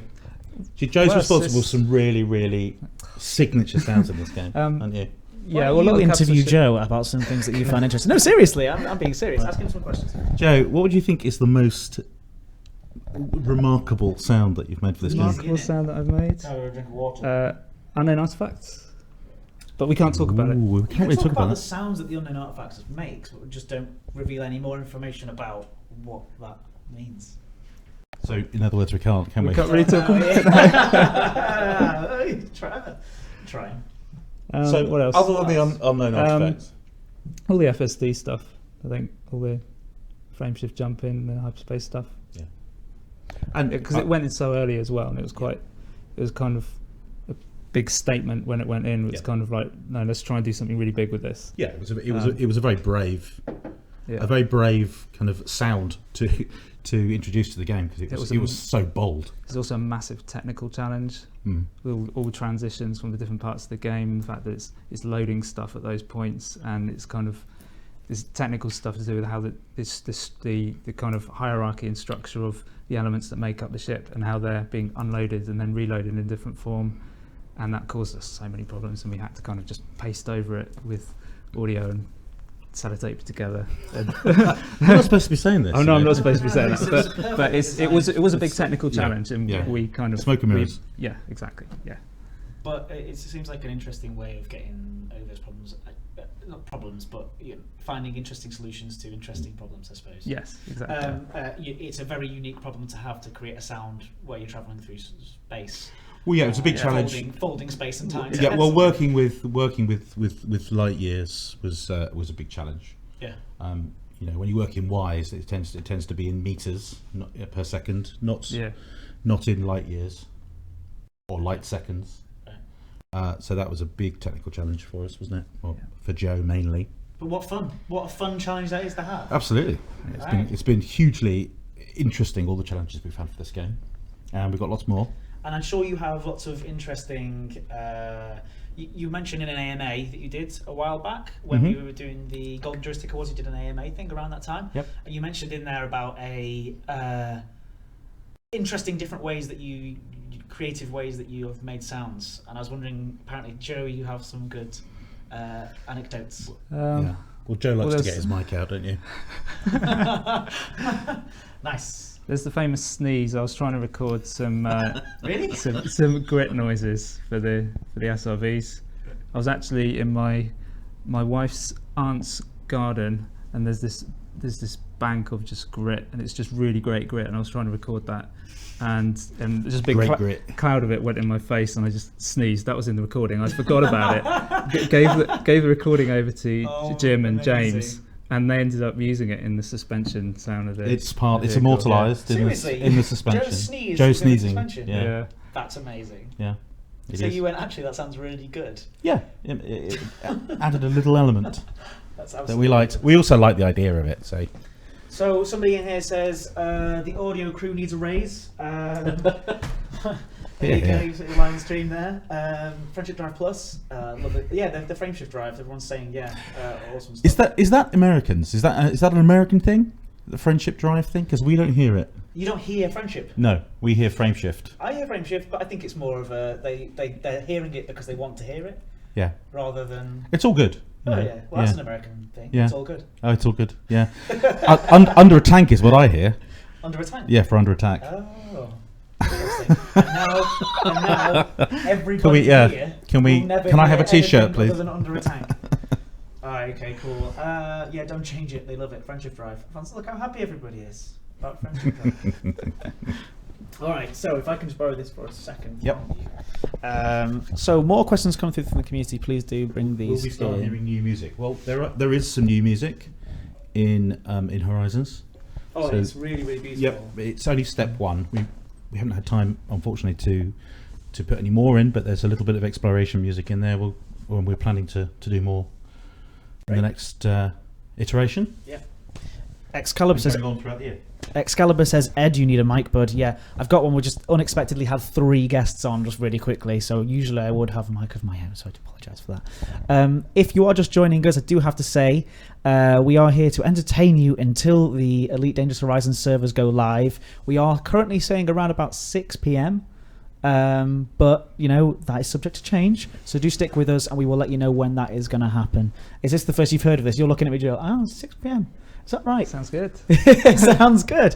So How do you explain the sounds on the vacuum? I thought we had many times. some people they are won't new. have known. They wouldn't have known. So our ship creates our ship computer creates its own soundscape to help pilots negotiate life in space. Isn't that correct, Joe? Yeah, makes flying a ship more fun as well. Makes it more fun, and it gives feedback to the pilot. So we're happy with that, and so should you. Because the game will sound rubbish without sound. Yeah. Thank you very much. The game would sound. said my piece. That was literally a mic drop into my hand. Very, very good. We do have a sort of giveaway thing that we've got here with you. We've got plenty of time, by the way. You can literally stick around for as long as you want. Okay. How long do you want to stay here for? What's the answer? To get sick of us. I'm not. It's been a long time. I've been streaming for 5 hours at this point, so it's getting a little What's the long. most difficult areas to make sounds for Horizons? Yeah. Well, that's a good question, Joe. You start, Joe.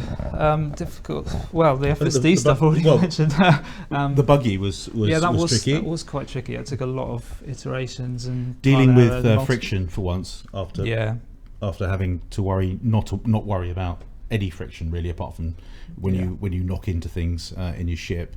Suddenly you're on the ground and you've got to worry about all kinds of things like suspension and ground type and Sneezes.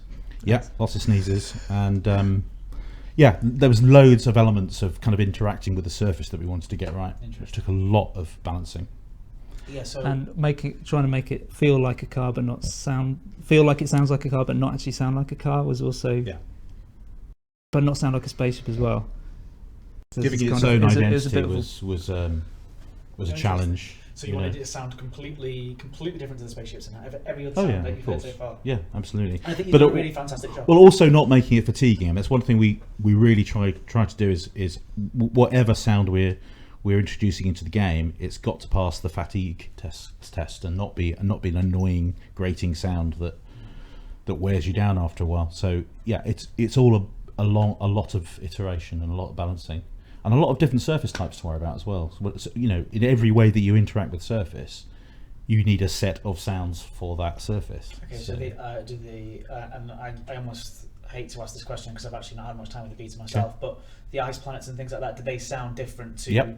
They sound completely different. Completely different. Okay, interesting. So ice, rocky, what else we got?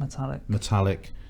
Well, we've got all the man-made surfaces as well, remember. So there's lots of man-made surface in there as well. Oh yeah, of course there is all the starports And all the skidding, all the different interactions that you have with surfaces. I do have to say, someone has just asked the question: who is the ship's voice computer? Someone asked it. It is my wife, Verity. Yeah, and a fantastic job she does. She has done a fantastic job, and she's not a professional, and she came in to do some tests originally, and people really liked it, and it stuck. So yeah, she's become a little bit of she finds it very funny because she's got nothing to do with computer games. She laughs at us little boys playing computer games. She's also, you can't say that to 2,000 people who are watching the stream. Well, I've said it, so there we are. Yeah, VerityCraft. That's people have said it in the chat. So yeah, you just said it. No, great job on that. But she's also done a voice pack as well. She has, which she's very excited about. Yeah, she loves. She loves. It's a great idea. Absolutely, she loves video games. She does. Yeah. So. Thanks for the Erasmus big up. Yeah, he's been great to work with, and he made a beautiful score. Yeah. And hopefully you think it's different to a lot of the stuff that's out there. And we did set out to make it much less in your face, but much more able to cope with hundreds of hours of playing. And I think we succeeded in that. Okay, so this is an interesting question from Greg White. What inspired the sounds for the black hole and the gravity well? Is that something that you can talk about? I don't know. That was Matt. Would have been a Matthew question. I can't answer that because it's one of Matt's areas, and Matt is sadly not here. But that's okay. Let's have a look through here. Is there any more? Just grab some questions from the chat. Honestly, just okay. Through. What was that about Golnet? I didn't see that. Sorry. Go up. It's going through very quickly. Golnet radio station. Well, we're talking about it at the moment. Or Galaxy radio station. Sorry, you said. Yeah. Well, we're toying with some ideas and seeing what we can do. But we really want to spend a lot of this year trying to get more life into the universe, and that's one of our goals. Hopefully, we'll be able to do that. So watch this space. Someone there just saying capital ship sounds. I wonder what they mean by that, but. Is that a question or a statement? I think it's just a statement. I think it's just like that's just what they are. They exist. They make noises. So how was it? What was the experience like in working with based on capital ships and stuff like that? How was that different in terms of the scale, the size, and then working on something as small as an Eagle, for example? So I should give due credit to Duncan for this because most of the sounds of the capital ships when you're flying past them, the ambient noises that they make, sound of their engines, was from him, which he did a brilliant job on them. And then the other side of it is when it does the frame shift jump and it appears out of that cloud of lightning, which is something that I did most of, which is fun. But yeah, for that we were just trying to make this just trying to make it as big and epic as possible. And also, this is something that's universal to what we always try and do is make it so it sounds like it's not been heard before. So it's not an old cliche. Sometimes you have to lean on cliches, but we try to avoid them as much as possible. Cool. There's no reason why we should be using cliches. No, and I think that's a really interesting way to talk. You talked to me a long time ago now, about how in some games you have to deal with the ruffle problem on the. I'm sorry, I'm going to have to take this because I think people are saying, yeah, the ruffle problem on the clothes. You know, this when people move and stuff. But of course, Foley. The Foley, yes. Foley, yeah, well, yeah, we don't really have. We're not moving around yet. It'll come. Hopefully, fingers crossed, everybody. Nothing announced today, of course. There's no announcements today. But yeah, we'll worry about Foley when we start, moving our bodies around. Excellent stuff. It'll be quite rubbery, I would imagine. Yeah, very rubbery Foley, very nice. So, do you guys, Jason O'Mahony says, do you guys take field trips to acquire new sounds? Well, yeah, often. Yeah. I recorded my mother-in-law's garage door. Yes. And it made this big kind of, it's really rusty with all these kind of stretchy springs, and it just made this big kind of bending metal noise, which is all over the game now and all the ship stress stuff. And my own fantastic source. My own garden shed is this rickety metal thing, and you just kind of shake it and it rattles. Every part of it rattles. So I recorded just loads of rattling noises from that. So to be fair, that's not technically a field trip. I just went out to my garden to do that. But I think technically it is a field trip if you're going to record. Is it backing off to a field, literally your house? Because that literally then would be a field. There's a field nearby. Yes, it's a kind of school field, isn't it? There's a school field right there. Yeah, that counts. Yeah, it's a school field in St Ives. There we are. We give you that much. Don't try and narrow that down and storm Joe Hogan, all right? So Joe, tell us some more about those fun things. More fun things that you've recorded. Like some.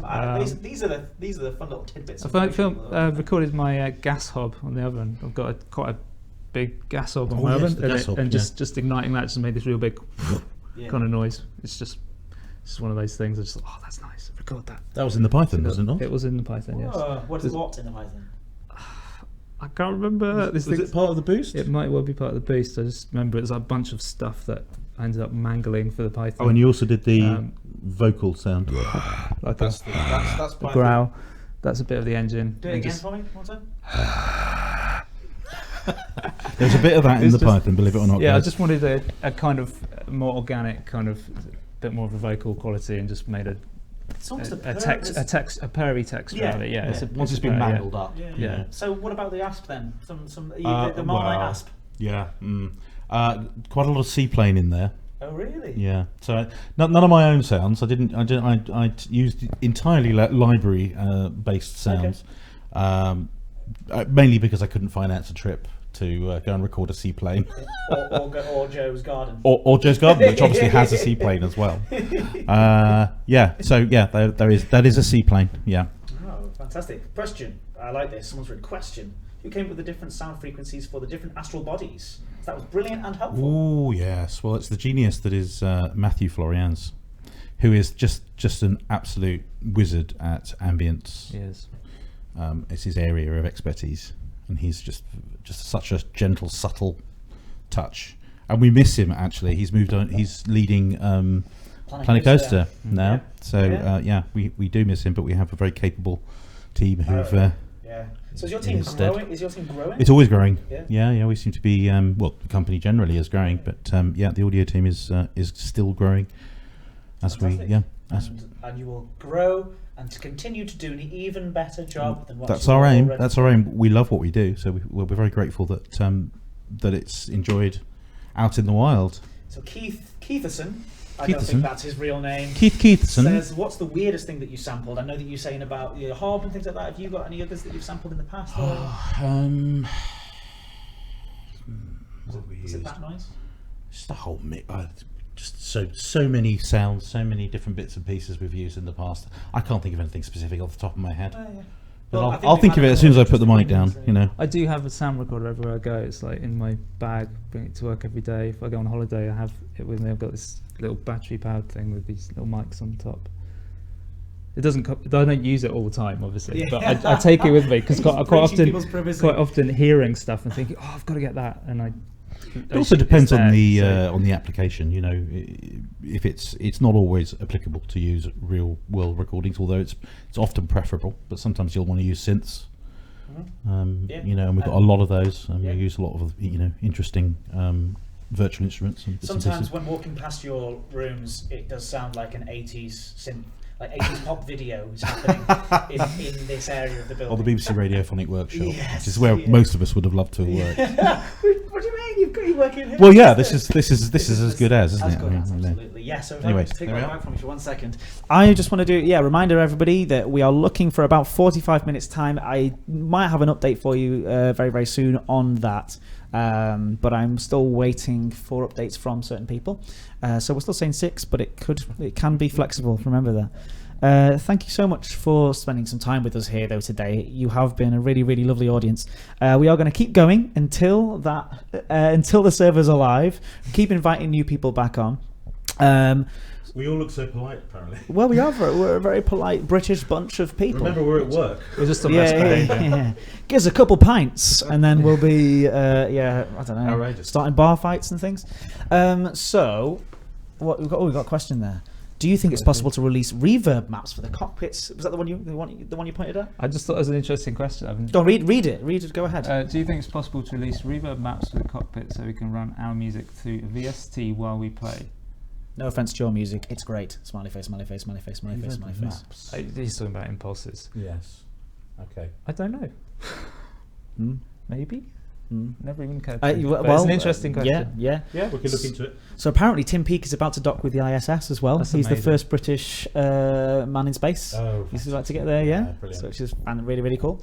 More Life Jim, but not as we know it. I'm sure you've heard that one before. Andrew Stevens says, "Are you running out of people, Ed?" No, this is the 80s. This is the save the best till last. I don't know what you're insinuating. Right. On that note. On that note, no, seriously though, let's do some. Let's.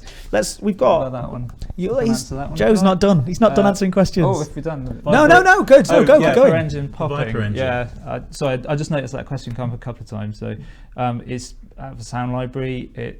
Sorry, I should confess to that, but yeah, it's from one of the sound libraries we've got here, and I believe it's a rocket. It's one of the famous NASA rocket launches. That's really I cool. don't know if it's a NASA one, but it's in the library, and it's just this really cool air distortion noise. Wow. I've just kind of filtered that and got that popping out of this just massive noise, which is a rocket taking off, and managed to get it in a controlled little section that we can then use on the engines. Very cool. This particular part of the live stream was genuinely, as much as we've been silly about it before, was very last minute. We were like, should we just grab these guys in? But it sounds as if you have more than enough to talk about, you guys, for an actual planned live stream where we can actually plan some questions out together and plan some stuff together. Get some sounds playing and things like that. As well, because it's got a lot to say about the ambience stuff. Yeah, no, Matt Florians. I think he's featured on videos before and stuff. I think people know about Matt Florians. So we will bring these guys back for more at some point soon. Before you do go, though, we've been running... we should have done the digital OST. In fact, I'm going to do another digital OST on here. I'm going to add this to it. Basically, we have been doing prizes all the way through the day. And I think that we should give away another digital OST right now. What do you say? I think that's a fantastic idea. What phrase, Joe, would you like people to use in the chat to get involved? And then we're going to pick one of those at random for winning. What phrase would you like? Something about your nan's, your grand's garage. Mother-in-law's. Mother-in-law, sorry. I do apologise. How about If you can do that in the chat in writing, that'd be really good, and we'll pick somebody at random. You have to spell it. How's that spelled? I'm not going to say. That's part of the test. Okay, yeah. So let's see what people say. Boost juice. Yes. Yeah, Boost Juice was the last one that Mike Evans did. Oh, that's good. Yeah. Here we go. This Great. There you go. You've got plenty of candidates there, I think. It's not going to stop. No. Yeah. There's a few cats as well. Yeah. Thank you all so much for getting involved. It's very good. And while we're watching those guys do that, we have a pen here.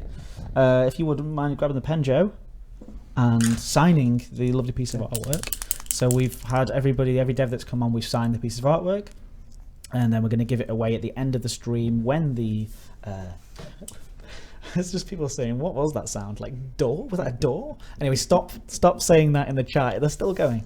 And then Jim, if you could sign it too. And at the end of the stream, at the very end, when we finally have the servers back live, we are going to be giving this away. It's a lovely signature you've got there. Thank you. Yeah, very nice. So yeah, stop saying that. I'm going to pick one at random as we scroll. Random powers. Here we go. It's a nice long one. Yeah, a nice long one. It's a yow in caps as well, just to make sure that we got it. And that is from Artisu. So you have won yourself a digital soundtrack and a trip to Joe Hogan's house. No, that's not true. That's not true. Don't try and find him. Don't try and find where he lives. In you got the meows St. still Ives. coming in. Yeah, they're still coming in. They should stop. They take a while, but it's because there's a 30-second delay on the stream. So yeah, congratulations to Artusu. Well done.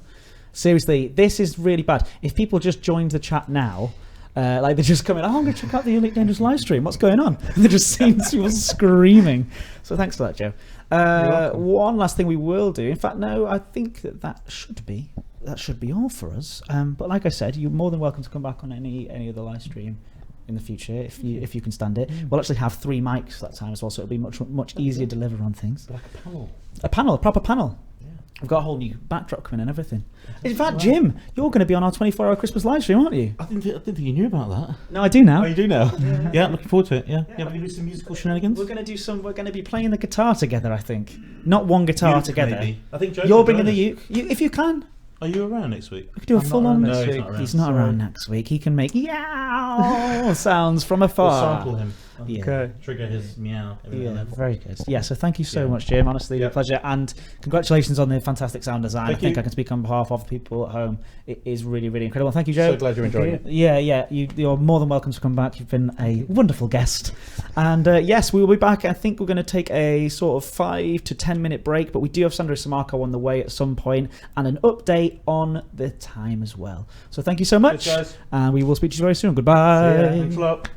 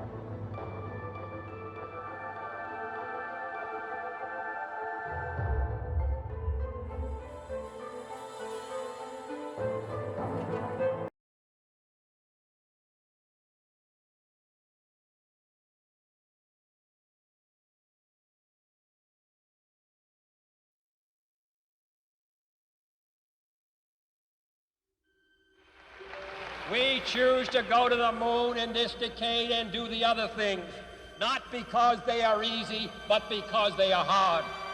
Because that goal will serve to organize and measure the best of our energies and skills. Because that challenge is one that we're willing to accept, one we are unwilling to postpone, and one we intend to win.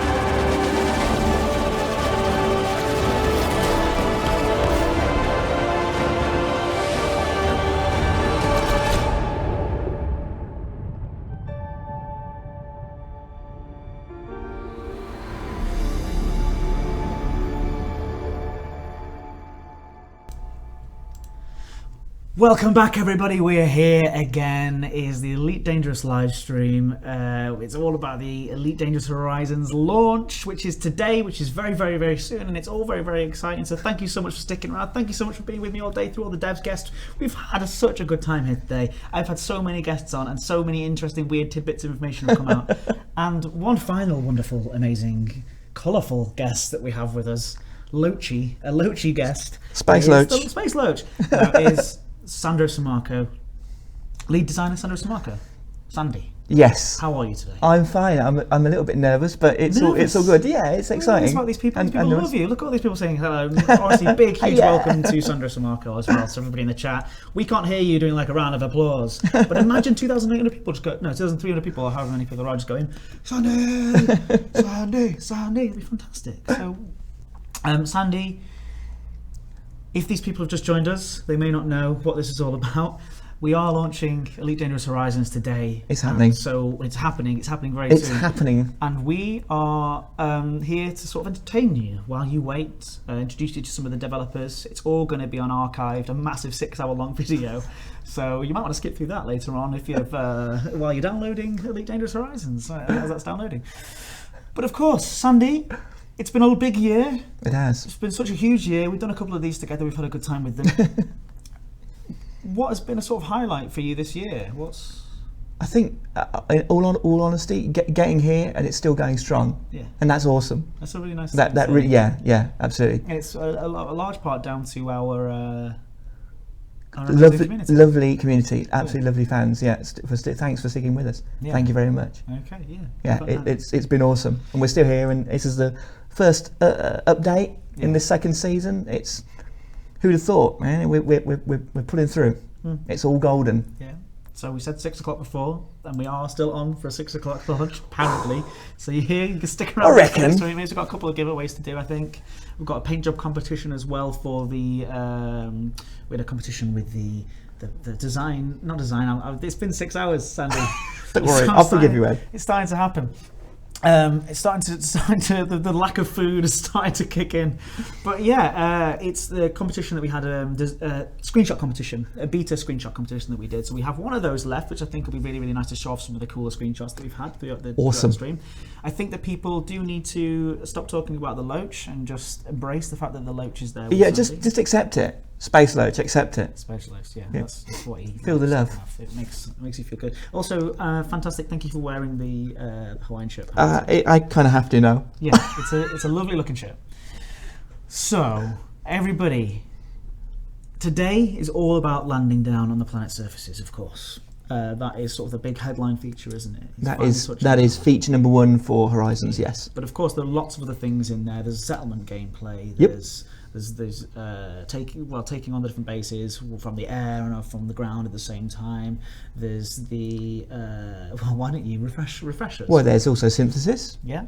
So you can now restock your ship and your SRV. You can gain cool boosts as well, ammo, damage boosts, frameshift drive increases, all sorts of fun stuff. So yeah. And you've also got the new ships with 1.5. Absolutely, yeah, that's in there as well. There is a whole stack of ships. Yeah. Now. And it's not just the touching down on the planet surfaces though with Horizons. Horizons is a whole season. That's right. A season of content. And one of those, we actually touched a little bit earlier on about multi-crew with Adam Woods, and that was really, really interesting. Hopefully someone's put a summary of that somewhere on Reddit. I haven't seen, I've been here. Yeah, it's quite exciting. And secondly, they then talked about, what was the other interesting one we talked about? Avatar creation with Eddie Simons. That was really, really interesting. And then Mike Evans touched on something as well, which is... I imagine that was ship-launched fighters. Ship-launched fighters, thank you very much. Who would have thunk it? You can see that it's been that kind of day for me. But Sandy, there's one other sort of headline thing that we can talk about a little tiny bit. Or there is. We can have a brief overview. Yeah. Go on. Yeah, which is loot and crafting. Loot and crafting. Yeah. Which is coming soon. It's coming in season 2. That is a nice save there. Yeah. So, tell us a little bit about that then. What can you see? I know you've got some notes there. That's because I also have no memory at the moment. So, loot and crafting is a new feature that's going to let players customise and personalise their ships so that they're cooler and different than they were before. So it does a couple of things. Dropping some bombs here, Sandy. Yeah, that's what I like to do. Oops, I don't want to get things on there. So it allows players to visit a new contact at some starports called the custom mechanic. Is this what it's going to be called? It might change. Right now, internally, it's the custom mechanic. What you guys will see later on, it might be a bit different, but basically at starports, you'll be able to visit a new contact and effectively pimp out your ride. You'll be able to get modules, lots of different modules, and ask this guy to upgrade them. And he'll need resources to do it. He'll need these mechanics have their own desires that they're going to want you to bring them things, materials and resources. But the end result is you're going to have some hopefully pimped out cool upgrades to your modules. Awesome. Yeah, so it does two things. Not only does it allow you to customize and personalize your ship, so your ships will become a lot more different, basically based on these upgrades. But also it will help. It boosts the standard gameplay loops, which is one of the things we always wanted to do. So whether it's combat, whether it's planetary exploration, whether it's mining. They've got their own benefits. They've got their own gameplay loops in there, but also with loot and crafting, you will be gathering additional materials and using them in this process. So you're going to get double dipping. It's going to be brilliant. You're going to get double whammy. You're going to get the benefits for whatever the activity is, and you're also going to get this additional benefit, which is you working towards these short, medium, long-term goals of getting that special upgrade for your frameshift drive, your pulse laser, your shield system, whatever. How when you said about sort of customizable and unique, how is that? Would it be to the point where everyone can work together and get the same? Is there a top level, or will people? Yeah, so there's a range. No, there's a range. So like most things with Elite, it's we have ships and modules, and this is very much a module-based thing. So with each module, that we've got quite a large number of parameters that can be tweaked. So we already have in place the numbers that we can change to make modules better or worse, or basically tweak their usability and their effectiveness. So there's obviously a range. These upgrades aren't going to make your ship invincible. There's always checks and balances. In fact, a lot of the time, it's quite likely that there'll be you'll be able to get the mechanic to give you an upgrade to a module, and there'll be decent, really good benefits. But there might be some downsides to it as well. So not everything. You're always going to have to be making decisions about what you want. So nothing gets too powerful, but they will get better. These are upgrades. They're not downgrades. And also, hopefully, there will be one or two rather awesome just new effects that modules will gain. which I think they're going to punctuate the equilibrium of how the game's played. Really? Yeah, I think there's going to be some fairly serious changes that you'll be able to get for some of these modules, whether it's weapons or defences or utilities. Okay, well that's interesting to hear. Yeah, absolutely. It's going to be. How difficult is it to balance something like that though? Because we're talking with Mike about. Yeah, it's difficult. That's the bottom line. It's difficult, especially when Elite isn't a pure PvP game. It's a game where you take on a persona, a role, and some of the roles are really good at doing certain things. So if you're a trader and you've got a big trading ship, it's great at trading, but not so hot at combat. So it's about choices. But one of the things that loot and crafting is going to give us, it's going to enable smart people to narrow that gap. So you'll be able to offset some of the weaknesses of ships through specialising in certain modules, getting certain upgrades Fantastic. for certain modules. So it's going to be hopefully pretty fun. And that obviously it's not just the mechanical benefits. It's also this personalisation. So I think maybe Mike mentioned earlier about different coloured lasers. Yeah. And that's the bit that for me was like, I really want absolutely. something. There's a real benefit to visual and audio changes. Mm-hmm. So we don't want to. That's part of the experience. Yeah. We can make all the number changes you want, but at the end of the day, Elite is a game that you play and you experience. It's not just loads of stats. It's cool to hear. It's cool. So really that cool should be pretty exciting. Yeah. No, absolutely. I mean, do you have anything else that you want to point out before I? Nothing more other than to say that, like I say, so it's split into the concept of the modules that you get and the resources that you have to collect for it. So obviously materials, which we're introducing in Horizons, the materials that currently you only find on the planet's surface. Mm-hmm. There will be more materials coming. So that may well mean it almost certainly will mean at some point there's more synthesis coming as well, because we do have more options for that, but that's for the future. Cool. But the materials won't just be found on planets. There will be other ways of getting hold of them as well, whether it's combat based, salvaging bits of wreckage that have materials in them, or whether it's more exploration in terms of scanning, because not all of the materials are going to be actual physical entities. There will be some materials that are data. So we're going to mix it all up. Yeah, absolutely. So there's going to be a lot of cool new things to collect and a lot of cool new things to do with them. So yeah, I mean, I think people. So this chat is giving me a headache. Says somebody, question 91. I think it's just because it's a lot of information. It's almost information. It's hopefully quite a lot. Yeah. And I'm looking forward to showing to be able to sort of show this off and see this. I'm looking forward to it. Full stop. I really do think it's a really good positive enhancement of the game. I trust you. That's your first mistake. But luckily, it's not just me. It's an incredibly talented team that I don't mind taking credit for their actions. But it's no, they're great guys. Everyone. Brilliant. So yeah, thanks for that, Sandy. And hopefully you guys think that's a cool thing. Let Sandy know. Give Sandy your love if you think that's an awesome thing, because I think it's pretty cool. I'm really excited to see it. Would you do me a favour, and while it's on my mind, would you make sure that you sign this? Because last time you left and you didn't sign it. Did I not sign it later on? You didn't sign it later on. No, I think we did, but it took me ages because you had a day off or something. Yeah, I'm a diva like that. What can I say? Can I sign it anywhere? Yeah, sign it anywhere. But what we do have is we've been doing these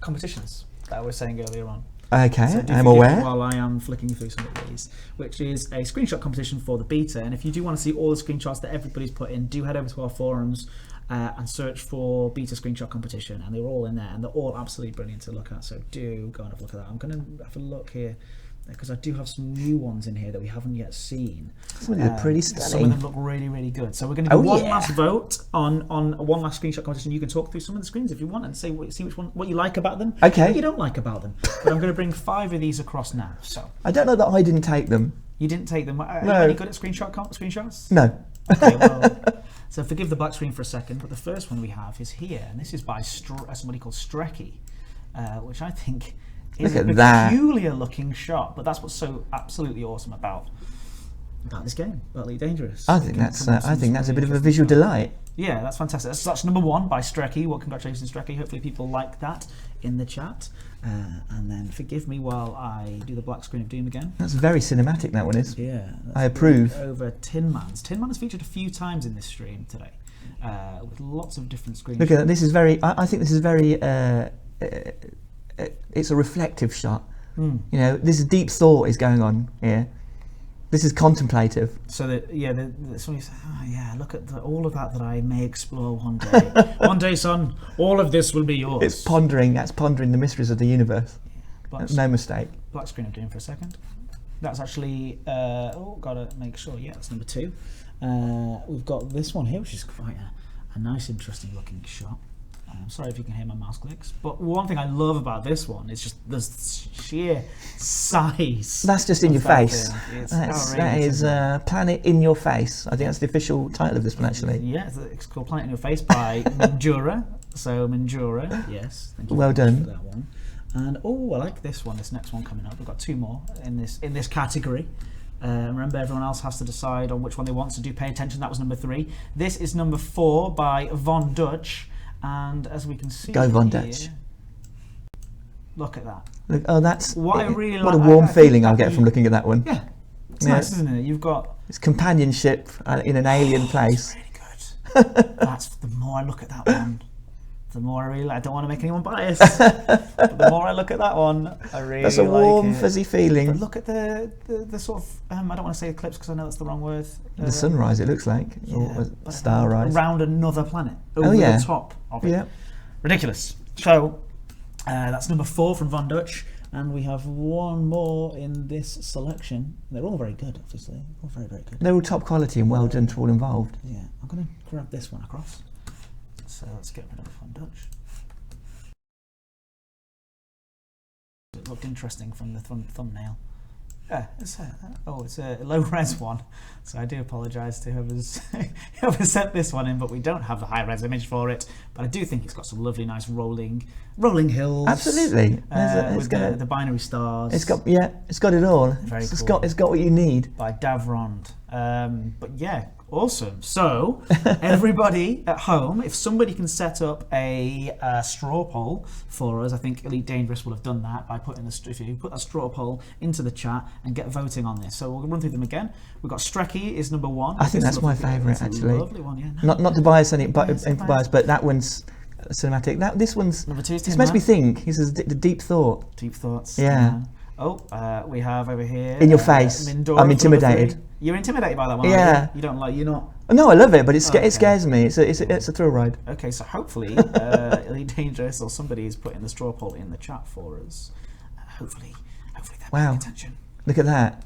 That's a lot of love for number 1. Yeah. And some Well, love for 4 as well. Everybody. Look at that. The Everyone likes warm, number 4. lovely feeling.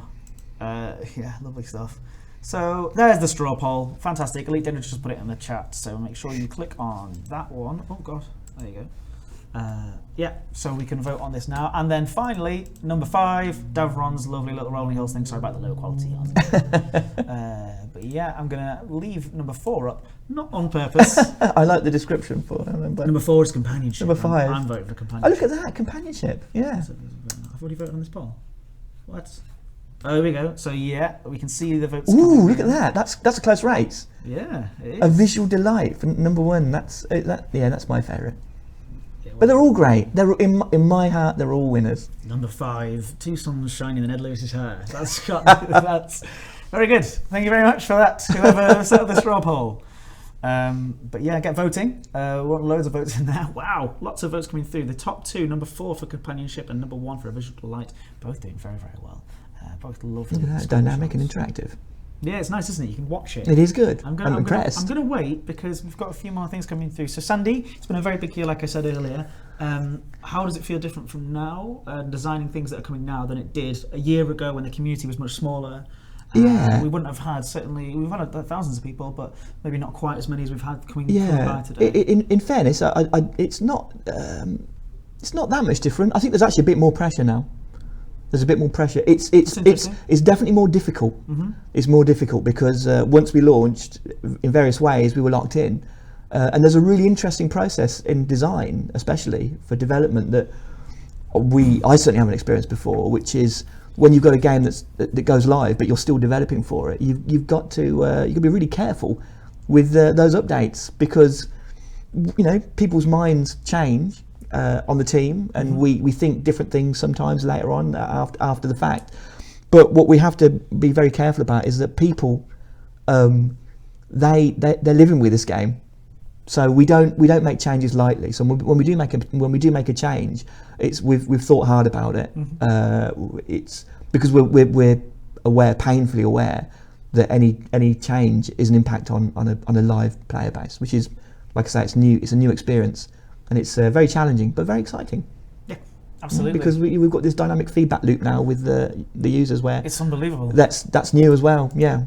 Our community is fantastic, and unlike any other, and it's so nice to see so many sort of familiar names. Although obviously the chat's moving very, very quickly. It's today. I kind of can't read it. It's moving fast, but yeah, absolutely, it's great basically having this direct link. Yeah. So apparently we're coming closing on to 6 o'clock. We are still saying it's getting 6, close. That's what they're telling us. The room and kicks down the door and says, "No, it's not 6. I'm going to say it." Apparently it's going to be 6 o'clock, but that's what we're saying, and that's really not very long. No, it's not. So chat. Ask Sandy some questions. First of all, of course, we do have a finished thing. Number 4, companionship. Going to bring it up on the screen. Well done. It is such an awesome image. Who did number 4? Well done. It's an awesome image. That was Von Dutch. Von Dutch. Yeah, I'm going to write down. You are a visual artist, an artiste. Although well done to everyone that entered.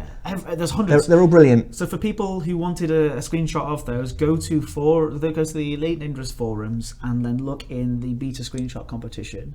And you can see hundreds of that in there, and like some are awesome for phones, some are awesome for backdrop wallpaper. This one's particularly nice. So congratulations to you. Awesome. Congratulations to everybody else. And second place, a visual delight. Yeah. 37%. But yeah, everyone. Well done, everyone. Well. Yeah, it's really, really nice. Somebody's asking if we'll get the black beanies back in the shop at all. I hope we will at some point. I didn't know we had the black beanies in the shop. Yeah, they're very, very nice. I've not seen them. I want one. Oh, go and get one quick. You can't. They're sold out. Damn! You can get the red ones. There's different colours. Okay. They're very nice. I'm all over that. It's such a subtle sales technique that we're doing here. Such a subtle sales message. So we have another giveaway. There's so many giveaways. So many giveaways. Well, that's just quite friendly. I like that. I approve. We've done loads today. And we're going to do a multi one. A multi-giveaway? Copy of Elite Dangerous Horizons. Are you kidding me? And a paint job of pack or paint job of your choice. Oh my god, that's like... So? That's too much. My mind's blown. Do you want me to stop? Well, I need a moment, actually. Okay. Okay, that's good. Just let me We're know good. when you're ready. It's good. It's good. That's all right. I've recovered. That was... You sure? I don't think you're ready yet. No, I'm shaking a bit, but it's going to be... I'm back. Right, okay, so Elite Dangerous Horizons and a paint job pack of your choice or a paint job of your choice. So, what is the message? What is the message? What do you want people to say in the chat to be entered into this competition? Space Loach! Space Loach. Everybody, Space Get Loach. in there. You can choose how many exclamation marks you want on there. There should be at least one. At least one. If there isn't one, then you don't get it. Oh, yeah, absolutely. Yeah. Apparently you sound like David Brent. I sound like David Brent. Or is Brent? it me that sounds like David Brent? I hope it's you. That's really unfortunate. Space Loach. Here comes the Space Loach. Space Loach. Space Loach. Oh gosh, there it is. Remember those exclamation marks? There it is. There we're going. Yes. Hello, Space Loach. Fame for the Loach at last. He deserves it, doesn't he? This is impressive, and thank you so much. If you've been sticking around all day, do let me know in chat as well. It's quite nice to hear from the people who've been here for 6 hours. That's if you have enjoyed today, which I very much have, we're going to do something very, very similar on Monday, which is a 24-hour live stream. Epic.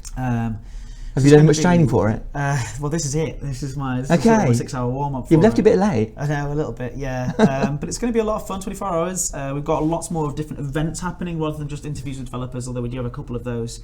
We have got lots of events happening throughout, including a quiz with David Braben about Elite Dangerous, which you can join and play along at home with. And we have a musical jam with Jim Croft, who we just met before on the stream. That's epic. We have... and also someone said... Mike Evans is taking people on the Elite races. Yeah, good luck with that. Good luck with that. Although I watched this stream with the last CQC stream. I watched the CQC stream and I lost a bit of faith. They got handed to them, didn't they? Dan is still smarting. He's still smarting. He's still very upset. And I imagine he can't look me in the eye. No, well, you know, I have to question his ability. So honestly, we've got so much going on in this community. But today, apparently, we're not too far away now from the Elite Dangerous Horizons launch. So give us some time. Oh, and someone said, I did see a question early on in the stream, do we appreciate team audio as much as the fans do? Yeah. Yes, we do. They are amazing. Here So we go. I'm well, gonna well done, Team Audio. picking They at literally are random. amazing. Oh yeah, everyone does know that. Yes. Space. Okay, great. And James Lee, James Lea, you have won Well done. yourself.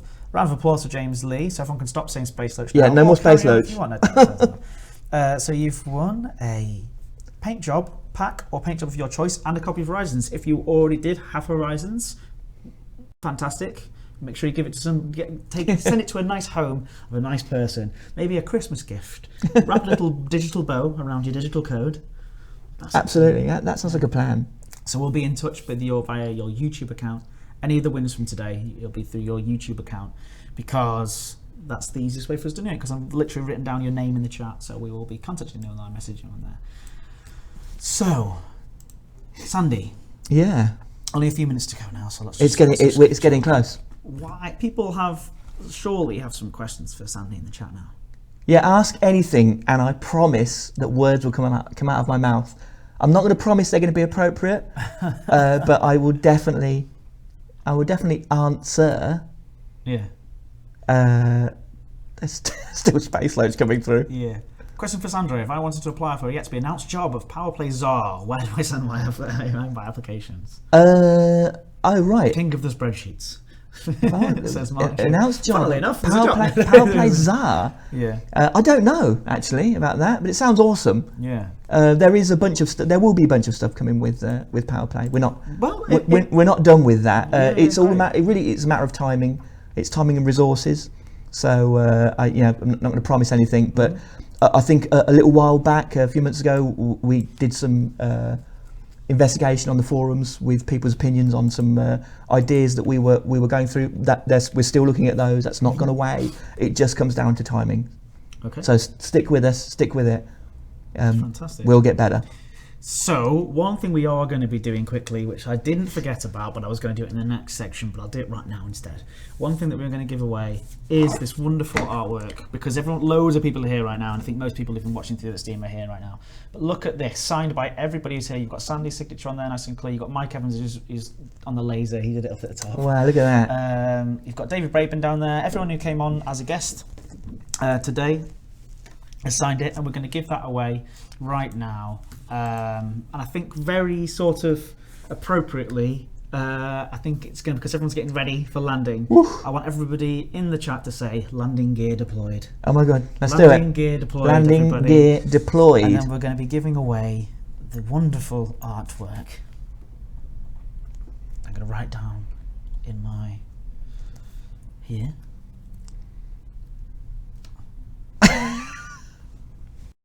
There we go, landing gear deployed. Everyone coming in with landing gear deployed. We'll leave Here it this one comes. for a few minutes to Yeah. make sure that everyone gives a chance to say it. Get in This there. is for the Do it now. delightfully signed artwork, and again, I'll be getting in touch through your YouTube account if you do manage to win. Sandy, what are you most excited about for this year? We've had a year of this amazing community support, amazing community outreach and stuff like that. What I'm excited about a lot of things. I'm excited about loot and crafting. I'm excited about multi-crew. I'm excited about just the game in general, Yeah. getting bigger and getting better. as excited as you were last year? How things could be even Yeah, more so? absolutely. I think possibly even more so. I think it was mainly pure terror last year because there was a lot of expectation. Now, I just want it to get better, even better, and I'm sure it can and it will. Okay, everybody, stop saying landing gear deployed. Retract those landing gears. Yeah, we have all your landing gear. Yeah, we've got too many, if anything. And I'm going to pick at random here. Stop. Thank you. Oh no, it's a strange name, but I can't change it now just because I can't read the name, so I'm going to do it anyway. Greeniac 916. Well done, Greeniac. 916. Top banana. You've done us proud. Okay, that's me writing it down on the official sheet. Okay, so I am now looking for official confirmation from people around here. But yeah, thanks guys. Any more questions for Sandy? Is some last minute stuff while we Oh, come before on. we wrap up the stream? Yeah, where there's any more questions? Come on. Green yak. I don't even know what that means.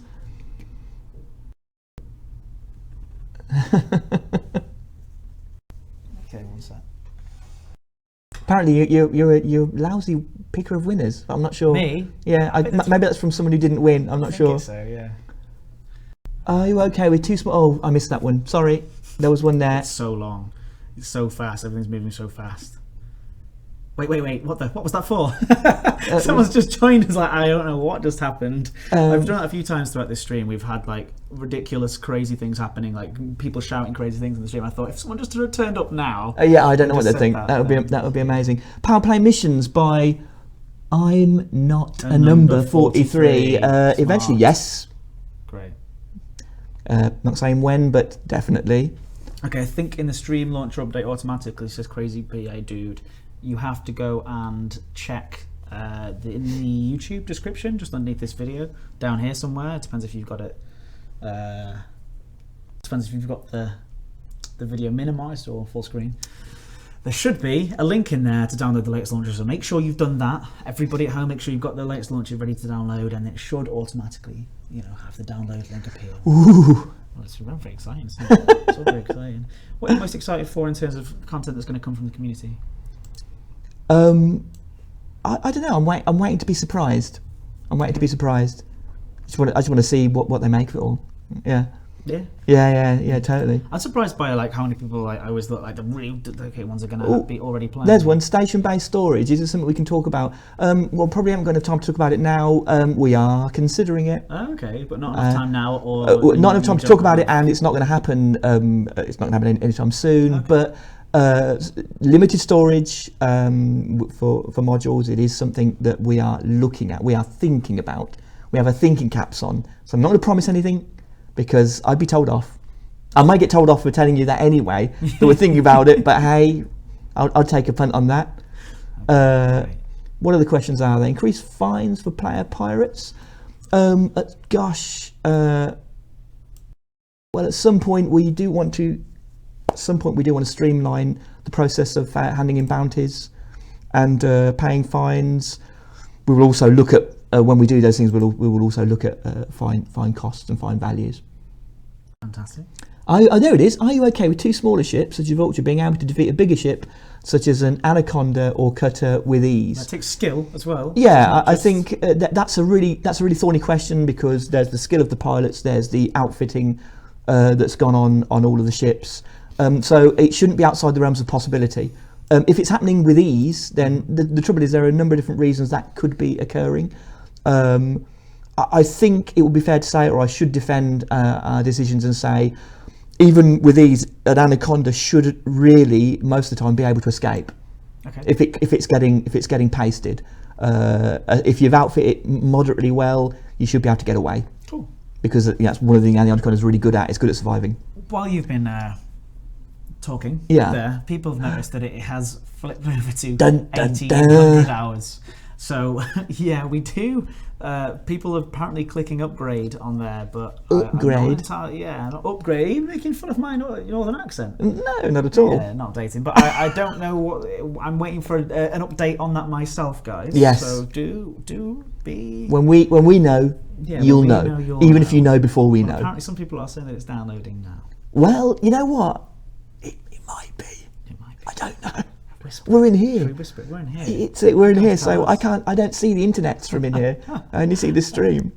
Oh gosh. Yeah, I think that this is going to be the point where perhaps the stream takes some sort of dive. You know what? It might uploading that we're doing ourwards. It might do, and I won't be. Don't worry, I won't be too upset. No. I think my ego can take it. Yeah. All right. Well, will you be adding more ships? No idea. Someone said that. Sorry, don't know. Landing beer deployed, says somebody. I've grown my beard because I was told to grow a beard. Really? By whom? By the last time we streamed. Oh, did you really? And look at this. It's a bit scraggy. Good. It's got lots of white in it. That's the problem. Yeah. So this is. I am waiting for this. There's somebody to give me confirmation on this. Yeah, we're on tenterhooks. But it is so exciting. Sandy, when will the CQC assets be in the main game? I don't have any official news on that. Internally, it's something that's very desirable. Yeah, absolutely. It's always. Just interesting locations is something that's very desirable, but I have no updates on if and when. So somebody asked about looting and crafting and incentivizing PvP. Is that the sort of thing? The crafting and loot system hopefully will shake up PvP, but it's not purely for PvP. It's for everyone. You know, whether it's you're fighting NPC ships or other players, or you just want to, you know, pimp out your ride so it looks and sounds and feels different, does some different things. Cool. It's for everyone. That's nice. Crafting loot is one of those features where we want to make sure that even for season 1, there's loot available, crafting available there. So obviously, you know, Horizons has all of these key features that are for Horizons, but that doesn't mean to say we give up on the base game. So, and the crafting, loot and crafting system is just indicative of that. It's there, absolutely, yeah. It helps because we love everyone, yeah, really. So, I mean, I want you to all buy Horizons. Don't get me wrong, that will help a lot. I say, will crafting put extra strain on other systems? I take the risk. Is it a risk-reward type thing system going to be happening in there? Or Put extra strain on other systems. I don't think so. I'm not really sure I understand that one, in fairness. You take the risk. I don't know. It's crafting's not really meant to be a super risk. It's more of a new set of goals that you can work towards, and you can do it at your own pace. You can just dive in there and try and, you know, get as much crafting done as possible, or you can just, you know, take it as it comes and get the benefits on a slow basis. So it's for everyone. It does look like people are downloading, if be it very slowly. But let me ask you. Let's talk through while people are waiting. While we're waiting for absolute confirmation on this. What are people going to be doing? Let's talk through some of those major points of Elite Dangerous Horizons and what people are going to be doing from now all the way through to season end. I reckon all the way to the season end. Do it. Wow, that's a big ask. Right. Well, first of all, I really hope that everyone enjoys the way that we've realised going down to the planet. I think that I can't overstate that. It's rather delightful, and hopefully gives another good sense of scale. You know, we've got the galaxy, but now going down to a planet. These are not ball-bearing marble planets. They're huge, and they're really big. So that process of going down to a planet, getting down there, having fun flying around, low-level flight, hooning around in SRVs. That's what people are initially going to be doing. Hopefully, I hope that they're going to enjoy the gameplay that started with that is starting with the 2.0 release with planetary gameplay. But again, like all of our features, that's a beginning.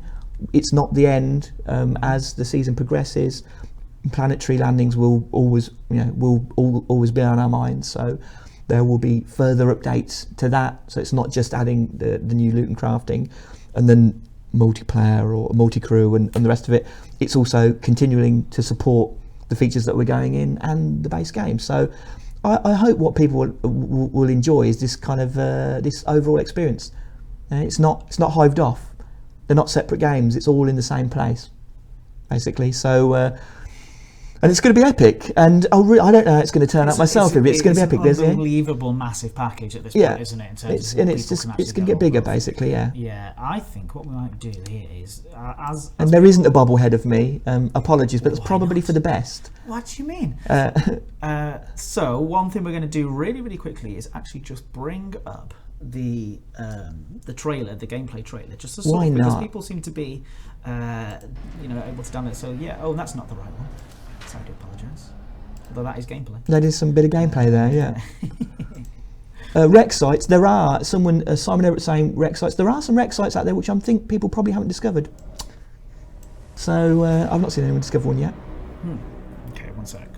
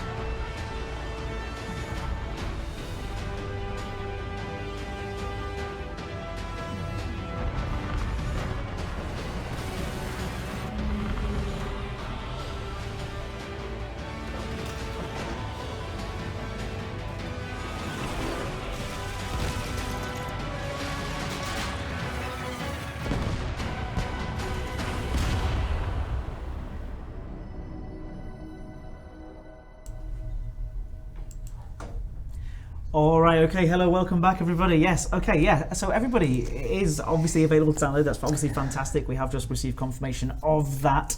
So, that's it. It's live. It's live, that's it. It's actually happening. It's actually happening. Right now. High fives. Congratulations as well. Thank you very much, and to you and everybody else. Well, everybody watching. Thanks to all the people that are supporting us. Yeah. So we do want to say as well, because everybody has been asking about this in the chat, or we did get a few people asking in the chat, we are going to have one more little section because it's going to take a while to download. So do stick around. We have one more section.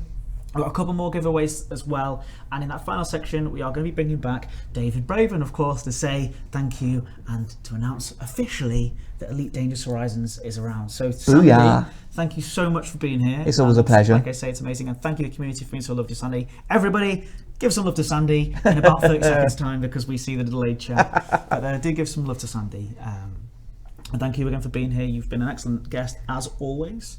So that's it. We're going to go for a 2-minute little quick break.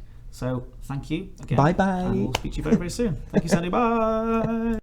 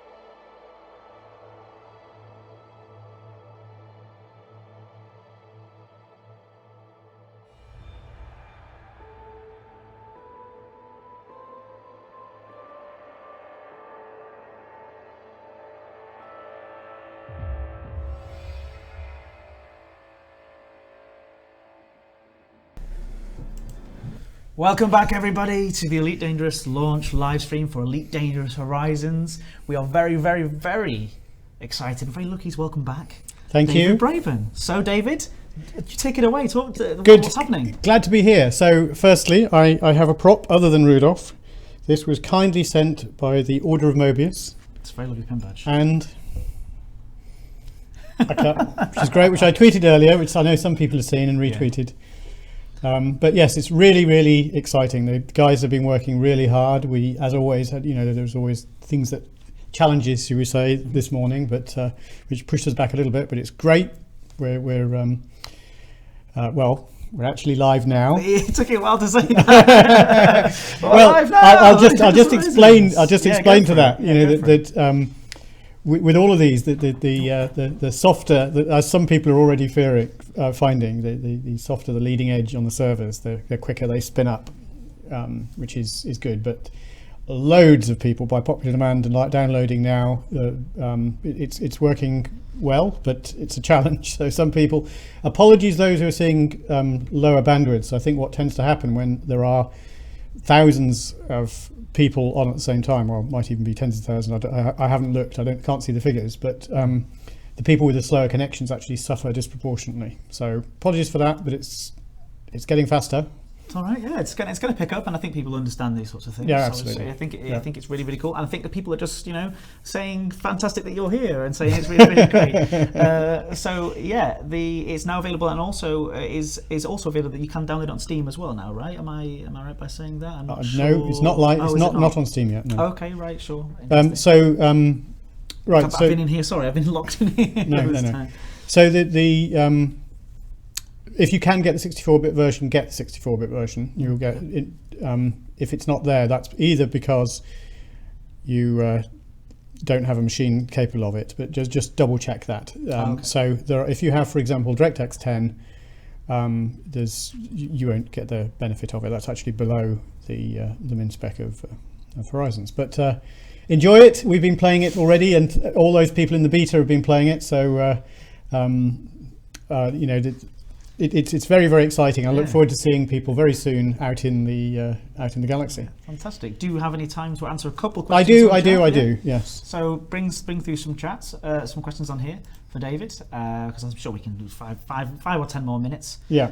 We've got another giveaway as well. Actually, another one of those, the artwork that we gave away here. If you Oh, here. Yeah, I'll hold it up. for me. We have given away one of these already, but I'm going to get another one made up.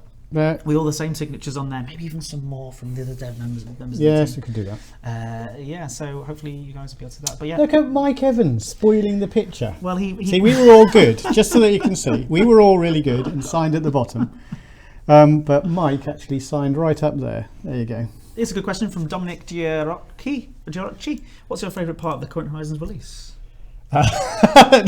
Sorry, slightly flippant answer, the fact that it's now released. That's great. The fact it is a release. I love the feeling of scale when you go down to a surface. The lovely vistas. You saw some of them particularly in the gameplay trailer, where you see that giant silvery gas giant in the background, and you just get that real feeling of epic scale. And meeting someone else down there is also very good, very rewarding. I think what it's done is it's brought in a much more human scale to the game, and you realise just how big the ships are. But it also, it's sort of populating the bottom end of it. And the other thing is having much more, many more sort of things to do, if you like. The moment to moment, going into a base, raiding a base. I know during the early betas, a lot of that was hard to get to, but certainly in betas 5 and 6, you could do it. So hopefully there are possibly people doing it already on the live game, because we've actually been live now for I think 10 or 15 minutes. Yeah, I think so. Yeah, and I think people are slowly starting to see that build up in terms of the speed of the download, which is good. Yeah. I mean, you can bring out some right. pull out Okay. some questions Yeah. yourself. I'll try and stop it every now and again. Will Lord Braben take over one of the Imperial factions? No. Interesting. I do like the Empire ships, though, Imperial ships. Mm-hmm. There's one that I won't answer there. A spoiler. You're a huge advocate for programming and have been inspired to be a scripter for games myself. Would you allow access to the Cobra engine at some point for all mod support? I think you mean for mod support. The real issue with mod support is that you need a huge amount of support to be able to understand how to use an engine effectively. I mean, if you look at the amount of support that you get in sort of Unity or Unreal, that's a huge undertaking, and it's almost per person using it. You have to build up a huge knowledge base, whereas if you have to go and ask the programmer, that then saps all of that programmer's time. But certainly over time, I would like to see more people using Cobra, but I think that's off in the future just because of that difficult support issue. Okay. Oh, people saying they're playing the game already. That's good. Wow, that's really good. That was some nice connections. Yeah, and also people saying 0.64 megabytes on a 75 megabit connection. There are several things with that. I mean, I've got theoretically 100 megabit connection at home, and I sometimes get very slow connections to some sites and not others. It's to do with the topology, the link from your service provider and wherever. It's also to do with the fact that quite often these links are very heavily contended. So a 75 megabit connection at 3 in the morning is actually brought right down. I mean, I'm sure that some of these speed test things that actually don't necessarily reflect the real speed because they're to a very local test point. Okay, interesting. So somebody says here, what ship are you using? It'd be nice if the team members could list their ships with the layouts that they decide and people they are. I'm using in the main game. I'm using an Asp Explorer, which I've got nicely kitted out. I might change now. And in the beta, I've been using, which I suppose is now dead, an Imperial cutter, which was great. It's great fun. It's an absolute pig to land in IG, and it steers like a cow, but it's quite powerful. But it also it looks so good, So I like the shiny white. So, nice. So there you go. Can we have an Imperial trader? Asks Scooping Loops. I do hope so. I think over time, gradually build out more ships, but not at the rate we've been doing so far. There are more ships to come, but I don't know the timing of those offhand. Okay, yeah, let's some more coming through here. I'll stop every now and again so you can have a look. If you're asking 6 hours, what kind of plans you have for content, add depth 2016, something to tell? Well, we've actually been telling it, and poor old Ed has been in this live stream for flipping hours. It's all right, I've had a good time. And I've been lucky off doing other stuff in the meantime. So yes, of course, we've got lots of plans for content. There is a lot of content that's been in the beta that people haven't seen. But there's also a lot more to come. We've already mentioned ship launch fighters coming. We've mentioned avatars. We've mentioned multi-crew. There is a lot more to come. There's a lot more we're not mentioning as well. So it's very, very exciting. Okay, time for one more question? Yeah, I think so. Just so that those people who ask questions about Thargoids, I am intentionally dodging them.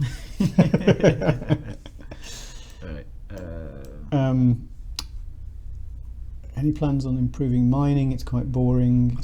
Opinion? Well, I don't think it is actually. I also like gathering stuff on the surface. It's surprising. It reminds me of things like the flowers in Red Dead Redemption, a game I really liked, and and that urge you've got in games like Skyrim to pick up everything, whether you need it or not. You think, I'll pick it up, and then you have that discard loads of stuff. I haven't yet played Fallout 4. I've got it, and it really is. I want to play it, but I've been playing Horizons too much. So hopefully over Christmas I'll get a chance. Fantastic, yeah. So anything that thank you guys for sticking around all day today. Do you have anything more that you want to say to the community? A sort of thank you. Have a really great time, and thank you for watching this stream. I saw we were top of the YouTube gamer streams, which is great. So well done. That's well done to Ed here. And to the community for actually sticking around. Absolutely. But also thank you for all those people on the beta. It's been great. Have fun in the main game now. In terms of what's there. So very, very exciting. I think we're going to play the trailer after this, which is that's right. Don't forget, there's also the beta gameplay trailer, which is another one I like. Sort of. I think we just played it actually just before you came. Did you? Oh, excellent. Okay. So if we play, I don't mind. Obviously, play whichever one you haven't played recently. And apparently, I've just been given a Oh, message. can we have the text delete? Yes, that was actually a mistake that we decided not to delay things slightly before the fact that it says Elite Dangerous 2.0 in the bottom corner. Ah, right, okay. I'm trying to remember, there is a key control to disable it, which we can put in, switch it on and off, we can put out through social media. But I'm sure we'll do an update and it will be gone. So sorry about that, but don't worry about it. Some people earlier were asking about my t-shirt, and I'll just stand up to show you my Elite Dangerous Horizons t-shirt. Oh wow! I didn't know we had Yeah, those. it's pretty cool. That's all right. That's going on. Apparently, that's going to be available online very soon. As soon as the store comes back on. Excellent. Apparently, it's going to be there and available. So check out those as well if you're interested. A little bit of a sale at the end. That's right. Just, you've got to get in there. Yep. So thank you very, very much to Ed for doing this, and to all those other people who've appeared on the stream. Obviously we're getting the build together, so it's really, really great. Thank you for all watching. Sorry that we were doing the update longer than we anticipated, but not very much longer. It's very, very exciting, and there's a lot more to come now. And so what other things? Yeah, one last thing I want to say as well is we've got this poster to give away. Oh yes. So what we should do is we've all the way through I've been asking people to come up with a phrase to say that we want the chat to say, and then we pick someone at random who said that. Yeah. And I was thinking something around landing, or permission to land, maybe even perhaps permission to land. What do you think people should say in the chat now? If you like, permission to land sounds fair enough. Good. Yeah, because we had landing gears deployed before. Yeah. So now it's Oh, and one other thing, congratulations to Tim Peake. He's now docked with the space station. Yeah, congrats to Tim Peake. Yeah, permission to land is relevant in Yeah, lots of permission different to ways. land, there you go. Yeah, so we'll put that in the chat, and then we will pick somebody at random in just a little bit. I think we've got a little bit of a delay. Oh, it's here, coming on, so yeah. Here we go, permission to land. Here we go. And this is where it just comes in chunks. Yeah, so I will say stop in just a moment, and stop. So David, just while we wait for this to sort of load in a little bit. What are you excited for next? What's the next big Well, thing? very, very excited to see people playing. All those have been asking about Steam. There's clearly everyone will get Steam keys, and the Steam release will be sooner than people expect. Okay, right. That's what I was confused by in the chat there. Someone was saying it was on there already. It must mean their keys. Yeah. Anyway, so yes, stop. We're going to pick one at random now. A lot of people said Stop. it there. There you go. Great, yeah. So we've got interestingly named Napalm's Antics. Napalm's Okay, Antics congratulations. has won a copy of the poster here. Yes, This that's right. wonderful artwork there. Okay, I'll show it again. There you go, where Mike Evans has signed over there, so it's his fault. Yeah, you can see it. Yeah, it looks great. All right, so thank you again, and thank you, David, and congratulations on getting the game out. It's absolutely fantastic. Thank you very much, and thank you everybody, and good luck, and see you out there sometime soon. Thanks a lot for sticking around, guys, and see you soon. Thank you. Bye. Bye.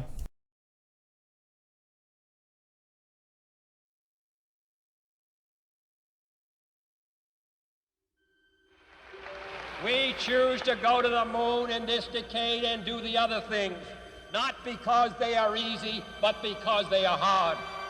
Because that goal will serve to organize and measure the best of our energies and skills. Because that challenge is one that we're willing to accept, one we are unwilling to postpone, and one we intend to win.